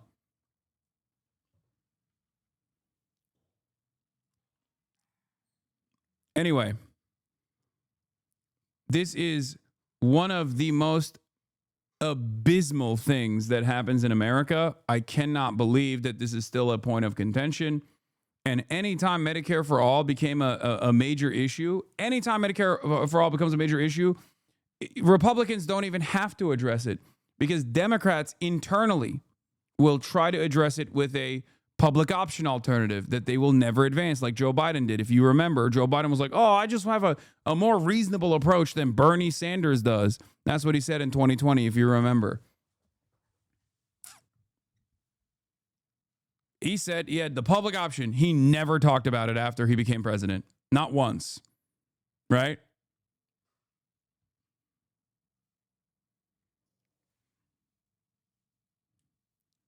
They do not, the Republicans don't even have to have a discourse around Medicare for All with a position that is against Medicare for All, even though it is an unimaginably popular bill that would greatly improve every American's lives instantly. It would greatly solve the issue of affordability on one of the major financial burdens that every American faces. Joe Biden was so antagonistic towards Medicare for All that he even said in a hypothetical where Medicare for All bill would be passed in both the House of Representatives and the Senate, he would veto it. He would veto it. That's what he had said when he was running for president, if you remember. That's how fucking insane the liberals are. So make no mistake, when people say, Hasan, you attack the liberals too much. You attack the liberals too much. I attack everyone that is against the working class. And I'm sorry, but the Democrats objectively have positioned themselves against the working class on this issue and on many others as well. And their consistent lack of interest in talking about this problem, or only talking about it within the established consensus of the current system that is obviously failing people, must continue with subsidies. This private-public partnership must continue, is genuinely a big part of the reason why Republicans don't even have to deal with it. They don't even have to tackle this issue at all. And that's how they can get away with doing more of this shit. Because the system is obviously a failure. Everyone can see that it's a failure. Everyone experiences that it's a failure. So Republicans can turn around and point to how big of a failure it's been, only to make it fail even further. Only to turn around and advocate for more deregulation. It is unacceptable. It is ridiculous. Medicare for All is not only an incredibly, immensely popular bill, it would greatly improve people's lives. Okay? And it is popular policy to begin with. It's popular for two reasons. It's popular because people just simply want free healthcare. Okay? They recognize that it's an issue. But it would also be smart politics and smart policy. It would be smart politics because it would put you at odds on a very tangible issue that is incredibly important for every single American. It would force the Republicans to have to position themselves against Medicare for All. Okay? It is a gift to the Democrats. If you are only looking at this not from the perspective of like improving the material conditions of the working class, but instead from Democrats winning, if you're looking at this from a purely team sports perspective, because maybe you're wealthy enough to not give a shit about healthcare, which is surprising, okay? And you only care about some of the other things that Democrats are ostensibly on the side of, or that you're fearful that when Republicans are in charge, your life will get worse. Like, let's say you're a trans person, right? And Republicans, when they're in charge, are advancing even worse bills, right? But you don't give a fuck about healthcare, and you only think about this from a team sports perspective, then think about what the discourse would look like if the Democrats were collectively in unison saying, we want to fix the healthcare system. It's busted. It's broken. We want to advance socialization of healthcare. And on the other side, Republicans are like, nah, you fucking greedy bitches. You don't deserve healthcare. The working poor must die. They would look like Ben Shapiro talking about the retirement age the other day.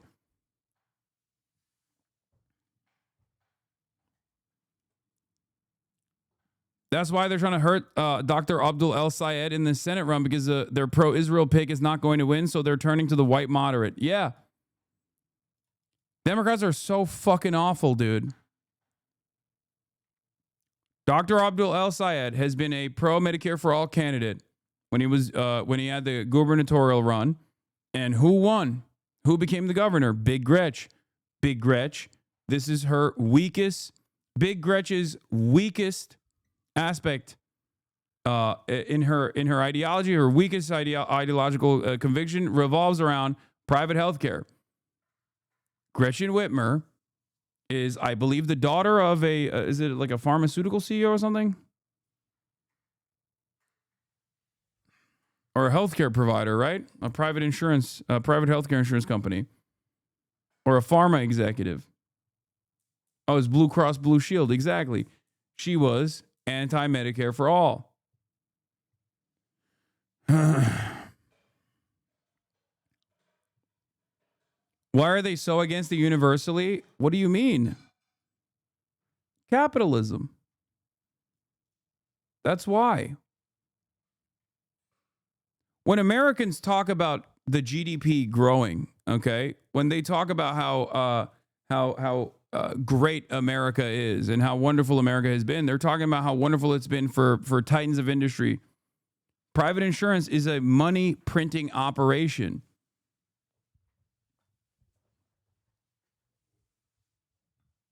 They are some of the most important companies on U.S. soil.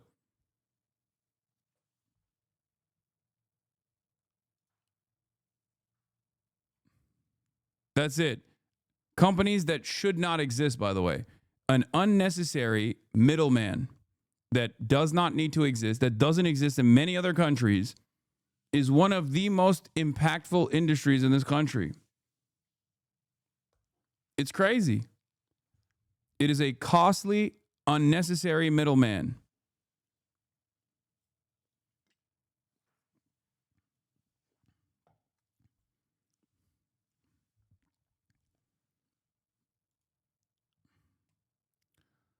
Most Americans say government has a responsibility to ensure health care coverage. Most Americans, 66%, say the federal government has a responsibility to make sure all Americans have health care coverage. Far fewer say it does not. Yet those who say federal government has this responsibility are split over how it should ensure coverage. 35% of all adults favor a single national health insurance system run by the government. 31% say insurance should continue to be provided through a mix of private companies and government programs. Yeah. And the only reason why they're even split on this, okay, which, by the way, 26 continue Medicare, Medicaid.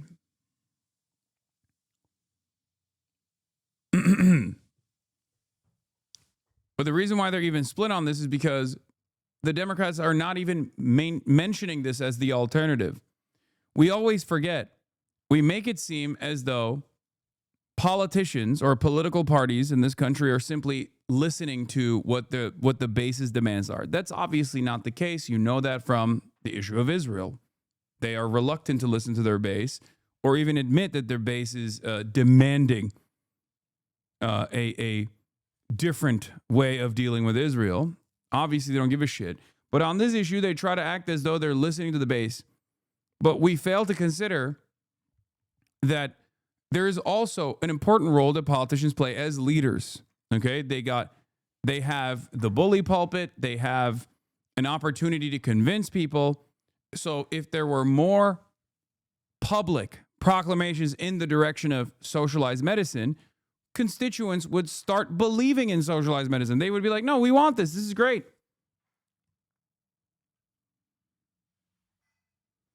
Yeah, the average apolitical normie assumes Medicare for all is completely out of the running because they've been lied to about it nonstop for so long from both sides. At a certain point, you have to realize that propaganda is effective. If virtually every serious adult in the room, all the politicians on both parties are telling you Medicare for all is ridiculous, it's socialism, it's communism, it can't happen, why won't you think about the healthcare insurance executives? If they keep saying it over and over again, then people are going to be like, okay, well, I guess I believe you, right? In the absence of alternatives, the very fact that there is still 66% saying that they want fucking federal government provided healthcare coverage, and 35% of them are saying it's a single national government program, single payer, is insane.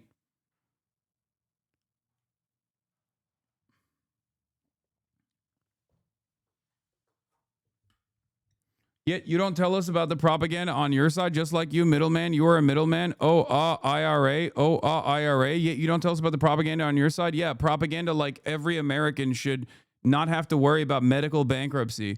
What such big propaganda? Yeah, my propaganda is that Americans should have one fucking pool that they pay into that would eradicate the private healthcare industry so that we have a single player program. And then we move in the direction of a nationalized healthcare system, as a matter of fact. Yeah, that's the propaganda. I don't know how to argue with my boyfriend on you being left-leaning and owning a mansion at the same time. What am I supposed to say? I don't feel that is hypocritical. What? Wait, I accidentally modded you? No, never mind. I did not. Okay. Owning a mansion at the same time. I don't know. Don't argue with your boyfriend. Who cares? Yes, I'm a hypocrite. Tell him you watch me because I'm fucking hot. Yeah, I don't know.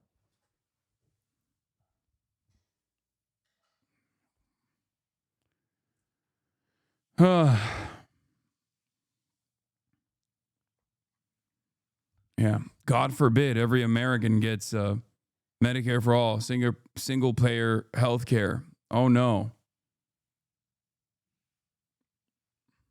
What will the rich do then?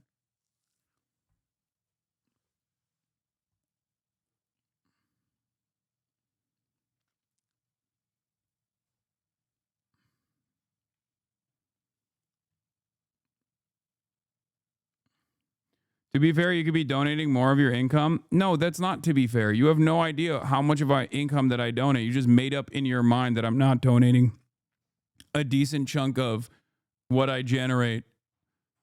That's it. Like that's a made up concern that you made up in your mind that you are addressing cynically as though this is like a real established fact. Okay? That's the difference.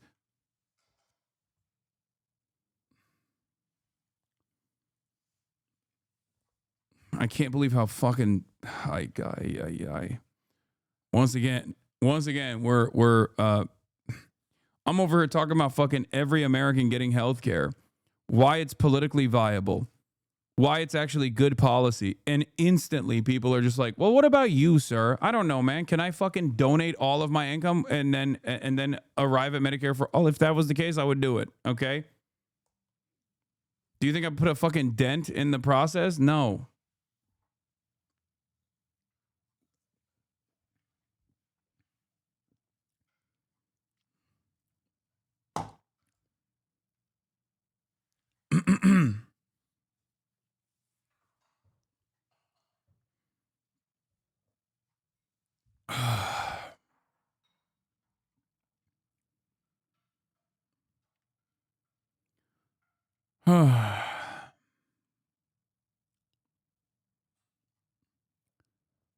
All right.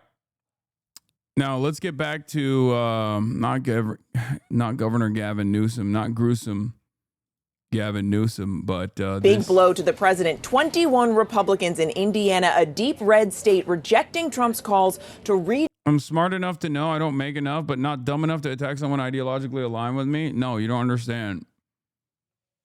Only then will you arrive at true socialism. Except most of those people aren't even fucking ideologically aligned. That's the reason why they do it. This is not helping you and your cause, says the guy who actually despises you and your cause. The problem is that there are people who are ideologically aligned that hear that and go, oh my God, that is actually a good point.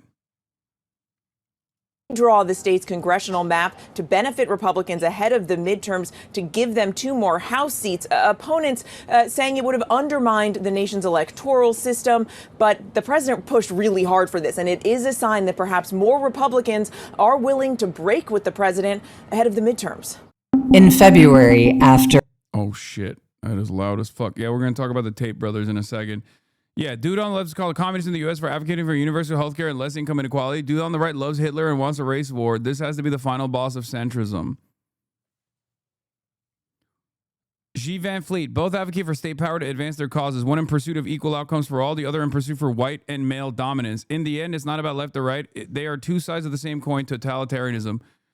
That's awesome. Yeah, one in pursuit of equal outcomes for all. Even like the bastardized version of how this lady is trying to tackle my ideology is still like not even on the same moral playing field. Oh, wow. What a fucking terrible idea. That's a joke. No, this lady was on Fox News. This is the victim of cultural revolution lady that was on Fox News saying that I glaze China too much or something.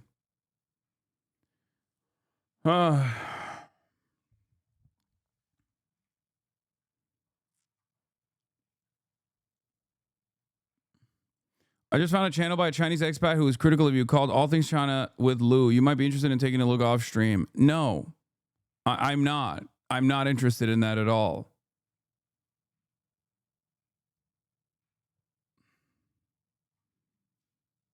Like, why would I be interested in that? There are a million people who take issue with what I have to say.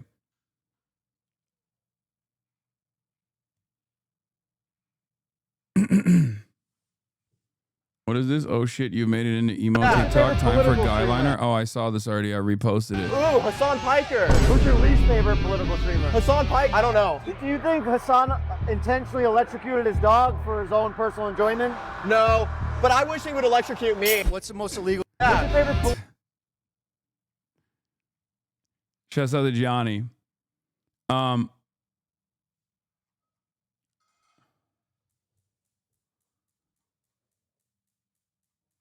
All right. Anyway, yeah. Let's get back to the Andrewtate brothers.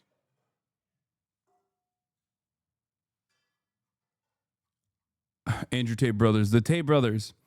New York Times conducted an investigation of how the Tate brothers were freed from Romania, and everything that you thought that was going on in the background turns out was real. Okay.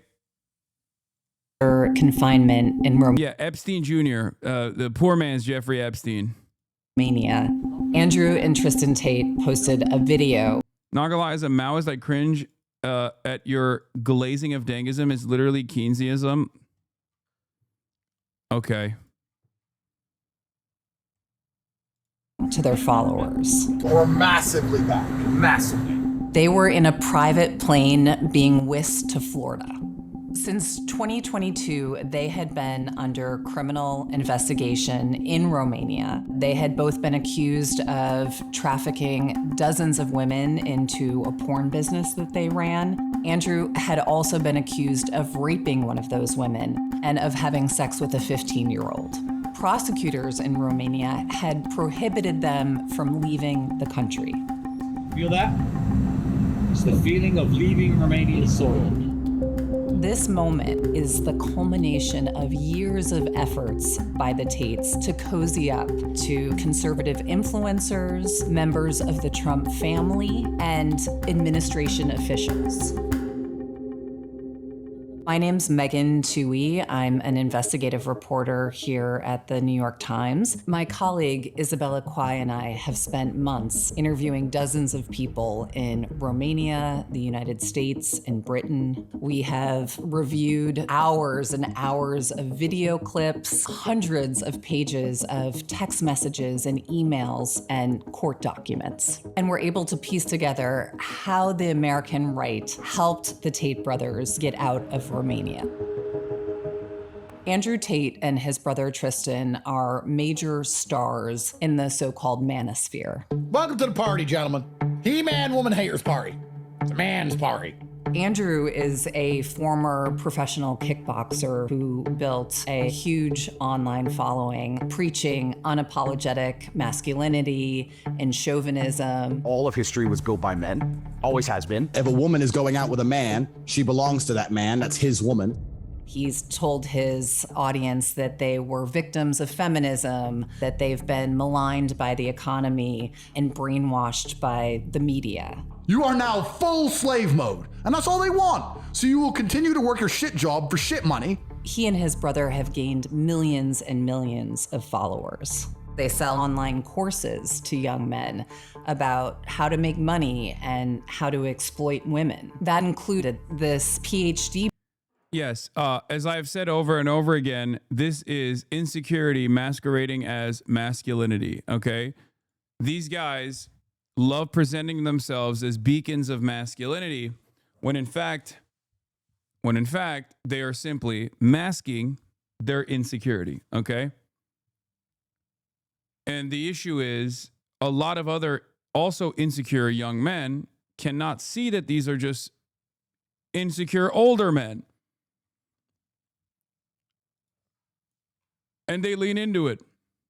Program, short for Pimping Hose Degree. They share what they say they've learned in pushing their girlfriends into making online sexual content for paying customers. It's not just about picking up girls, it's about converting them into really loving you enough to moving in with you and working for you and giving you all the money. The brothers, who have both American and British citizenship, started this porn business over a decade ago in Britain. In 2015, Andrew was arrested 3 times after multiple women accused him of assault.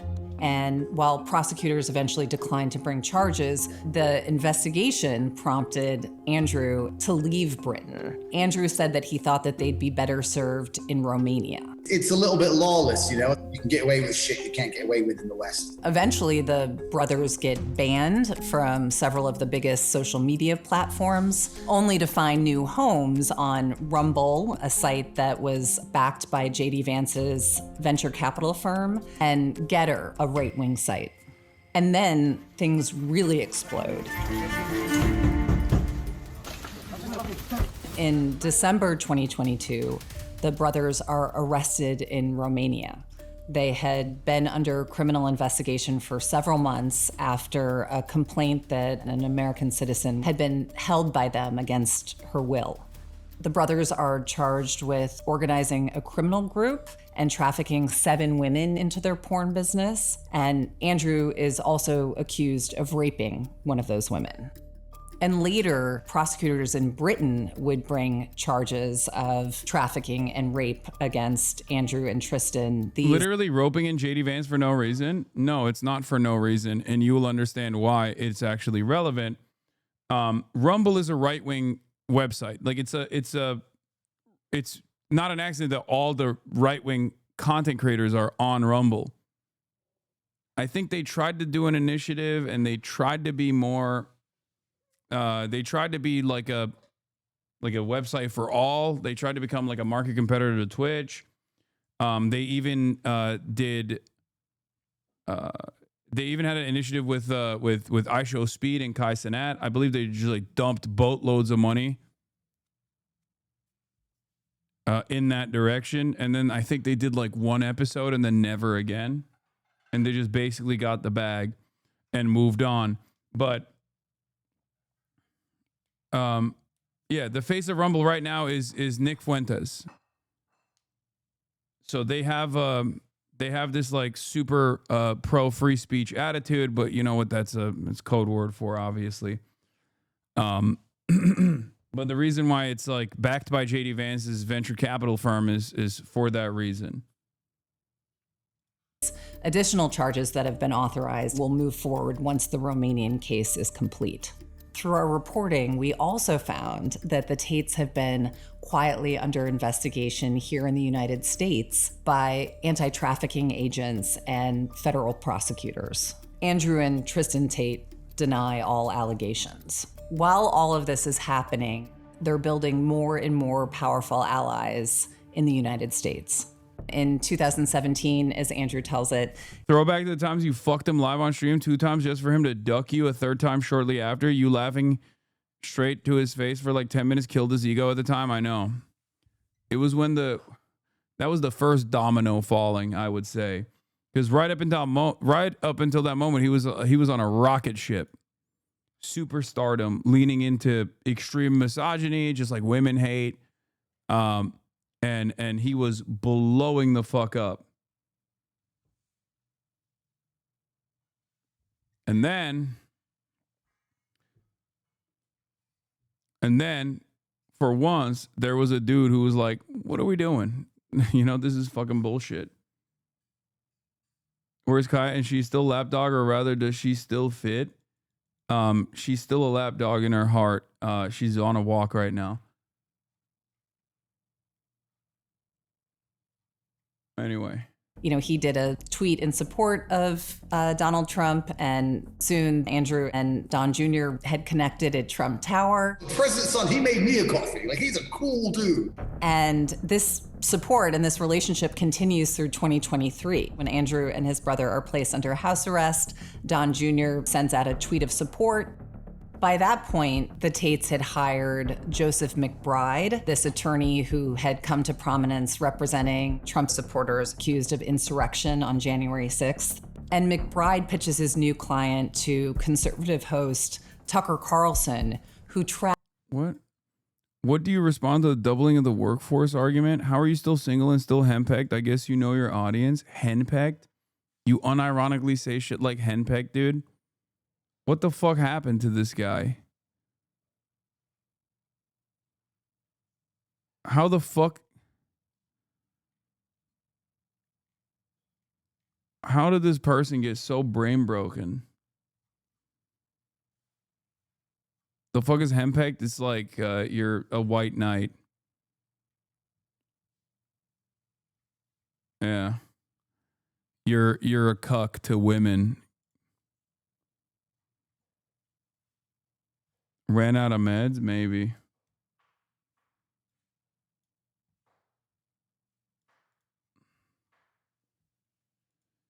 It's like incel terminology, pussy whipped. Yeah. Travels to Romania and conducts a lengthy interview with Andrew in his mansion. I mean, I was sympathetic to you already, but you know, a man's accused of human trafficking. It's worth finding out what he's accused of. The Tucker Carlson interview gets more than 112 million views. This is a key turning point. Soon, other high-profile conservatives are defending the Tates. When I see some of these videos and I see conservatives assigning like real meaning to you saying stuff that is just so obviously content for young boys. Andrew Tate and his brother Tristan stand for the same things that I stand for. Some real principled conservative values, you know? I'm glad that we got a demonstration of the real principled conservatism that I hear about all the time. These relationships are mutually beneficial. These conservatives are tapping into Tate's. Have you talked to Peanut? Who's Peanut?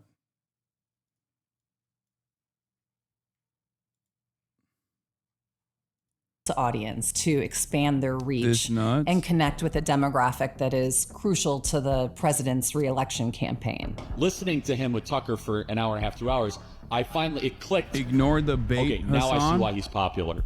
And by 2024, Barontrump is also a fan. Baron hosts a dinner at Mar-a-Lago for several prominent conservative influencers.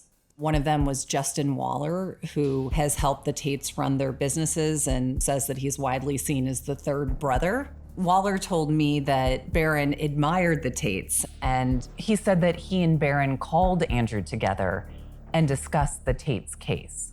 When we reached out for comment, McBride called our reporting on the relationship between Andrew and Baron fake news. So the Tates are building up a lot of support here in the United States. And after Trump is reelected, some of those supporters have even more power and influence than they did before. Paul Ingrassia, who had once served on the Tate's legal team, is now the White House liaison to the Justice Department. He had called Andrew Tate an extraordinary human being and a target of the deep state and the satanic elite. Alina Habba, who had served as a personal lawyer to Trump, was now a counselor to the president. It's kind of funny because like Alina Habba apparently cannot even be a lawyer. Trump's RGB lawyer, Alina Habba, she was in the news recently. And Paul Ingrassia, or whatever his name is, also was put up for a position that he could not get because he was just, you know, saying unhinged ass bullshit, like incredibly racist things, and demonstrating Hitler admiration in private group chats. So, you know, a great team overall that Donald Trump has surrounded himself with. Fantastic. Yeah, Alina Habba, former Trump attorney. Alina Habba resigns as top federal prosecutor in New Jersey following an appeals court ruling last week that found she was unlawfully serving in the role. Habba said in a statement posted on social media on Monday that she was not quitting in the face of legal challenges, but instead resigning to protect the stability and integrity of the U.S. Attorney's Office. The decision will not weaken the Justice Department, and it will not weaken me. After Trump returned to the White House, he tapped Habba in March to serve as the acting U.S. Attorney for New Jersey on an interim basis. He also nominated her to serve in the position on a permanent basis, but she failed to garner enough support in the U.S. Senate to win confirmation.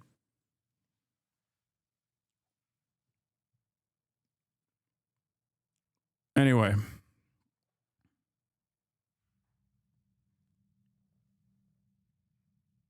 That touched off legal challenges that culminated in the unanimous ruling last week from a 3-judge panel in the U.S. Court of Appeals for the Third Circuit. The court found that Habba was unlawfully serving as a U.S. attorney, and it disqualified her from supervising cases. The reason for that is because After Trump returned to the White House, he tapped Haba on an interim basis, then wanted to make it a permanent basis. The Senate refused to confirm it. With her 120-day interim tenure about to expire, the U.S. District Court for New Jersey opted not to keep her in the job and instead appointed a career prosecutor, Desiree Grace, to the post. Attorney General Pam Bondi then fired Grace, and the administration undertook a series of complex legal maneuvers to put Haba back in charge. And then the U.S. Court of Appeals for the Third Circuit decided in a unanimous decision that she was not lawfully serving as a U.S. attorney, and it disqualified her from supervising cases. So she's not actually resigning. She's being fired from her position by force.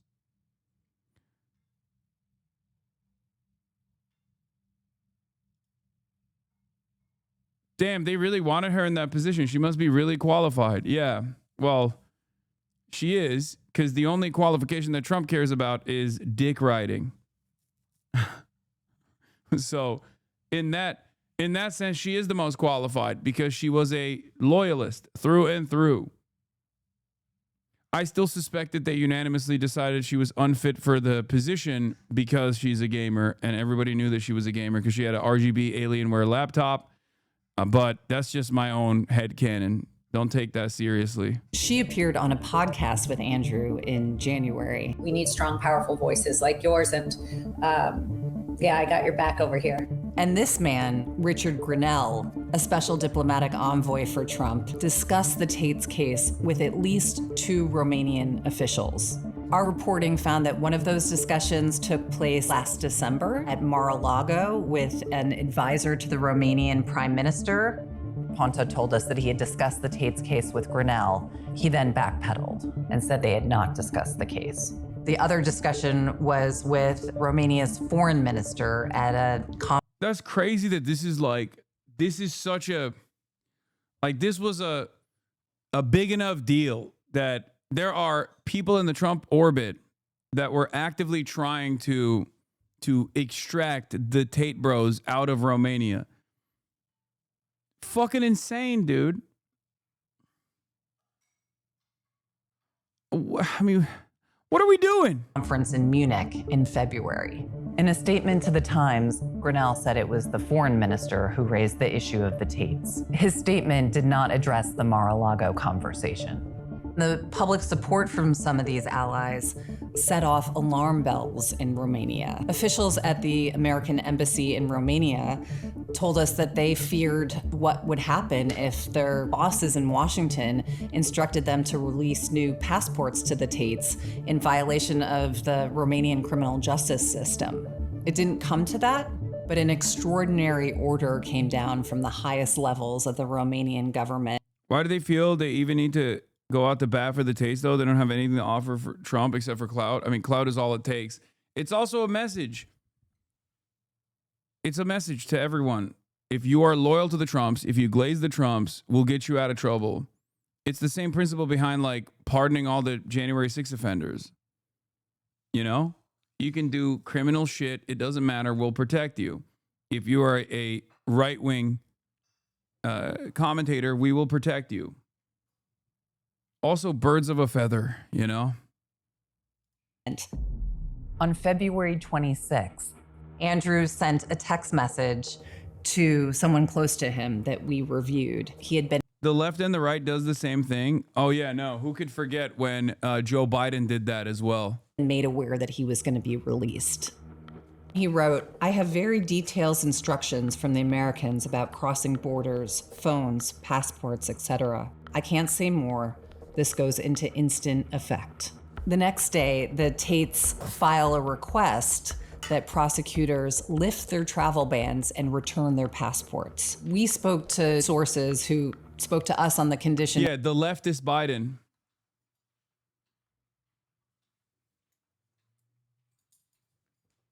Like, I know it's a joke to even consider Joseph Robinette Brandon to be a leftist, but, like, even if that guy thinks that, can he point to one fucking example? Like, do you understand? Obviously, Joe Biden is not a leftist. It's laughable. But even if he was, can you give me a fucking example, please?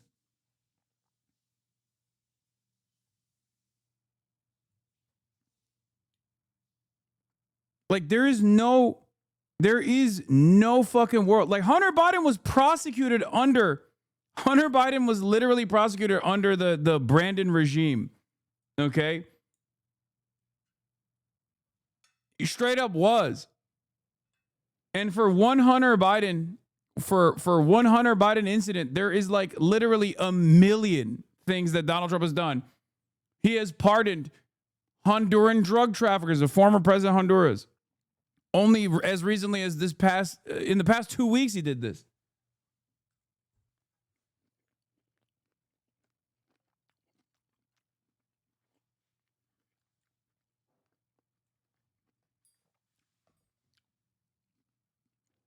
Yeah, Hunter Biden's crime was nowhere near as severe as even what the fucking Tate brothers were allegedly doing. It's not even a question.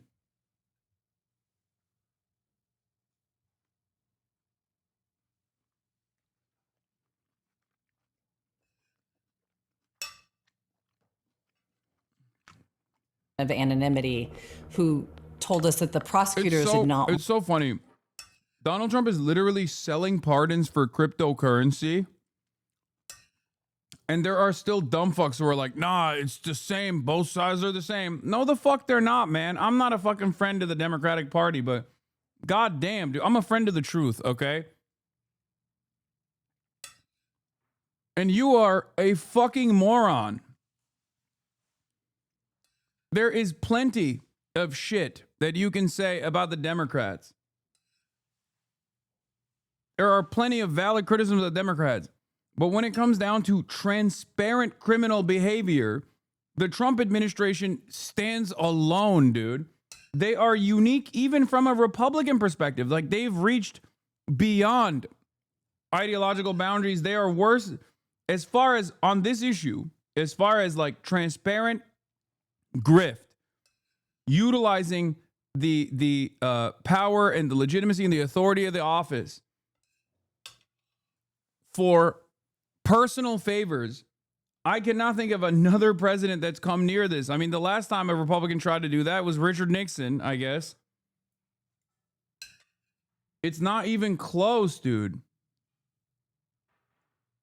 Nobody has been this transparently corrupt. You can say, oh, other presidents have done incredible corruption as well, certainly.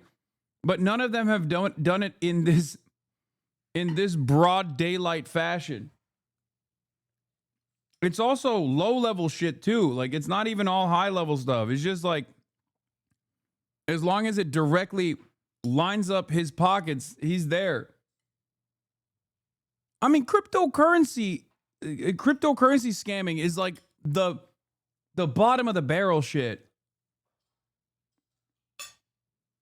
It's crazy. Want to do this. But the prime minister believed that lifting the travel bans would appease the Trump administration. He did not respond to requests for comment. In the early hours of February 27th, the brothers were driven to a private plane. No one has ever been more back than we just got. At the time, we asked McBride, their lawyer, whether the Trump administration had anything to do with their release. And he didn't answer the question directly, but he said, quote, do the math. These guys are on the plane. Once they're back in the United States, the Tates are filming themselves partying in Miami, looking at apartments in New York, hobnobbing with Kanye West in Los Angeles. But they weren't welcomed by all. There were some conservatives who spoke out against them upon their arrival. Some said that they undermined traditional conservative values. Other people likened the allegations against them to the crimes of Jeffrey Epstein. Through all of this, it's becoming clear that there is a rift on the right. Trump says he knew nothing about it. I know nothing about that. You're saying he's on a plane right now? An official with the White House said it is not involved in anything related to the Tates' legal matters. In March, they returned to Romania for a court date and have not come back. Shortly after they left, one of Andrew's former girlfriends accused him of assaulting her when they reunited during his visit. You know, she said that When they had sex, he had beaten her and choked her to near unconsciousness, which he denies.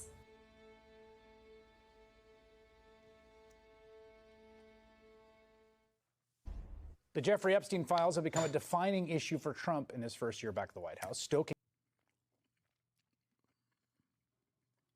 allegations that his administration is covering up for the most notorious sexual predator in recent American history and his accomplices.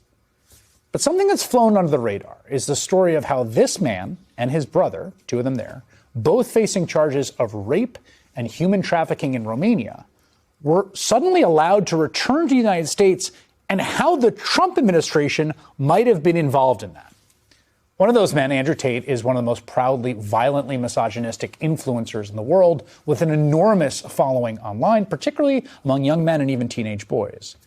And in his online content, he and his brother have bragged about their recruitment and exploitation of women to make pornography. Both brothers have repeatedly denied criminal wrongdoing. Well, now the New York Times, in a remarkable investigative report, finds that they were released from Romanian custody only after Trump administration officials intervened. An official in the White House told the Times that it was not involved in Tate's legal matters.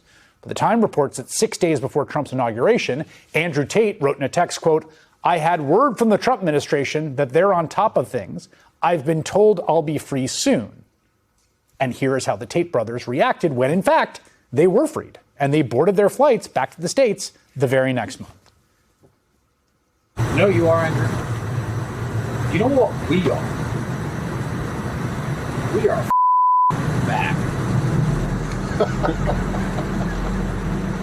We are so back. No one has ever been more back than we just got. It's true. And we never really left. So now we're back. Never left, but we're massively back. Megan, too, is a Pulitzer Prize-winning investigative reporter for the New York Times, one of the reporters who broke that story, and she joins me now. It's great to have you here. This is phenomenal work. Thanks for having me. I say that to you a lot because it's always true. So first, I guess, just for folks that don't know who Andrew Tate and his brother Tristan are, like, can you just give us a sense of who they are and what kind of content they made and what their message is? Sure. So they are huge stars in the so-called manosphere. Andrew Tate, in particular, has built a massive audience of mostly young men by preaching brazen masculinity and chauvinism. And they have also taught courses on how to date women and exploit women and make money, and have also, very notably, run a... I think we need a different fucking term for this, because it's not masculinity. They're being weak as fuck. Like, they're... This is not masculinity at all. It's something entirely different. I'd go so far as to say it's beyond toxic masculinity.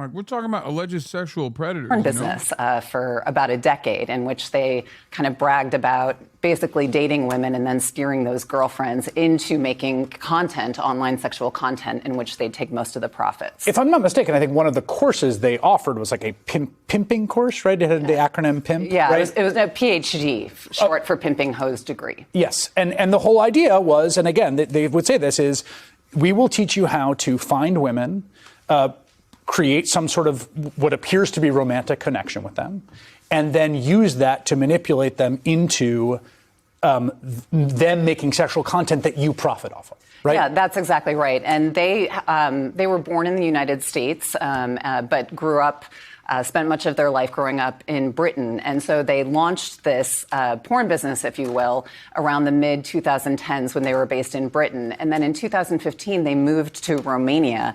We found out Andrew was actually under criminal investigation then for alleged assaults of multiple women. As he tells it, thought that Romania, was a place where you could get away with a lot of stuff that you couldn't get away with in the West. I think he even said that, He even right? said that, yes. Get away with. Yeah, exactly. And so they they basically relocate to Romania. And so they're running this business out of both like Britain and Romania. They're growing it into a variety of platforms with a variety of women. And so they're doing all these things simultaneously. They're doing the porn business. Then they're teaching the online courses in which they're basically saying, we'll teach you the lessons we've learned from this. And there's some of the the MMA stuff, fighting and working out, and they're like, he's super ripped and all that, like all of that stuff adjacent to the sort of exploitation. Yeah, exactly. Like super fitness. I mean, Andrew got his start as a professional kickboxer. Right. So it's really maximized that image. So they have this huge following. Now, so that's sort of uncontested, right? That part of it, like that this is what they're about. And they've said it, and they've talked about needing to treat women like slaves, and you need to dominate them, and you need to treat them like a dog, that you say to them, you give them orders, right? And that you have to condition them the way you condition a dog. That's all stuff they've said. There are a variety of criminal allegations against them. Let's start with the Romania case. That was the reason they couldn't leave the country, because they were under indictment. That's right. Well, the reality is that they're actually under criminal investigation. Sorry, criminal investigation. It's a different process. It's a different process. So they have been, since late 2022, they have been under criminal investigation in Romania. And the allegations are there that they have coerced dozens of women into their porn business, into what amounts to trafficking. And that Andrew has raped one of those women. And there's accusations that he had sex with and beat a 15-year-old. And so I want to just say that again. There's an accusation that he had sex with and beat a 15-year-old. Correct. And so this case, as the prosecutors have been building this case, they have repeatedly sought to keep these guys confined. And so they had been prohibited from leaving the country as the prosecutors are building this case, with the prosecutors saying that they... It's wild that this is the type of shit that the Republicans are staking their fucking claim on, or they're staking their reputation on. I mean, obviously their reputation isn't great to begin with, but it's just like so insane that like you couldn't find a different content creator. Like, this is the guy.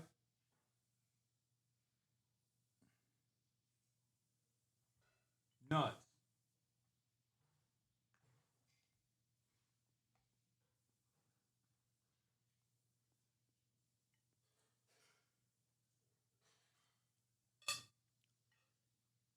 It also doesn't make sense that like dudes look up to these dudes. Like, I don't know. I'm not too much of a fucking old head, right? Eat louder, please. I'm so close. Take a week off. Posed a public danger and a flight risk. I want to read some of these texts that you have gotten in the article. This is a woman who says, do you want me to be your slave or your wife? This is a woman who, again, he's sort of, it seems to be recruiting kind of quasi-romantically and then maybe trying to move him to something else. You'll do whatever I tell you, which is the same thing. I'll choose a woman to be my wife. She'll love me enough to let me tell her what I feel like. I will decide if she's a slave. And then this is a text exchange in a text chat titled Pimps. This is two associates, along with Tristan, the brother, discussed how to punish a woman who said she would no longer work for them. Tristan Tate, the move now is as follows. Okay, both of you go, get her out of the house. Okay, hit her if you have to. I don't care. Don't let her take her things. Thanks. Okay. You're right. Those are among the text messages that the prosecutors have gathered. I mean, we've been pouring through hundreds of pages of court records from Romania in which they've gathered together and spelled out what they say is a long pattern of this behavior with a variety of women. There are other criminal charges in England, am I right? Yeah, absolutely. So in Britain, prosecutors have authorized charges. They're not just under investigation. They've authorized charges of trafficking and rape against both brothers there. And those are charges that they'll have to face when the Romania case is complete. They'll have to go to Britain and face those there. And we also realized, one of the things we discovered in the course of our reporting, I worked on this with my colleague, Isabella Quai, and what we found was that here in the United States since 2022, anti-trafficking agents at the Department. So the chatter said, I've never actually heard Hasan's chewing noises. How loud did they have the stream on? The reason why I banned that person is not because they're actually hearing my chewing noises. The reason why I banned that person is because they're lying. The noise gate that I have is so severe that you don't actually hear the fucking chewing noises at all. He just wanted to be annoying. Of Homeland Security, as well as federal prosecutors here in New York, the ones who eventually convicted, won a conviction of Sean Combs, have been investigating the Tate brothers. We should also note that almost immediately upon return, a girlfriend of Andrew Tate's accused him of assault and rape. He denies those charges. She has now sued him. He has countersued her for defamation. Right. So that happened immediately after it came back. Now, everyone, I think, has a picture of these individuals at this point. They were in Romania. It's very clear from your reporting, even though the Trump administration has tried very hard to run away from it and deny it, and Romanian officials have tried to deny it, that there was some pressure put by the Trump administration to get these guys back to the U.S. Mm-hmm. Yeah, well, what we found was that their release from Romania was really the culmination of years-long efforts by Andrew Tate in particular to forge very strategic alliances with prominent figures on the American right, media figures like Tucker Carlson and Candace Owens, people in the Trump family, first Don Jr. and then Barron, and then eventually some of his supporters who were very public with their support and defense of him and their criticism of the Romanian criminal case ascended into the Trump administration. Alina Habba has talked about him. Richard Grinnell, who has a kind of freelance portfolio and in fact admits that he discussed the case with a Romanian official. Right. So, right, exactly. Paul Ingrassia, who actually served on the Trump's legal team, he ascends into the administration as well. And so after this new administration comes in, Richard Grinnell, in particular, we found, had discussions with at least two Romanian officials about the Tate's case. One at Mar-a-Lago in December of 2024, the second in February at an international conference in Munich. And what we also found was that within days of that second conversation, an order from the highest levels of the Romanian government came down to the prosecutors in the criminal case saying, you got to strike a compromise with the Tate brothers. And they did not. They were unhappy. They were outraged, but they did follow through with ultimately lifting their travel bans, which the Romanian prime minister believed was going to appease the Trump administration. It's truly it's really a shocking set of events and incredibly scrupulous reporting. Dude,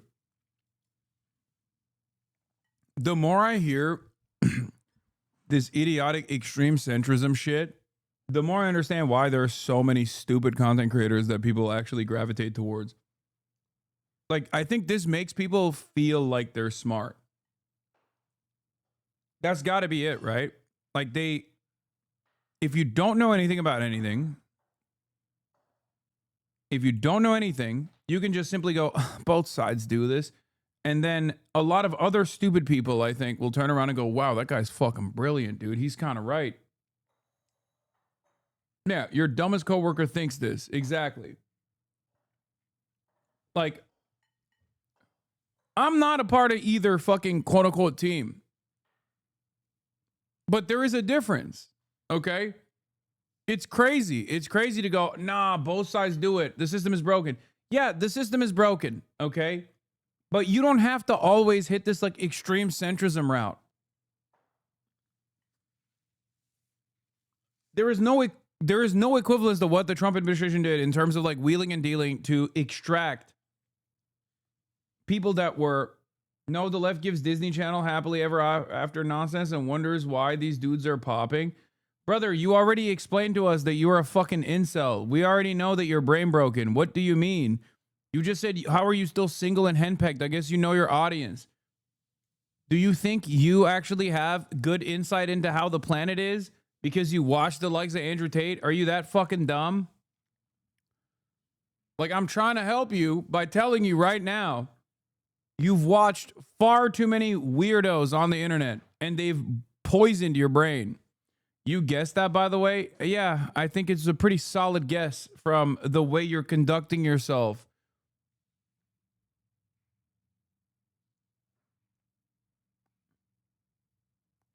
I always assume that Twitch chatters are going to be smart enough when their favorite content creators align with dipshits, right-wing dipshits. They'll be smart enough to be like, yeah, this is just content for me. This is just entertainment, and I'm not going to adopt the ideology of whatever the fuck my favorite content creator is identifying with, right?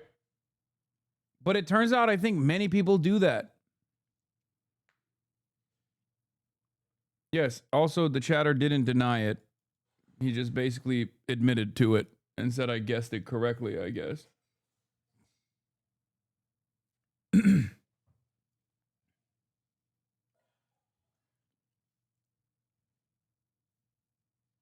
Brother, does that not also apply to you? Me? I watch content creators and my ideology is guided by the content creators I watch. Is that what you're saying?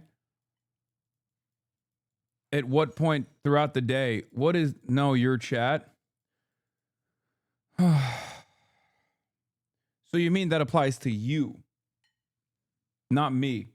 And yes, there's a difference between someone being like an XQC fan and then getting captivated by fucking right-wing charlatans versus someone who's going to an actual political commentary stream. Lol, chat controls Hasan. Lol, no denial is crazy. Oh. You let AP News guide your sense of reality too much, shaking my head. I know.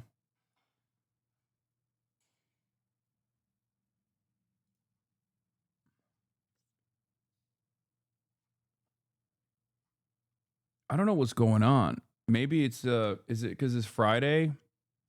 I think people are just bored or something. I do feel like a lot of people are just bored of politics.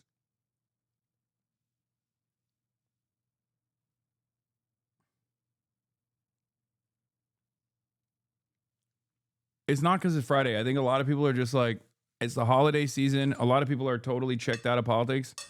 So they want to make the content more fun. And the only way to make it more enjoyable is by pissing me off and having me react to it. You know?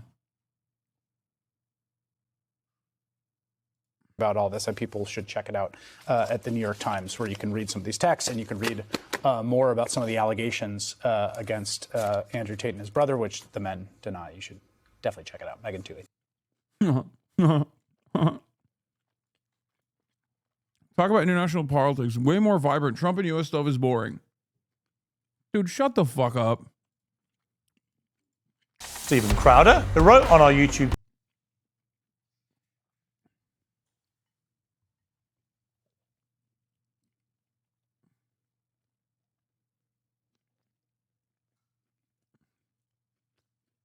That's the other version of the give us fucking theory chatter.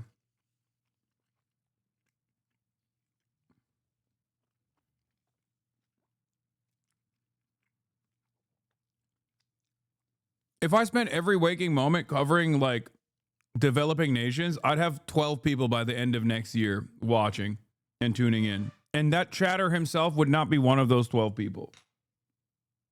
Okay? That's basically the equivalence of a gaming when chatter who just comes into the chat to spam gaming when, Pago, only to instantly leave after I start gaming.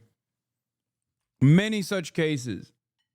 The reality of the matter is a lot of people in this community, a lot of people in Twitch chats in general, don't know what's good for them in terms of content, okay? They just don't know. They think they know. They think they feel like, you know, if you satiate this need that I have in this very moment, that it'll be good content for you, not realizing that you actually won't enjoy it.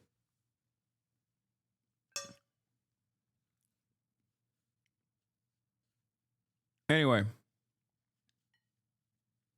what do you think about Chris Hayes? He is, he's decent. I like him. Look how mad Erica Kirk gets at the mention of Candace Owens' name. Podcaster Candace Owens. Yeah, we watched this yesterday. At one time, a friend of Charlie's. At one time, an employee of Turning Point. She has been one of the main peddlers of these conspiracies, and she is making a huge amount of money on it. She is building her business off of these lies. What do you want to say to her and the other people that are putting these lies out into the world right now. Stop. That's it. That's all I have to say. Stop. The podcaster. Yep. Huh.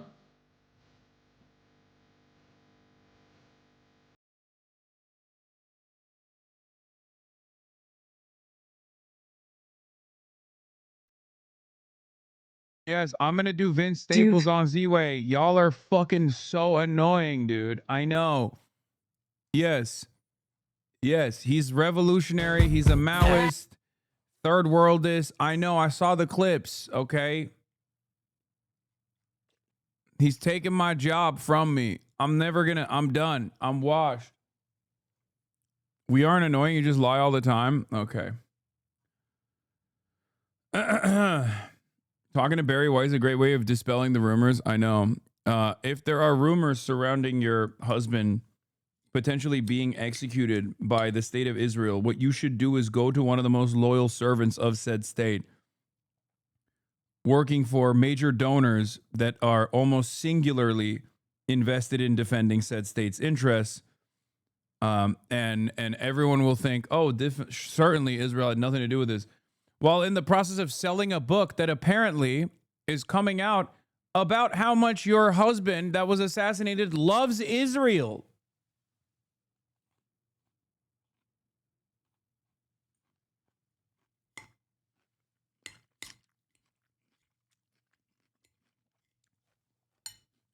The question at this point basically is like, are you trying to make everyone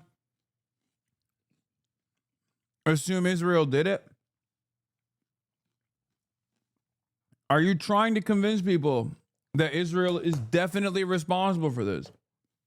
I don't even believe that Charlie Kirk was going to turn on Israel or some shit.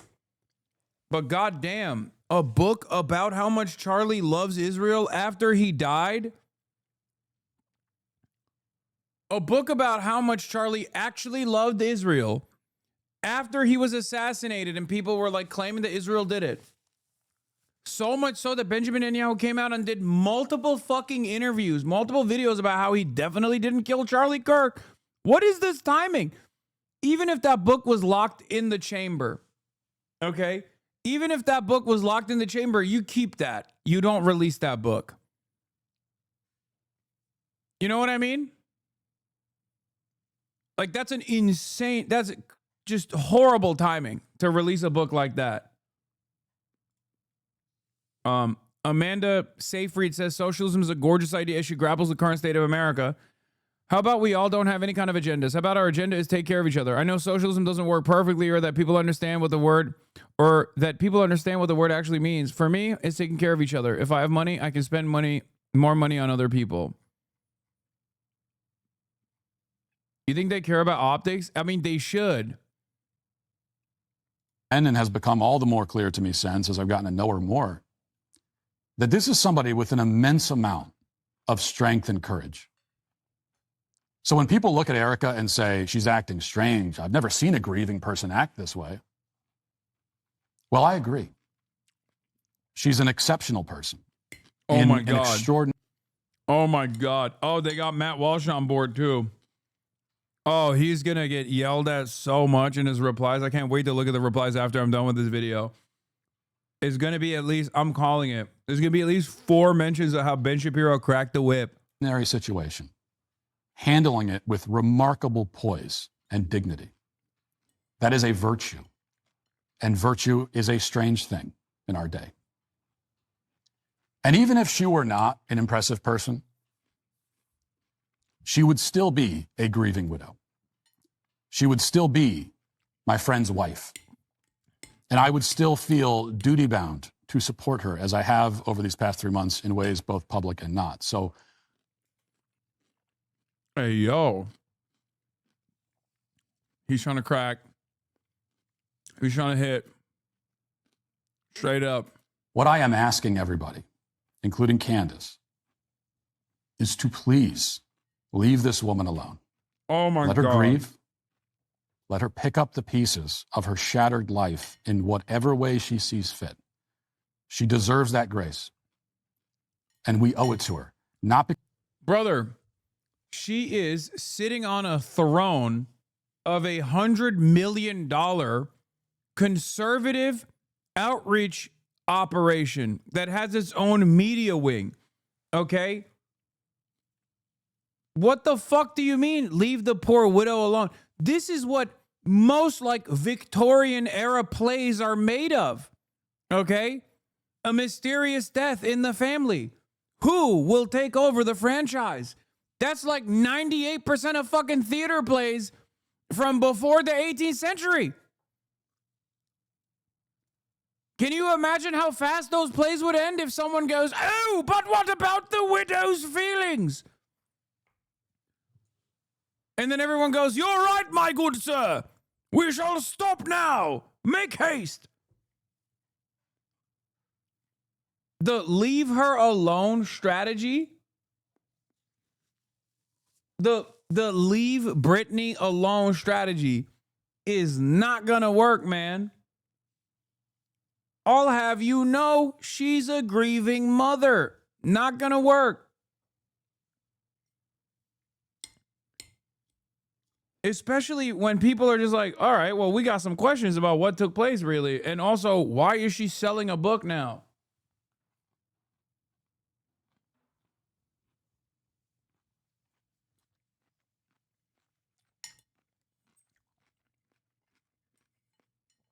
If anything, if she didn't immediately kickstart the social media posting, literally the day of Charlie Kirk's assassination, with the embalmed body that she was crying over, that she filmed herself crying over, and then instantly start going on all these other fucking media, instantly start going on a media tour.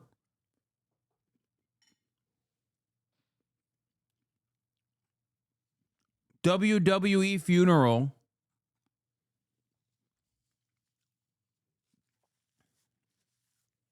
Running around. WWE funeral.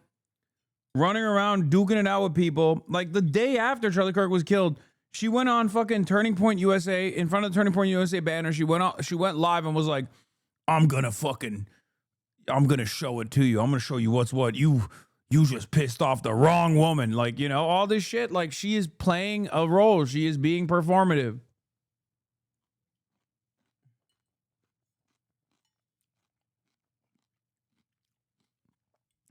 I don't give a shit overall, but it seems like the reason why Matt Walsh is coming out with the statement implies that right-wingers don't think she's actually being sincere.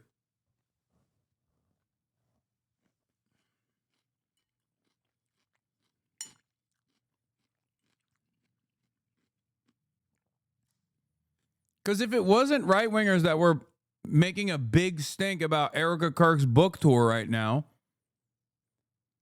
Matt Walsh and everyone else on the right in unison would be dunking on, you know, the left and being like, look at how insincere the left is. They're fucking animals. They're fucking animals. But no, they're begging their own fandoms to not yell at them. And that's the reason why they have to take this route where it's like, how dare you? How dare you? How dare you? Because of any specific debt, not because we have no right to question her. Of course, we do have the right. But we have a moral obligation as children of our Heavenly Father to be charitable and kind towards suffering widows, especially the widow of a man that all of us on the right say that we respected and admired. All told, the tragic reality is that 3 months after the assassination of Charlie Kirk, the leftists who want us dead are more emboldened than ever. They are thrilled. And that was always the worst possible. Yeah, here's the problem.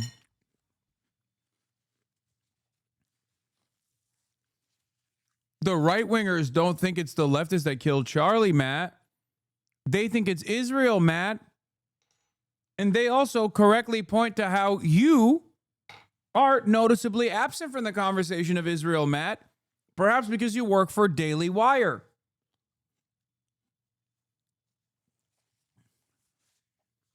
This is the one time where the conservative media machine broke, dude. And that is why I fucking love. I'm sorry. I love this chaos and panic taking place. This is what she thinks about your take. What do you say to people who justified his death? You're sick. He's a human being. Stop. That's it. What do you say to people who justified his death? You're sick. He's a human being. I don't know. Is it because she got blue ass eyes? Is that what it is? Have y'all ever seen that meme? It's like I think it's like Miley Cyrus maybe with the blue ass eyes, or like the other meme where it's like, we see it, okay, we get it, your eyes are blue. Like, it's just crazy. Is that why I don't trust her? I don't know. I don't know what it is. There's something about the way she looks though where I'm just like the way she carries herself, not the way she looks necessarily, but the way she carries herself that rubs me the wrong way.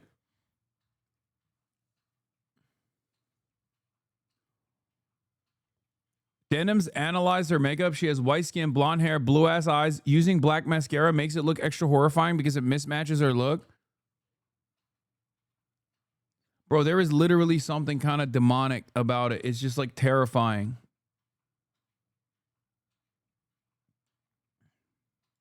They are very much culling the YouTube We are comments. only going to talk about one. Full,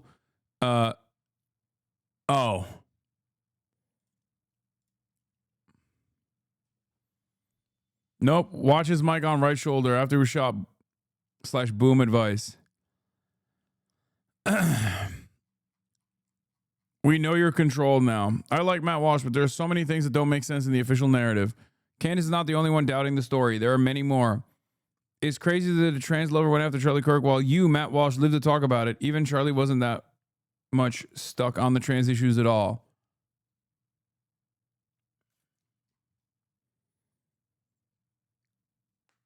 They must be fucking culling the comments, right?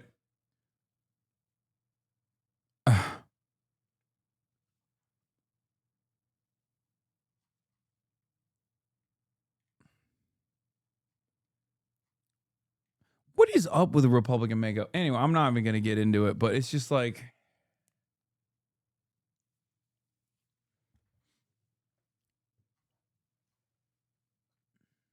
This one? How did you get in here?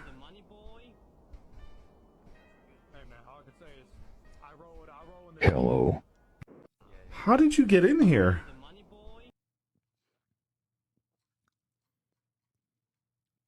There's something freaky about blue ass eyes like this, man. I don't know what it is. Yeah, Hi, how are people you? with blue eyes trying to get you to compliment them. I'm good. How about you?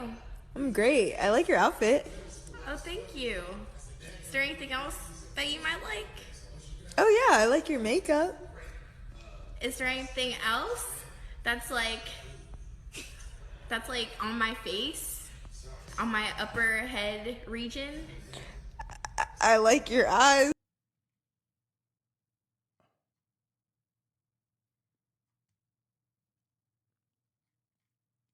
Anyway, let's finish this fucking Mount Walsh video. Outcome. It's a trajectory that, if it continues, could destroy not only what Charlie built, but also what's left of the conservative movement. A movement that is the only thing standing between Western civilization and the forces that wish to tear it down brick by brick. That's the reason sociopaths like Tyler Robinson are smiling right now. They know they're winning, and we cannot let them. God, you are so bad at sincerity.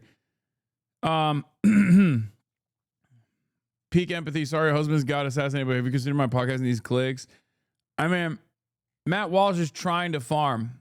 He's trying to farm the rest of the conservative movement, but it is clear that there is a lot of fear around Candace Owens. A lot of people who are fearful of Candace Owens. Okay? And part of it is because, like, the reason why she got this level of prominence is because of Israel, dude. Because she's anti-Israel and these guys are not. That's it.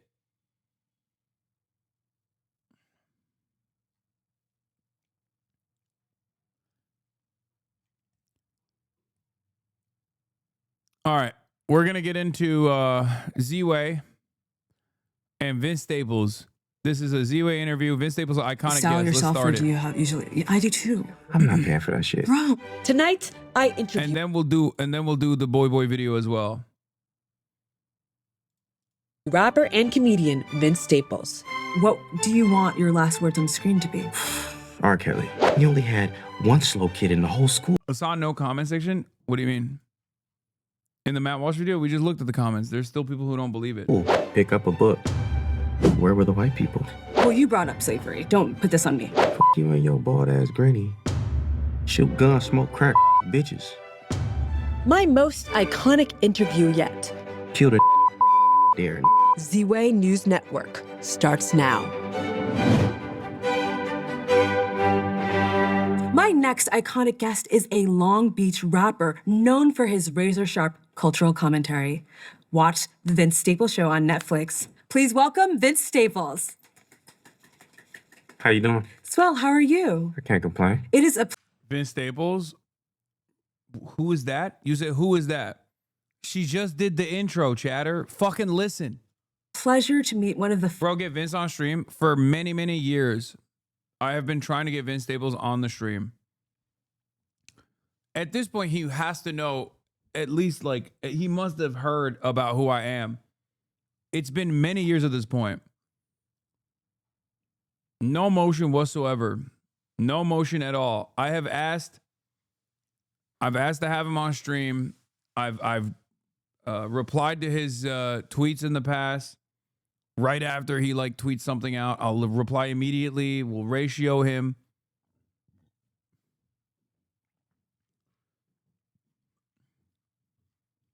We cannot get him on. And obsessed much? Yes. I mean, I really like Vince Staples. I've loved Vince Staples for many, many years.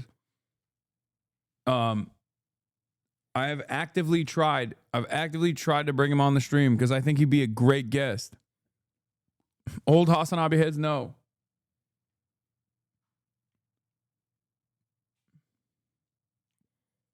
Funniest people on the internet. You think that's me? I appreciate that. Why would you doubt yourself? I don't know. I don't like being laughed at. Feels condescending, a little racist sometimes based on my demographics, but... And what are the demographics exactly? White people. Oh. White males, 25 to 49. Hey. Gotta pay the bills, right? Can you state for the record your race and gender? I'm a black male. Please. I'm a black male, African-American black. Or African-American black. Descendant of slaves. That's what they call it on the internet. Oh, I see. Yeah, we're doing this compartment. He knows. Oh, God. He's talking about ADOS. Compartmentalization thing is black people now to make the white people like us. For the record, so you were born and raised in California, but where exactly do you know where your family moved from? Is it what part of the South? Talking slavery? Tariq Nasheed Head, yes. Yes. Well, you brought up slavery. Don't put this on me. It's one of my favorite things. Oh. Yeah, really, we persevere, you know what I'm saying? But we have some Canadians, because they had slavery up there too. They pretend they didn't. And then those people moved to Louisiana. It was like a trade for land. They pretend that didn't happen either. And then they ended up in Texas, and then they ended up in California. But some of them were in Stockton, California, being slaves as well. And California pretends they never had slaves, but we were there. Do you have a message to the Californians who are pretending that they were part of the Atlantic slave trade? It's okay. It's okay. Top stream Bill Burr or Vince Staples. After the Riyadh Comedy Festival, Vince Staples has officially arrived at the number one guest slot. For years and years, there's the other person. Bill Burr and Vince Staples are the two people that have constantly tried to get on the stream, never have been able to. And now the number one slot is Vince Staples. That's not an indictment at all. I still love Bill Burr. It's just like, I'm disappointed. That they weren't slaves or were slaves? That they didn't have slaves. Oh, the whites? You literally just said that. California pretends they never had slaves, but we were there. I thought you meant the slaves themselves. No, you said that Californians and people from Canada pretended that they did not participate in slavery. See, I thought we were consoling the slaves. Okay, well, we can console them as well. Yeah, shout out to the slaves. As far as massa, we're gonna revolt one day. Schools, churches, all of that, you know.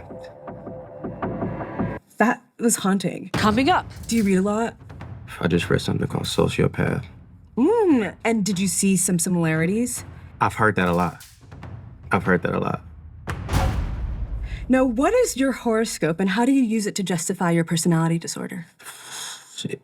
Cancer. But when you get into like the risings and shit, it gets pretty dark. What is it? I don't know, but one of my friends, she suggested therapy. Oh. So I think it's pretty bad. And do you have a therapist? No. No. No, I'm very fiscally responsible. When you say that, because therapy helps others around you. If you're adding to the money, I'll apologize. If not, I won't. It's not right, but it's... No, it's classist. Yeah, it's a fact. On season 2, episode 5, you are ostensibly held hostage at a private members club. Do you support class segregation or are you a demon? I'm not in the 1%. I'm probably a high percent because you know how the economy is right now. It's pretty bad for a lot of people. But Do you know loosely top 5? I gotta be top 10. Oh. It's a lot of money out here. And you have a bunch of it because you have season 2 on Netflix. No, but I have California state income tax. They know how to, you know. Would you ever move to like Rhode Island, Delaware? Maybe Rhode Island. I do actually like Rhode Island. Lower taxes. Should billionaires exist, and are there any billionaires in particular you pray take a submersible trip to the Titanic? See, I don't think billionaires should exist, but it's not their fault. I think we need to get back to the revolt. We need to get back to pulling people out of their house, killing them. Oh. Taking their wealth, like they did the guy who started, you know, Mormonism. Who started Mormonism? John Smith? Yeah, and then, you know, Brigham Young told on him to the government and they killed him in Philadelphia in jail. Could you tell this story to camera, please? Because I'm not familiar with this lore. Once upon a time, there was a man named John Smith. He was a pedophile. To justify his pedophilia, he decided to have multiple wives. He said he got a message from God in a tree. I think that's a fact. Brigham Young was working with the government. It's like Judas and the Black Messiah, but in Utah. He told on John Smith. He was arrested for some charge that's going against the government, and then they murdered him in Philadelphia, dragged him and his family out, killed him in the street. Now Brigham Young has a university, and he's the father of Mormonism. Wow. Coming up. You watch a lot of reality TV? I love Mormon wives. Well, you really do? I love Mormon wives. Shut up, really? Yeah. Who's your favorite character? I like the football-playing son because you can tell he's You mean ashamed of his sister life. wives? Sister wives. You're being racist. There's a I like the football playing son because you can tell he's ashamed of his life. Secret Lives of Mormon Wives, which is about these young polygamists. John and then you're Smith. talking about Sister Wives, which is Cody. And Yeah. And you like that show. Love that show. Who's your favorite wife? I'm really more into the kids because they have like shame and pain in their Yeah. eyes. Not a big fan of Cody. I feel like he's gonna snap, you know? He is losing it because he's losing control of the kids. And the hair. Yeah, he The looks like hair is shit. the biggest issue. What's the issue to you? He's losing his hair and then his wives are like, oh, you look wonderful. And then he's like, you're lying to me. It's weird and it's not godly. As an ex-Mormon who hates the church now, almost everything he said was wrong. The only thing he got right was Joseph Smith being a pedo. No, he also got the tree thing right. Right? Wasn't it upstate New York where he found the message, the word of God in a tree or something?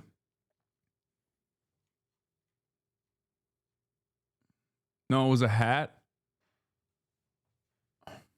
I thought there was a... Yeah, not in a tree. Gold plates, right?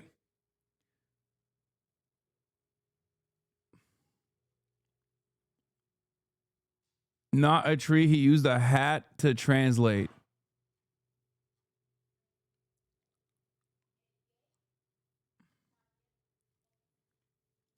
Now, question for you. Would you give away 10% of your net worth to help end poverty, or are you a selfish demon? Can I pick whose poverty I end? Sure. Yes. Whose? The Black community. Okay. Yeah, I don't believe in helping other people like that. And yet you have 70% of your audience that is uplifting you. Tortured artists. I tell them thank you, but it's like, you know, it's like McDonald's. You know, they don't say that they're not selling poison. They just say over 1 billion served in Happy Meal. And that's my political practice when it comes to my fans. What's the best way for rich Black celebrities to give back that doesn't involve inventing the moonwalk? Or like a casino or like a African school. school in Africa or an African-themed school in the United States? I like that one too. Okay. I don't know, man. I think you gotta go Patty Hearst. You gotta go Harry Belafonte and just fund the revolution. You are a radical. A little bit. A little bit. Okay. The episode features a murder mystery game called Shade. Shade. There was shade in that. Yeah, now we know why Vince won't come on the stream, okay? If you're wondering why he won't come on the stream, it's because I'm a fucking filthy revisionist. That's what it is. I'm not real enough for him. And white too. That's probably the other reason. Killed Massa. I'm going to list some famous events and conspiracies, and you tell me who is responsible. Are you ready? Caucasian and 2 revisionists. The disappearance of being white is also automatically revisionist. That's what it is.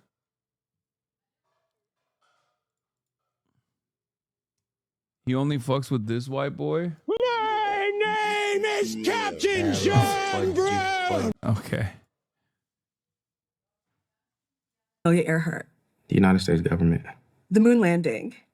United States government. And you think it's real or do you think it's fake? I think it's a little bit of both. Oh. Assassination of JFK? The mafia. Egyptian pyramids? The aliens. Bermuda Triangle? The Mexicans. 9/11? George. Just pick a George. Got it. John Benet Ramsey? R. Kelly. Murders of Biggie and Tupac? Institutional violence in the black community and hip hop. Wrong place, wrong time. Assassination of Martin Luther King Jr.? Al Sharpton and Jesse Jackson and the prostitutes. Oh. The disappearance of the ancient Mayans? The Mexicans. Autism? Oh, I had a conversation about this the other day. What was it? At the chiropractor. Why were you doing that? Well, because he's an anti-vaxxer. Okay. Yeah. And he said, when I was a kid, we only had one slow kid in the whole school. Now they're just full of them. It was very interesting. Unprompted, he said that too. Yeah. Autism, that's just life, man. It's creativity. We're selfish as human beings. We want Mozart, but we don't want a little drool here and there. It's wrong. You rapped, if you ain't talking dollars, it doesn't make sense. Marry, kill, capitalism, socialism, communism. You gotta marry communism. You gotta capitalism. You gotta kill socialism. Why? Because it feels like a scam. With communism, it's like we share. Socialism is like a little bit more let's be fair. And I don't like that language. No. Capitalism is like get it how you live, survival of the fittest. But capitalism doesn't really work with like laws. So if we go wild, wild west, I think the blacks will overcome. And I love us. Can you please give a word of inspiration to the blacks in hopes that they overcome? We gotta fight back. We gotta attack their schools, their churches, everything. Wow. Speaking of violence, the season 2 finale cuts to black just as your character is about to be stabbed. In the pilot, your character is warned that a fellow inmate has good form for stabbing. What exactly is good form for stabbing? It depends if you're talking about a traditional knife style. You know, you go palm up. But if you're talking about a shank, you want to get the Garnier Fructis bottle, melt it down, get the CD jewel case, then you wrap it around, melt it down again, and try to, it depends. Hasan, you missed it. He did fuck, marry, kill, socialism, communism, capitalism. Okay. Dollars, it doesn't make sense. Marry, kill, capitalism, socialism, communism. You gotta marry communism. You gotta capitalism. You gotta kill socialism. Why? Because it feels like a scam. With communism, it's like we share. Socialism is like a little bit more let's be fair. And I don't like that language. No. Capitalism is like get it how you live, survival of the fittest. But capitalism doesn't really work with like laws. So if we go wild, wild west, I think the blacks will overcome. And I love us. Can you please give a word of inspiration to the blacks in hopes that they overcome? We gotta fight back. We gotta attack their schools, their churches, everything. Wow. Speaking of violence, the season 2 finale cuts to black just as your character is about to be stabbed. In the pilot, your character is warned that a fellow inmate has good form for stabbing. What exactly is good form for stabbing? It depends if you're talking about a traditional knife style. You know, you go palm up. But if you're talking about Hasan has no input because he knows he's right. No, that's why he doesn't want to. That's why he doesn't want to talk to me, dude. It's because not only am I white, but also on top of that, not radical enough. I told you already. a shank, you want to get the Garnier Fructis bottle melted down, get the CD jewel case, then you wrap it around, melted. We found out that I actually probably banned him many, many years ago when he was yelling at me about not building the Revolutionary Vanguard. I didn't build the Revolutionary Vanguard when he demanded I do, and I banned him, and I yelled at him, and he's hated me ever since. Down again and try to. It's a lot of. It depends. Long story short, it depends where you are. But different strokes for different folks. Have you seen Parent Trap? Of course. Fencing. It's kind of like similar to that. So you couldn't give a tutorial on how to stab if you wanted to, or could you? I don't believe in violence. We gotta fight back. We gotta attack their schools, pulling people out of their house, killing them. Your show presents a militarized LA. There's gun violence at the Kurtz rental place, on the way to Uncle James's funeral. An abuela is packing a single-barrel shotgun in her car. It is literally Guns Are Us. What's your favorite type of blicky? Walther PPQ is pretty good. Smith & Wesson Shield's pretty good. There's a recall right now on the 6. I forgot what number SIG it is, but you just tap it on the side and it's like Kill a Baby. So Oh my gosh. crazy. I would suggest people buy those. But I'm also anti-gun violence in my old age. Okay. At 34, 33. 32. 32. But I'm on the way to 33. Okay. Hopefully. How old are you when you fired your first blicky? Like towards someone or like for fun? Both. I've never shot a gun before. Oh my gosh. Would you be willing to give away your blicky to the government for a safer public? When I was a kid, they had a program where if you turned in a gun, you got a Best Buy gift card. For how And much? I've done that a couple times. It was never a lot of money. It was like a couple hundred maybe. And I was like, let's stop gun violence. Yeah. Go buy a PlayStation. Okay. Wow. Coming up. You said that you thought Super Mario Kart was for babies. Yeah. I'm just old. We played that as a child. I don't want to race a little cart. Ooh, banana out the tailpipe. It's not for me. You know what I mean? Respect. I have an automobile. I live a decent lifestyle. I appreciate that. On your show, you said, when that's a tragedy good strikes, take. black... That's a good take. That's a good take, and it will not be well received in this community, okay? Yeah, if I want to do Mario Kart, I can do it in my car. People start stealing shit. What were you it's doing? a babby game. It is a babby game. Nintendo makes babby games. Sometimes they're fun, though. Because you are also old. I know. I'm washed. January I'm on. 6th, 2021. What were we doing? Were we on tour? Were we on tour? They're all Yeah, avoiding eye we were on- contact. No, he knows. On tour in DC? Where were you? No, we were on tour. We were watching on the bus. It was amazing. Amazing. Yeah, it was amazing. What was amazing about I it? want us to do that.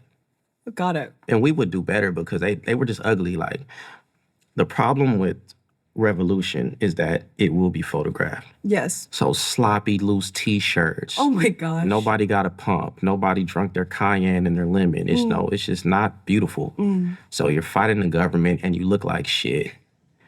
So when you die, it's for nothing. Did you see the lady that got shot? Disgusting wardrobe. Oh my goodness. Terrible last moments. And our January 6th would differ because we'd be looking... Met Gala. Amazing. Wells Bonner everywhere. Shut up. You know?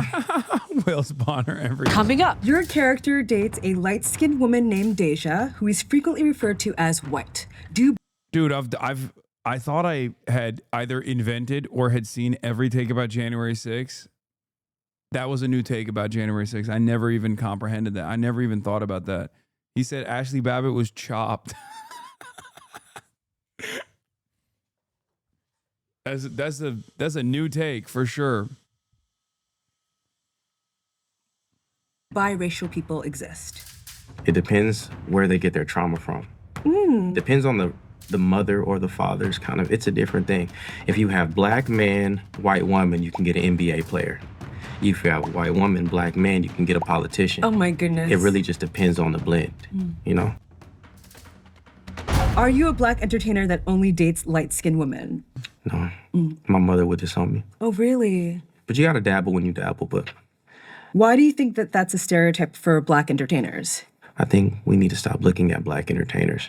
Say more. Because you sing and dance doesn't mean we need to pay attention to the things that you do. Mm. You know what I mean? But that's capitalism, as we talk about. It, don't marry it. Folks at home, we will say there's irony because you're a black entertainer and we're hanging on your every word. You're making a mistake. You should not listen to anything that I say. I'm here for capitalism, but I won't marry it. And do you have any words of encouragement for dark-skinned black women that are single? Look, man, don't let them tell you that you're ugly. It's not true. They're ugly on the inside and the outside. Look at their mothers. Look at their skin. They don't got the oils. Coming up. I want to know where the school is. What school? Exactly, Umar. Where's the school? Oh, shit! Your mother on the TV show was tasked with cooking macaroni for the cookout, which is described as a delicacy. What would you bring to the cookout? Okay, see, I'm more radical than he is because I'm a Dr. Umar truther.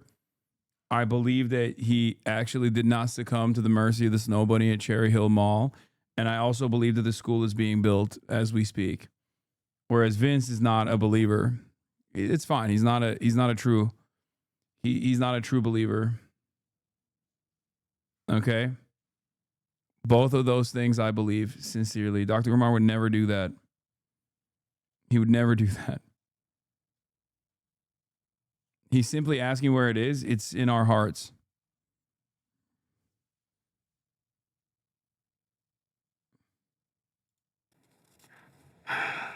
I'll probably pay for someone's bail. Oh. Yeah, I have one of those families. Got it. I think this week I probably gave out like $4,000. Really? Until Friday. It's always Friday. Yeah. Everybody get paid on Friday. I think it's good that you're giving back to your community. Oh, no, it's a loan. I want it back. For sure. Okay, that felt scary. What's done more harm to the black community, crack cocaine or processed sugar? Hip-hop and R&B. Really? As a rapper, you say that? What the fuck? I know what my job is. Why do you say that? Shoot guns, smoke crack, bitches. You know what I mean? The right beat. We're the hoes, we're the hoes, we're the bitches. Where the hoes, where the bitches in the crack at? Just kill the on the back street. Yay, yay. And so, is this an anti-hip-hop and rap PSA? No, not as long as I'm doing it. Got it. But know you're selling the poison.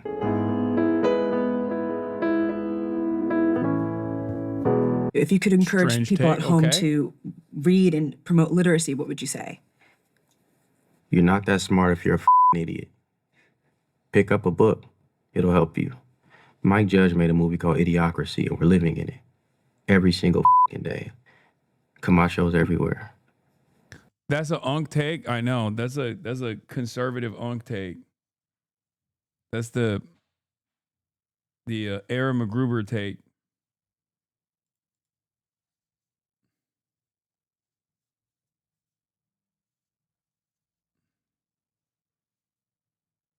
Of course, my chat is going to say, oh,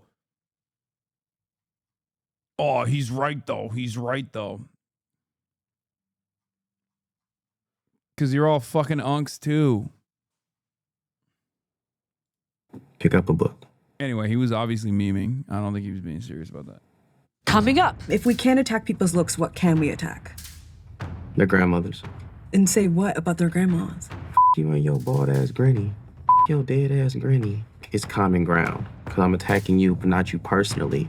I'm attacking your lineage, which made me not with you. Because if I want to attack your looks, you got them from granny. You know?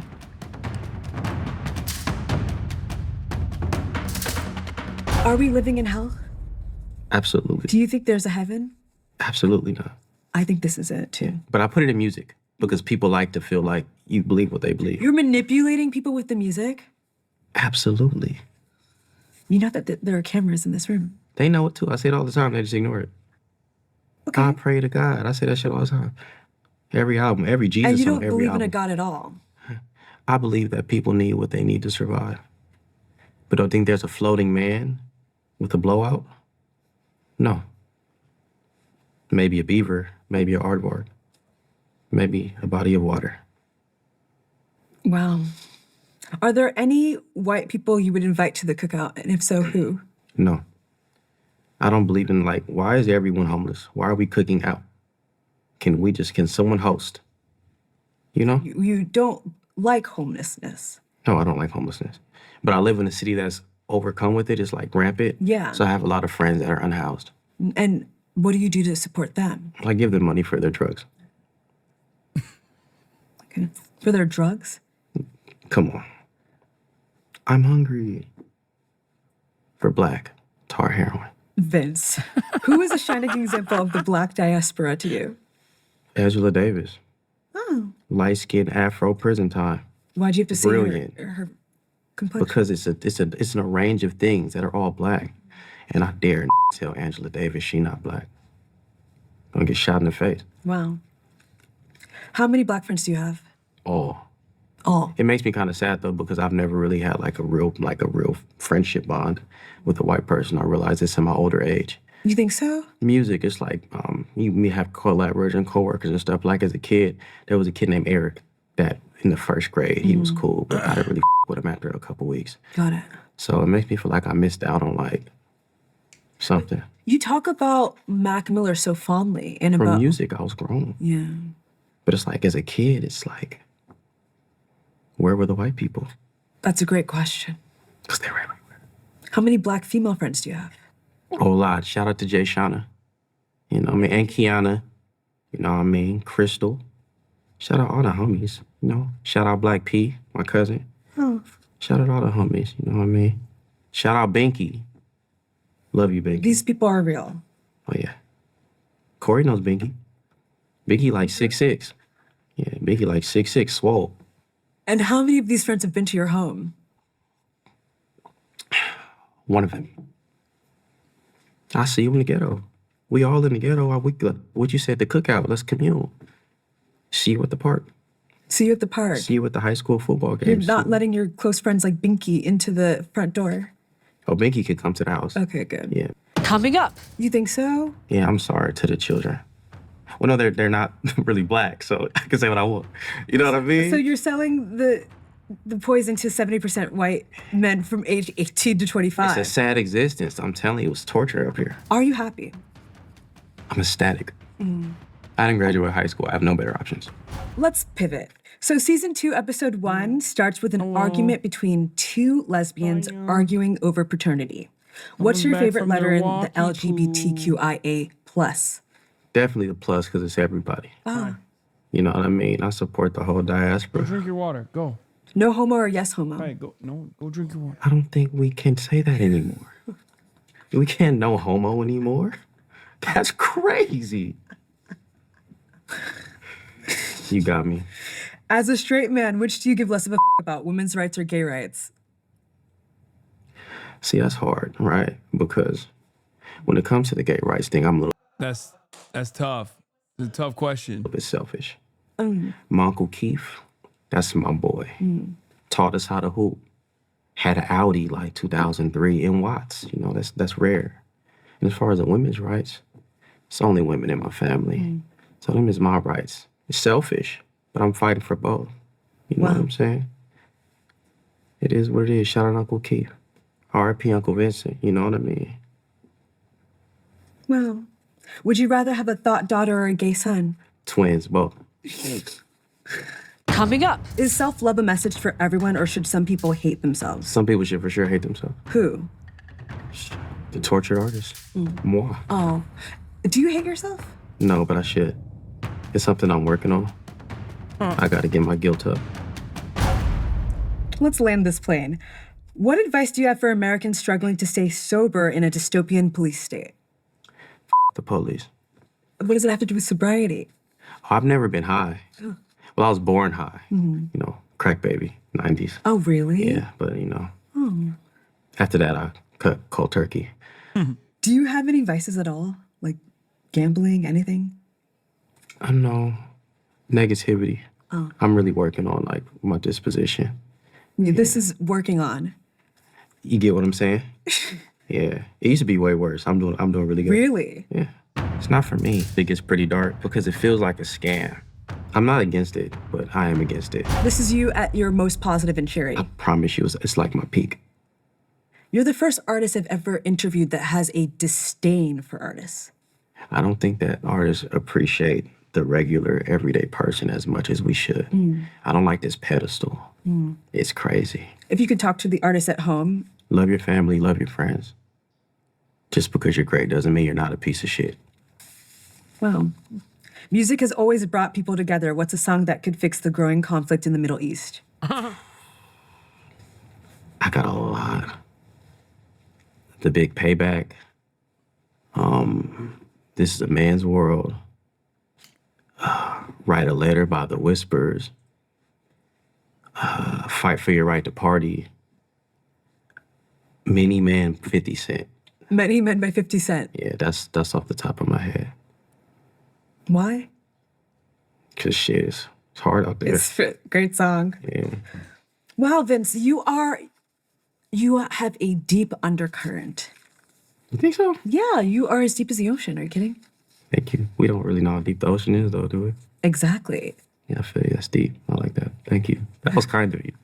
Oh, yes. How do you think this went? I think it went amazing. What do you want your last words on screen to be? I love you all, and thank you. Well, thank you, Vince. Wow, Vince Staples, everyone. Thank you. Was that too bad? That was too many N-bombs? Dare let shoot gun, smoke crack, bitches. We're the hoes, we're the hoes, we're the bitches. Where the hoes, where the bitches in the crack at? We're the hoes, we're the bitches. Just kill the on the back street. We're the hoes, we're the bitches. Yay, yay. She hit him with the Amy Goodman. HasanAbi couldn't handle it. Cried on live. I am fucked. Beyond fame. 88 views 4 hours ago. What are my fucking...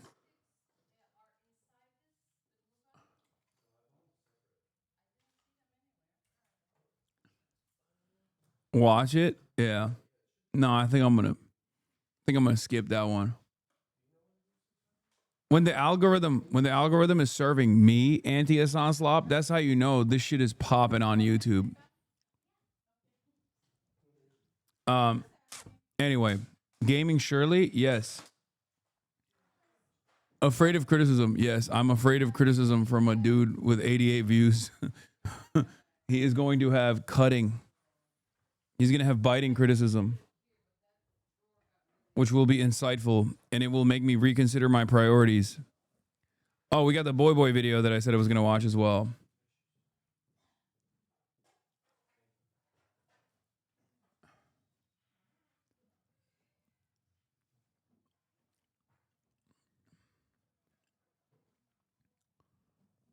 We snuck controversial art into a famous art show. I tried to help with this, but I failed. This is us. I think. Carrying a giant metal sculpture in the middle of the night during a thunderstorm, trying to dodge security, so we could secretly set up our artwork at the world's largest open-air public art exhibition. Now, it was incredibly difficult, but I just couldn't stop smiling because I knew it'd all be worth it, right? The rainfall and thunder was deafening, but all I could hear was the public's adoration. You know, like, who is this sneaky, agile art prodigy? Is it Banksy? Has Banksy done another one of his Banksies? Is that, well, that's not what happened, right? When people started posting our anonymous artwork online, everyone just called it anti-Semitic for some reason.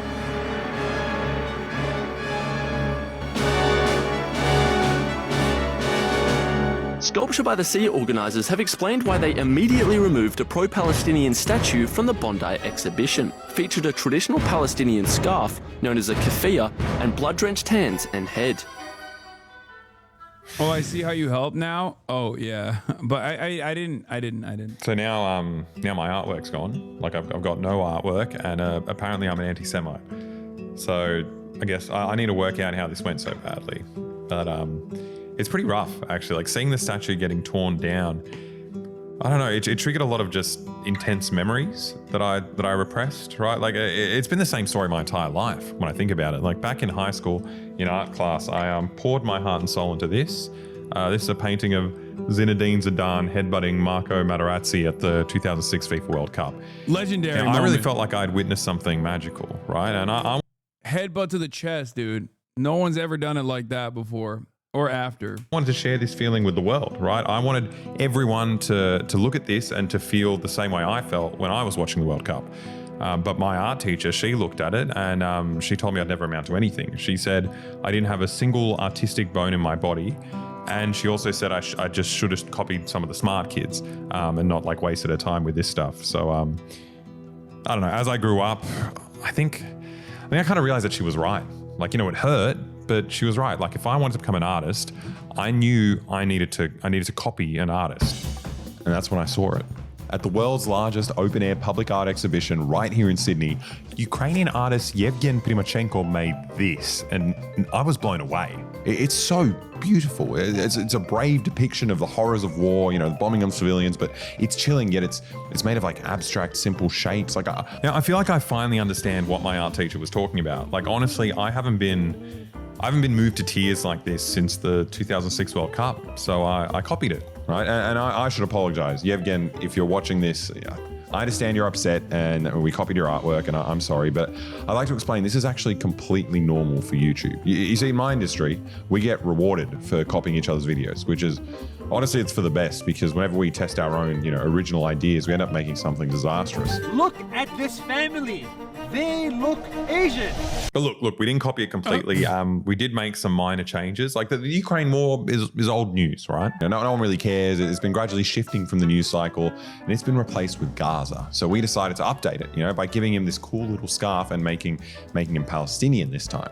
It turns out this was like a massive mistake. It somehow went from being like a celebrated work of art with a big ceremony where they unfurled a massive Ukrainian flag and everyone sang the Ukrainian national anthem together, and then we added the scarf, and it suddenly became like a vile anti-Semitic piece of trash. But we didn't know that at the time, and we just wanted to put up an artwork, and we needed to work out how to secretly erect our statue.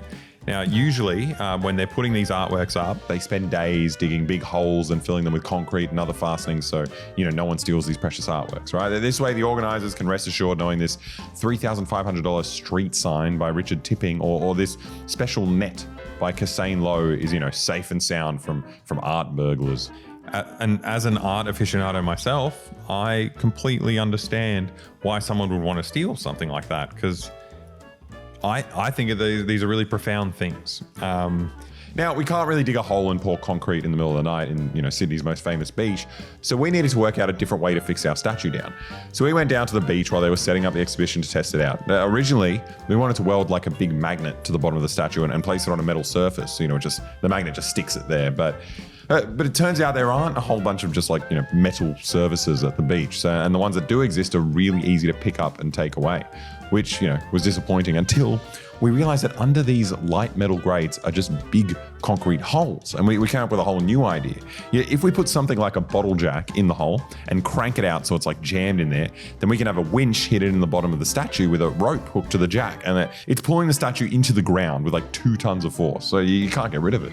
Now, we didn't bring any measuring tape, but we were able to figure out that the hole is exactly 1.5 boots wide. So we needed to make a statue base that's exactly that size. Now that we had the measurements, we just had to, cut up a bunch of steel sheets and weld them into the shape of someone else's beautiful artwork. And look, I won't bore you with the build process because that's more of I did a thing kind of video. And I just think you guys are smarter than those freaks. You don't want to watch a guy hitting a piece of metal with a hammer for 30 minutes. It's boring. Although, it's not all bad. There were some entertaining bits, like, when Alex crushed his hand testing out the winch.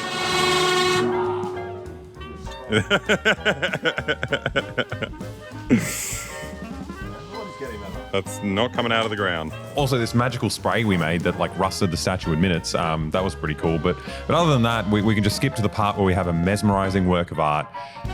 It's beautiful. I love it. Now, I realize it's a lot of pressure to set up this entire contraption in the middle of the night without getting caught. So we decided to go down to the site one more time to set up the car jack in the hole and, you know, get that ticked off the list beforehand. But it turns out because the exhibit already started, it obviously meant that the place was just completely packed. And we got a bit too scared to set up the jack in front of everyone. Yeah, I feel like a terrorist. I feel like I'm planting a bomb at a massive gathering. I don't think the first thing someone else is going to think if they see two guys digging around in the drain is they're putting a bomb in the drain. We got an orange thing that looks like a fucking decommissioned nuke. So we do it at night. Yeah, we've got more things to do in the middle of the night. I reckon, yeah, tradie vests. We're working there. Yeah. This is our job. This is our job. We're just walking down. Someone talks to us. Go, how are you going? Yeah. We don't even say anything. I don't just say anything. What tradies? We don't know anyone any explanation. Yeah. Take it up with the boss. Talk to Jerry. Yeah. I'm just going to keep saying that. Yeah. Talk to Jerry. So we woke up at 3 a.m. To go. We hate elbow. And put the statue up, but we realized we made another big mistake. Like we picked the worst possible night to put it up. I think we picked the wrong night. Why are they still doing It's the middle of the night and there's people around. They get a drunk guy. I think it's because it's Halloween. Hasan underpaid some migrant workers to set up that Christmas background. Really? You know I have a team, right? A team of underpaid migrant workers. It's true. Fuck! I thought it was gonna be dead quiet. No, it's a storm rolling. We looked at the weather and everything. We also picked the night with no moon. I thought the dead of night was gonna be dark and there was gonna be no one around. Yeah. It feels like daytime. Bondi's bad because people party till 3 a.m. and then the joggers started at 3 a.m. There's like a perfect overlap. I'm scared. Let's give up. No, we got this. This is gonna be Look, there's a fucking guy here. Who? Look at that guy, fucking Viking. Now, I realized there was another thing that we failed to consider at the start. We spent this entire time worrying about how we'd get in trouble for, putting up an unauthorized statue. But I started to realize that if police saw us carrying a statue in the middle of the night, they're way more likely to assume we're just stealing a priceless piece of art, which is so much worse than what we were actually doing. I reckon if police stop us, and they think we're stealing a statue, we'll say, okay, we'll put it back. And then it's just us. Oh, then we get to put the statue back in. Yeah, and then the statue will be in. We'll be arrested, but the statue will be in the ground. We're probably doing a heist. It's probably worse. I mean, they got Don't stop that it. out loud. It does feel like we're doing a heist now. All right, boys, get changed. Dead at night. Honestly, everything was working against us. Like, we had to drive down and park here and then carry this 70-kilogram statue down to the shore and then set it up here as quickly as possible without anyone seeing us. And on top of that, we had to put the jack in the ground, which we failed to do during the day. But I don't know, there was no turning back now. Who'd have thought people would be stopping and taking pictures at an art exhibition? Yeah, it's like the worst place to do a crime. Now, the night had been going pretty badly so far, but what we didn't realize is that it could and also would get much, much worse. We're doing a fucking heist. Oh no, there's couples kissing. Yuck! There's a security guard right there. Where? Right there, there's a security guard. Okay, let's turn around. Yeah. Turn around. It's not us. We'll have to go the other way. What are you doing sitting in the rain? Man, some people really love art. At least he's sitting here facing that way. Yeah, it's gonna start raining. He's gonna go inside his little hut. I just wish I knew where they spawned.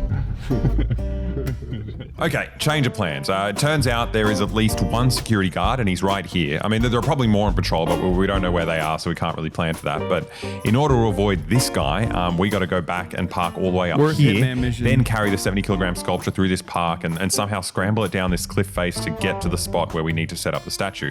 And we got to do it as fast as we can and without anyone seeing us. Like needless to say, I was not feeling great about it. What do you think?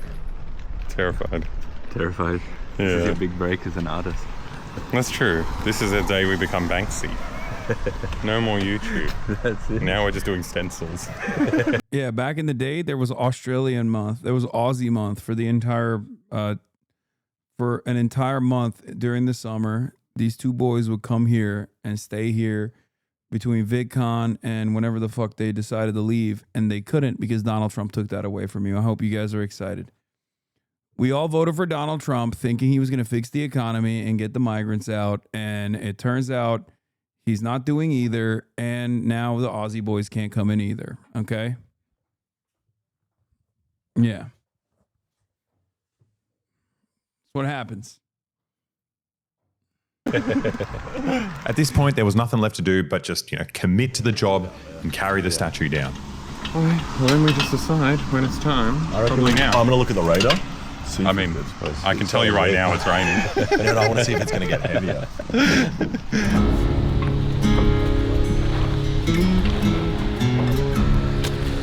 Alexa was this close to coming to China too. So get mad at him for not doing it, for not pulling the trigger.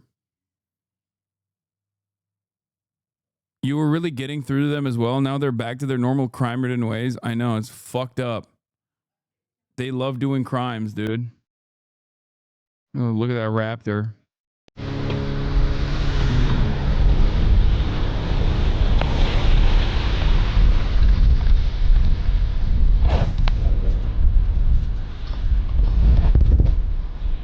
Thanks. How did you know if you something from there?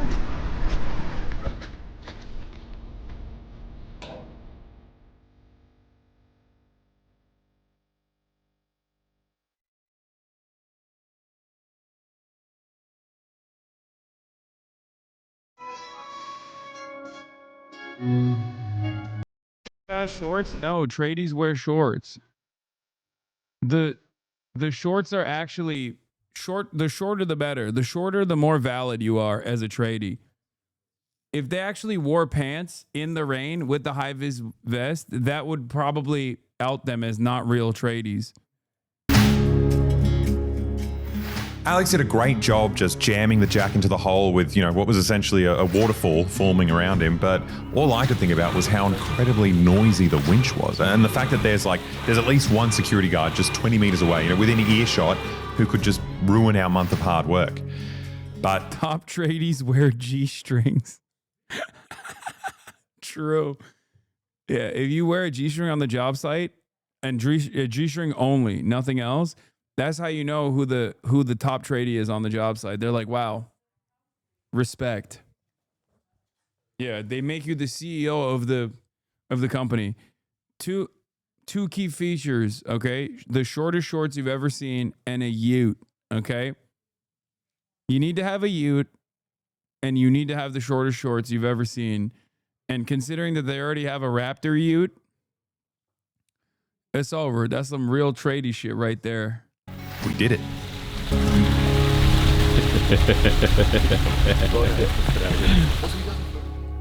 I honestly can't believe we pulled this off. We felt like school kids. I mean, not the kind that the IDF kills, but the kind that get to giggle and do pranks and stuff. I can't even imagine what the security guard's going to say when they discover this whole statue in the ground. It'd be so funny to be that guy, and then next morning find out something's going on. They took a statue? No. They put one in. Exhausting. That is my It was so hard to carry. That was so hard to carry. Who'd have thought carrying a whole ass sculpture down some rock steps would be so hard? I got sympathy for those ancient Egyptians. I feel like one of them. Oh. And this beautiful rain. Yeah, this is the timing. As soon as we arrived, it started raining. All the Halloween weirdos all dispersed. We didn't even realize how lucky we were. As we drove away, we noticed a security guard at every other entrance except the one we went to. Residence access center. There's probably gonna be a security guard down here. We probably picked the one entrance where you can go. Hopefully the security guards, they're now guarding our art. Yeah, exactly. So if someone comes to take it away, security will be like, it's in the museum. It's like an achievement in a video game. If you get it in without being spotted, then all these guys were in your team. Yeah, exactly. But we were done. We're done for the day. We could go home and sleep and just wait for the praise to start coming in. But I don't know, it all moved a lot quicker than we had anticipated. People started calling us anti-Semites, and the organizers, they managed to tear the statue down fairly quickly. So we raced back to find them still trying to get the jack out of the ground. But we saw the statue, our beautiful statue, just lying in the back of a truck, too offensive to be considered art. The main question now is why was the Ukrainian statue good and normal, but the Palestinian statue was bad and anti-Semitic? Well, I thought I was a well-informed guy. I thought I was a reasonable man, and you'd look at me and you'd think, this is a guy who knows what anti-Semitism is, right? Well, you're wrong, and we're both idiots, because I actually had no idea what anti-Semitism was. Like, I thought anti-Semitism was like when you do like a Nazi salute or something, like Elon Musk does, or when you believe conspiracy theories about Jews controlling hordes of minorities and sending them as a flood to destroy the white race, like Elon Musk does as well. But it turns out that stuff doesn't actually matter that much when it comes to anti-Semitism. So we have to talk to Elon. He's not an enemy. He's a friend. Look, this is all incredibly confusing. I mean, it throws my understanding of anti-Semitism out the window. I mean, yeah, he was throwing his love to the crowd. These guys, it's an easy mistake. It's an easy mistake. That's not real anti-Semitism. Real anti-Semitism is when you say Palestinians are human beings, not when you do a Sig Heil, a double Sig Heil on the day of the inauguration. That's just an awkward gesture, depending on how pro-Israel you will become. maybe Elon just gets like a Nazi pass because he's the richest man in the world, which is crazy. You know, like the kind of depths people would sink to for money. It's actually disgusting. Now, before we go on with our beautiful artwork, we'd like to teach you about the art of project management with the sponsor of today's video, Odoo. Odoo is a management software all-in-one that offers a plethora of entrepreneur-focused applications for entrepreneurs to facilitate daily management of their activities such as invoicing, accounting, project management, inventory, site creation, and more. One of our favorite aspects is their instant lead capture, which means that interested customers can contact you directly on your Odoo website and a new opportunity is automatically created in your CRM. Another great aspect is the pipeline view with Kanban view. You have opportunities separated through different stages and every opportunity is presented in card form, from their details to their priority level and the expected revenue. Within each task, you could add complete information of the client and their requirements in the description. It also offers simplified communication and monitoring, so all your email exchanges and log... Odoo is the most ride or die sponsor. They've just sponsored them through thick and thin. I don't know how. I guess they just don't know what they get up to in their videos. Take place in the chatter. You can even integrate it with ChatGPT to save time and easily schedule activities such as meetings, calls to do, etc. Best of all, you can create and send quotes in just a few clicks. Bro, this fucking management software has been fucking spamming the shit out of our YouTube ads. What do you mean our? You mean your? Directly from your opportunity. Your client can even accept and pay for it from the customer portal, at which point you would like to say, well done, you made your first sale. And the best part is it's absolutely free. Your first up with Odoo is free for life with unlimited hosting and support. So what are you waiting for? Click our link and download Odoo today. Now go back to our statue. Now, it turns out the definition of anti-Semitism actually changed, and no one told me, right? It literally changed in 2016 when the IHRA released the working definition of anti-Semitism.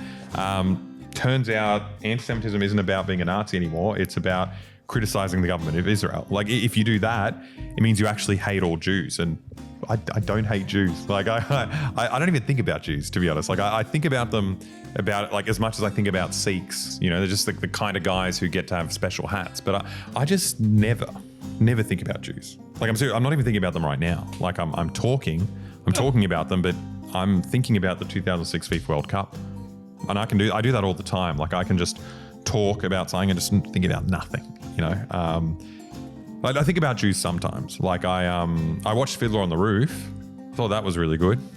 And one time Spotify recommended Jorah Feedman to me, and I honestly liked him so much that I like immediately bought a clarinet so I could learn how to do this.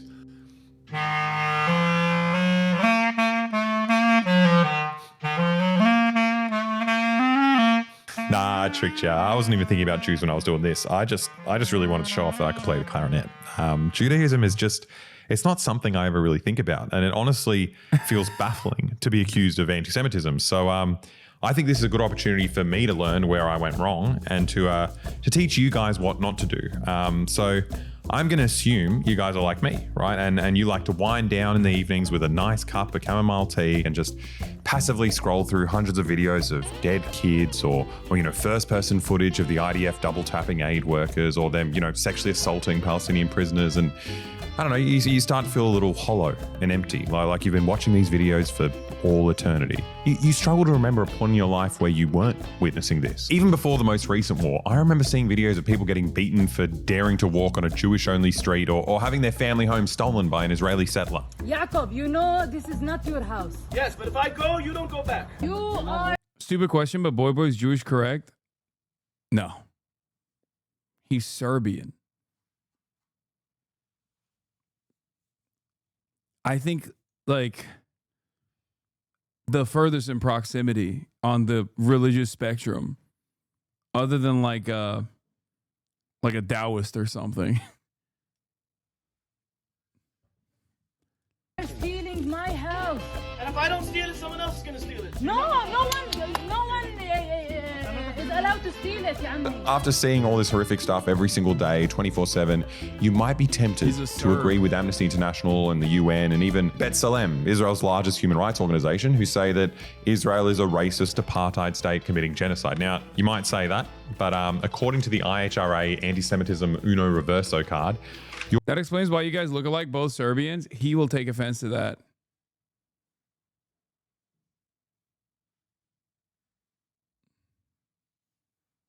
Not me. I think it's funny because I always say he's my Balkan slave. He's my Balkan slave boy.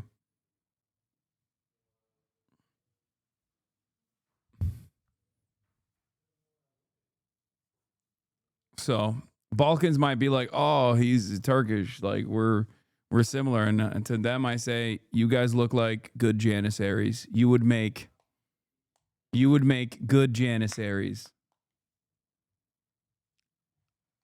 Freaky Unk at it again.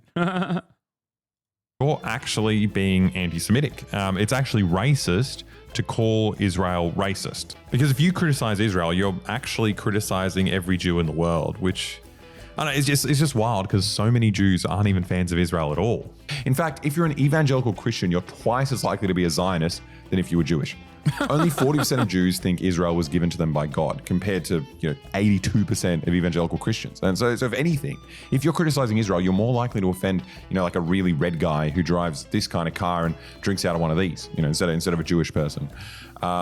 Look, I don't know. It's just a horrible definition of anti-Semitism. Like it doesn't make any sense, and that's probably why Kenneth Stern, the American Jewish Committee's anti-Semitism expert who wrote the definition, said it should never actually be legally adopted by a government. And I mean, it says not legally binding on the front page of the thing, which is a little bit awkward because, all the Western politicians who were holding this in their hands. A real Dr. Frankenstein's monster type situation, honestly. Guy who writes it is like, no, what have I done?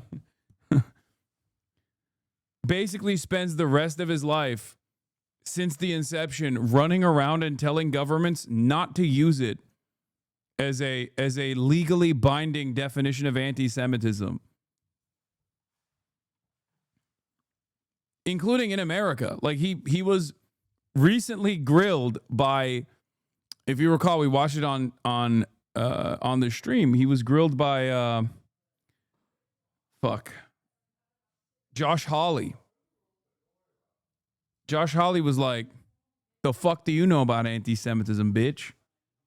He decided in all of these countries to legally adopt this definition, which means that while Israel is breaking the record for the amount of kids killed in conflicts over the past few decades, in the West, a children's hospital is forced to take down artworks drawn by Palestinian kids because that's now considered anti-Semitic thanks to the new definition we've adopted.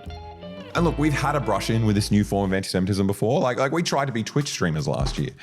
We spent a lot of time reading the news, and the problem is, if you've ever read the news over the past 2 years, chances are you'd be reading about Israel's genocide in Gaza. Like, granted, if you're reading Western news reports, they wouldn't call it a genocide. Like when an IDF tank is driving around in the ruins of Gaza and just, decides to spray 356 bullets at Hind Rajab, like a 5-year-old girl, our media refers to her as a full-grown woman. Hind is a reference to a woman who was killed in Gaza. But when a full-grown adult IDF soldier who operates one of these tanks is captured by Hamas, well, then he's just a cute little baby, and who knows how he wound up driving a tank. But what's important is that he's just a little kid who's been kidnapped. Hasan Angrist kidnapped from a tank. But either way, even with our incredible... Kidnapped from a tank, man. That's so crazy.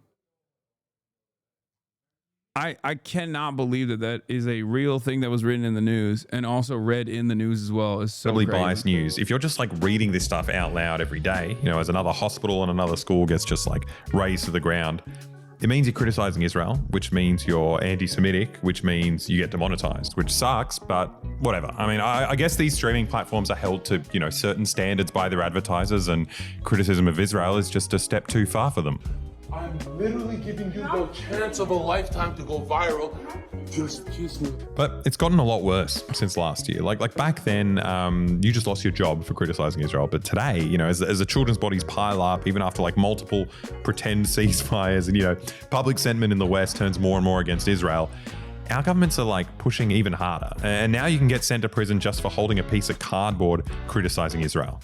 The crime was holding these signs, the cardboard taken away by police to be used as evidence.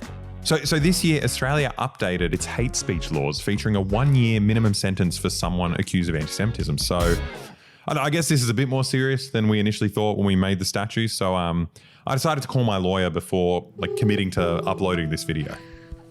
Hey Mark, how you going? I'm good, mate. I'm just reading the 2 acts as we speak. They're a nightmare. They're a fucking nightmare. Like The a next being, like a good nightmare, or like one? no good nightmares. There are no good nightmares, Alexa. Okay. By definition, there are no good nightmares. What the fuck is wrong with you? There's 2 acts. They both came in this year.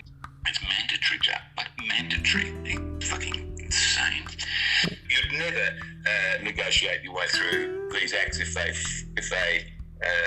you know, gaze upon you. They're the worst type of law there is, you know. I forget your image precisely. It's a rip-off of a statue from a previous year. We've just got a Palestinian scarf on it. Well, you know, the danger for you is probably lies within, of all things, the Palestinian scarf. Now, what is now an offence, and indeed is a mandatory... They did an anti-Semitism. What? Yeah. They put a artwork of a Palestinian kid, which was seen as anti-Semitic. So now he's talking to his lawyer. Murat is here. Offence is the display of terrorist symbols. Right. If we have to go to jail for 12 months, do we get to choose? Like, how do you know if you're going to like the nice prison or the scary one? Oh, they're going to put you with all the hate They did a thing, anti-Semitism. criminals. I'm sure they'll have a special hate criminal prison. Yeah. I don't think you won't get the garden prison. I don't know. Because that's what I was looking for. I was just like, well, I just make videos. Like, You were hoping for the artists prison, weren't you? Just hanging out, doing some gardening. Yes, with all the creative people. Also, like, what's a year? What's a year in prison? Like, what's, you know, people have gone to... Murat Riz, engineer. They're saying engineer, wife guy, better Piker.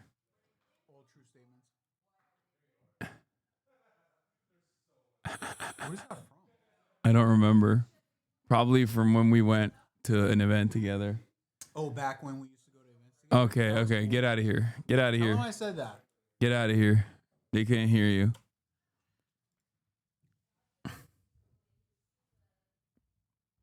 The Murat stare.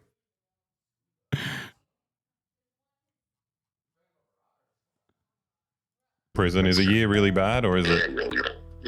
It's pretty bad, yeah. Their lives are genuinely ruined, but I think, you know, I'll be your friend. I'll help you back into society. Oh, nice.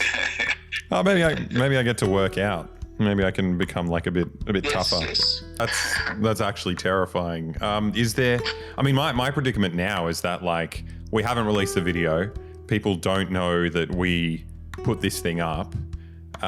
Would you recommend we just bury the video and then, you know, not go to prison?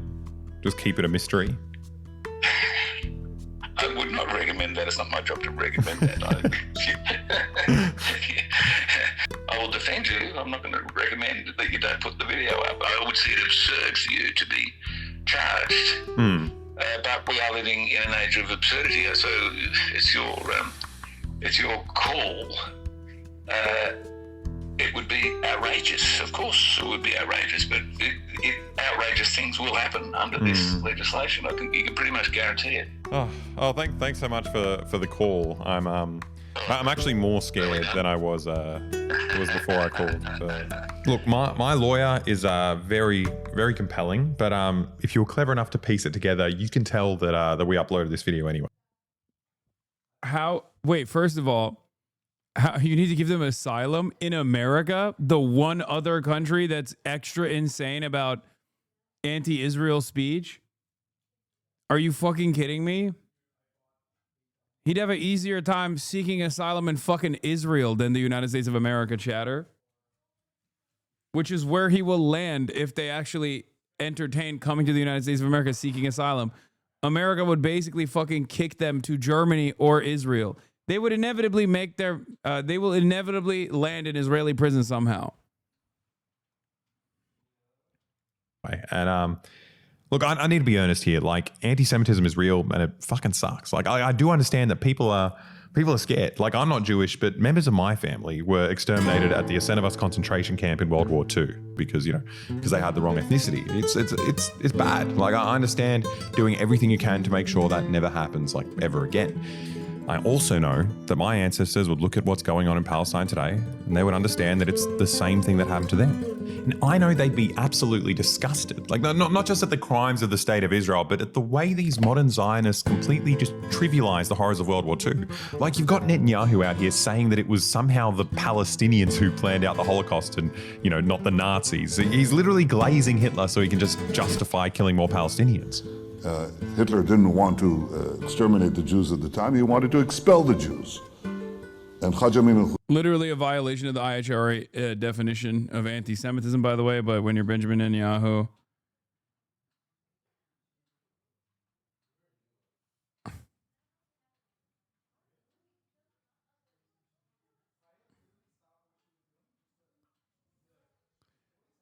But he gets to say it. Hussein went to Hitler and said, if you expel them, they'll all come here.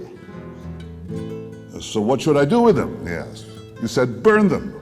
Like, stuff like this is so offensive. Like the only thing that tones it down is how incredibly stupid it is. Like, just imagine Hitler, right? The Aryan, white supremacist, master race guy. And, he's there and he's like, you know what?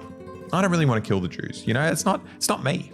Killing Jews, it's not very Hitler, and but the problem is my superior Aryan brain just can't figure out how to solve this. So you know what? I'm gonna talk to a brown Muslim guy. And Ethan put that in his court proceedings too. Yeah, remember when he was suing people over what he said was a copyright violation? And then in the court documents, he compared me to the Grand Mufti for some reason and brought me. Yeah, I mean, he's still suing two other people, Frogan and Denims. And then in the court proceedings, he mentioned my name 250 times. Just a regular IP lawsuit, man. Totally normal stuff. Yeah.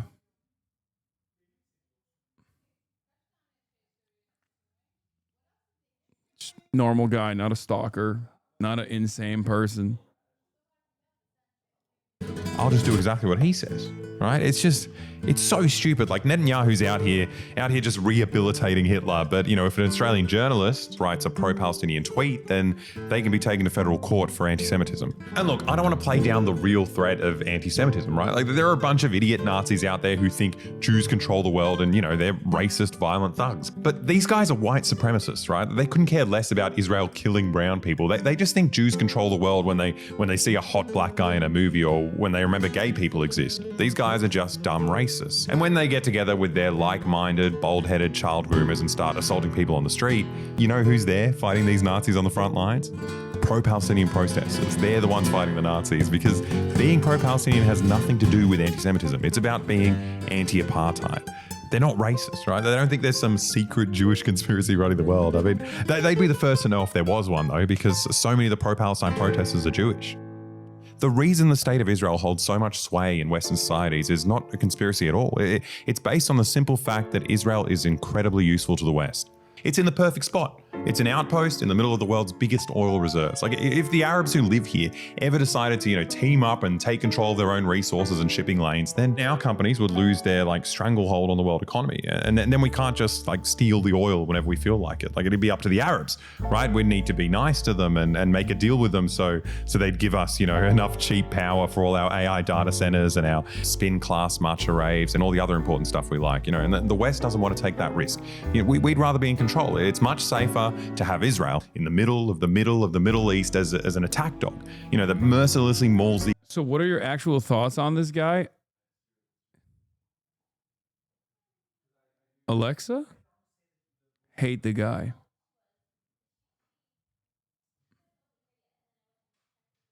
He's the worst. Because he won't come to America. It's messed up.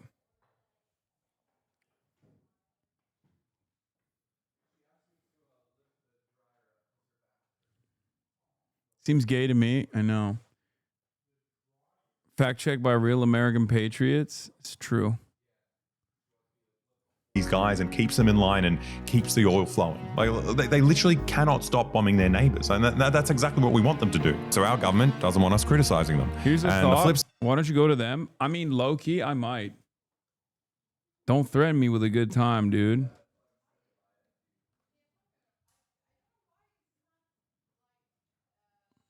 I fucking might. They convinced me after this video, I no longer believe they're anti-Semitic. I now understand they're anti-Ukrainian. Yeah. Side of that, when Russia bombs one of their neighbors, then it's the opposite effect here, right? And it's totally cool to back the Ukrainian resistance fighters because, unlike Hamas, these guys are useful. They're useful to us against our geopolitical rivals.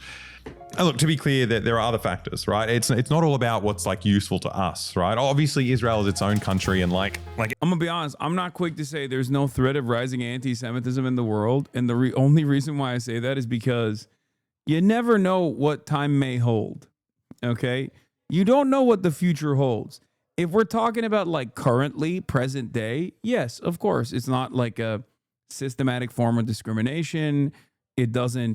It's nowhere near to the same degree as anti-black racism in this country.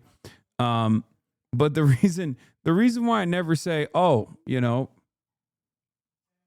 of things won't change is because you kind of don't know. Especially considering that in the past 50 or so years, especially in the past 20, 30, 40 years, anti-Semitism was absolutely not allowed institutionally, and it still isn't, right? There's still a little bit of institutional stigma, but that last dam is slowly being chipped away at, and not even slowly, but pretty aggressively being chipped away at. And once that dam breaks, who knows? I mean, you're seeing a lot of open anti-Semites. And I don't just mean people who engage in anti-Semitic statements, saying all Jews care about is Israel. I'm talking anti-Semitic neo-Nazis. They're gaining a lot of prominence.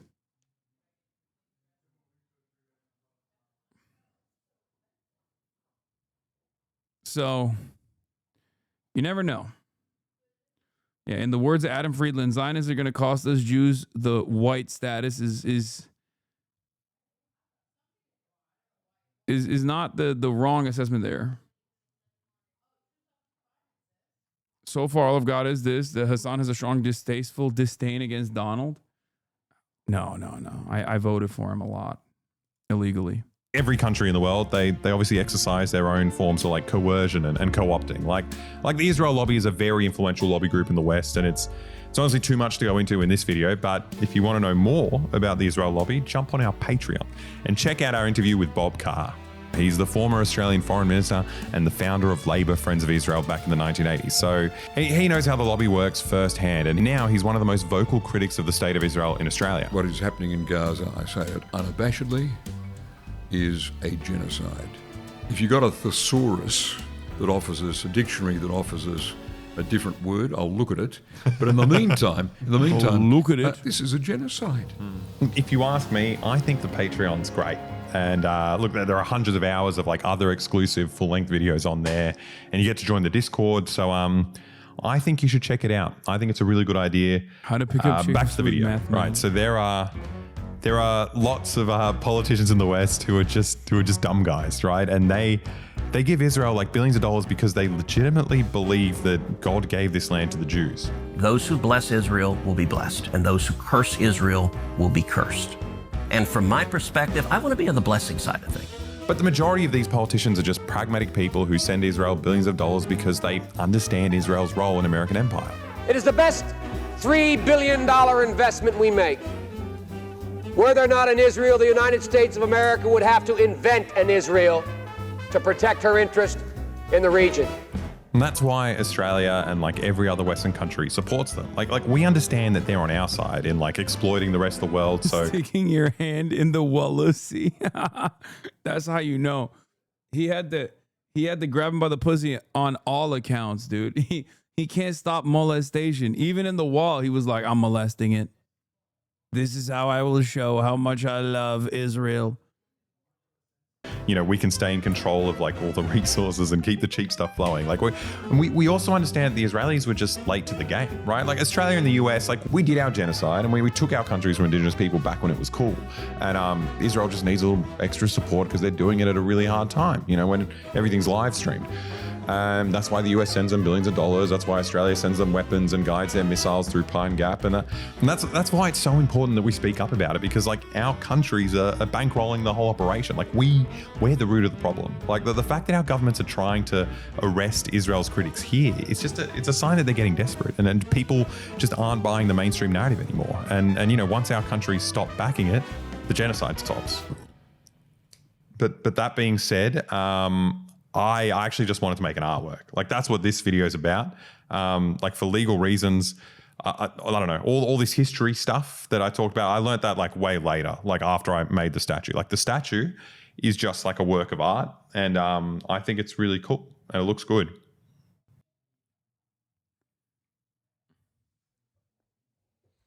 All right. I know I said I was going to do dispatch later, but my family's here, so I'm going to go spend time with them. Don't yell at me, yell at them for coming earlier than I suspected them to. So I'll do it tomorrow, and we'll do some more fun stuff tomorrow too. Lol became aware because they took down the statue. So yeah, no, I said I tried to help them out by like boosting it. The post about the statue. Because there is a tremendous amount of people that, you know, I have a lot of the fucking bots and the people that watch my shit. 23,000 people tuned in just to hear lies. What do you want me to do? You want me to not spend time with my family? That's crazy. I guess you hate me spending time with my family. Anyway, I love you guys. But tomorrow we'll do some fun shit anyway.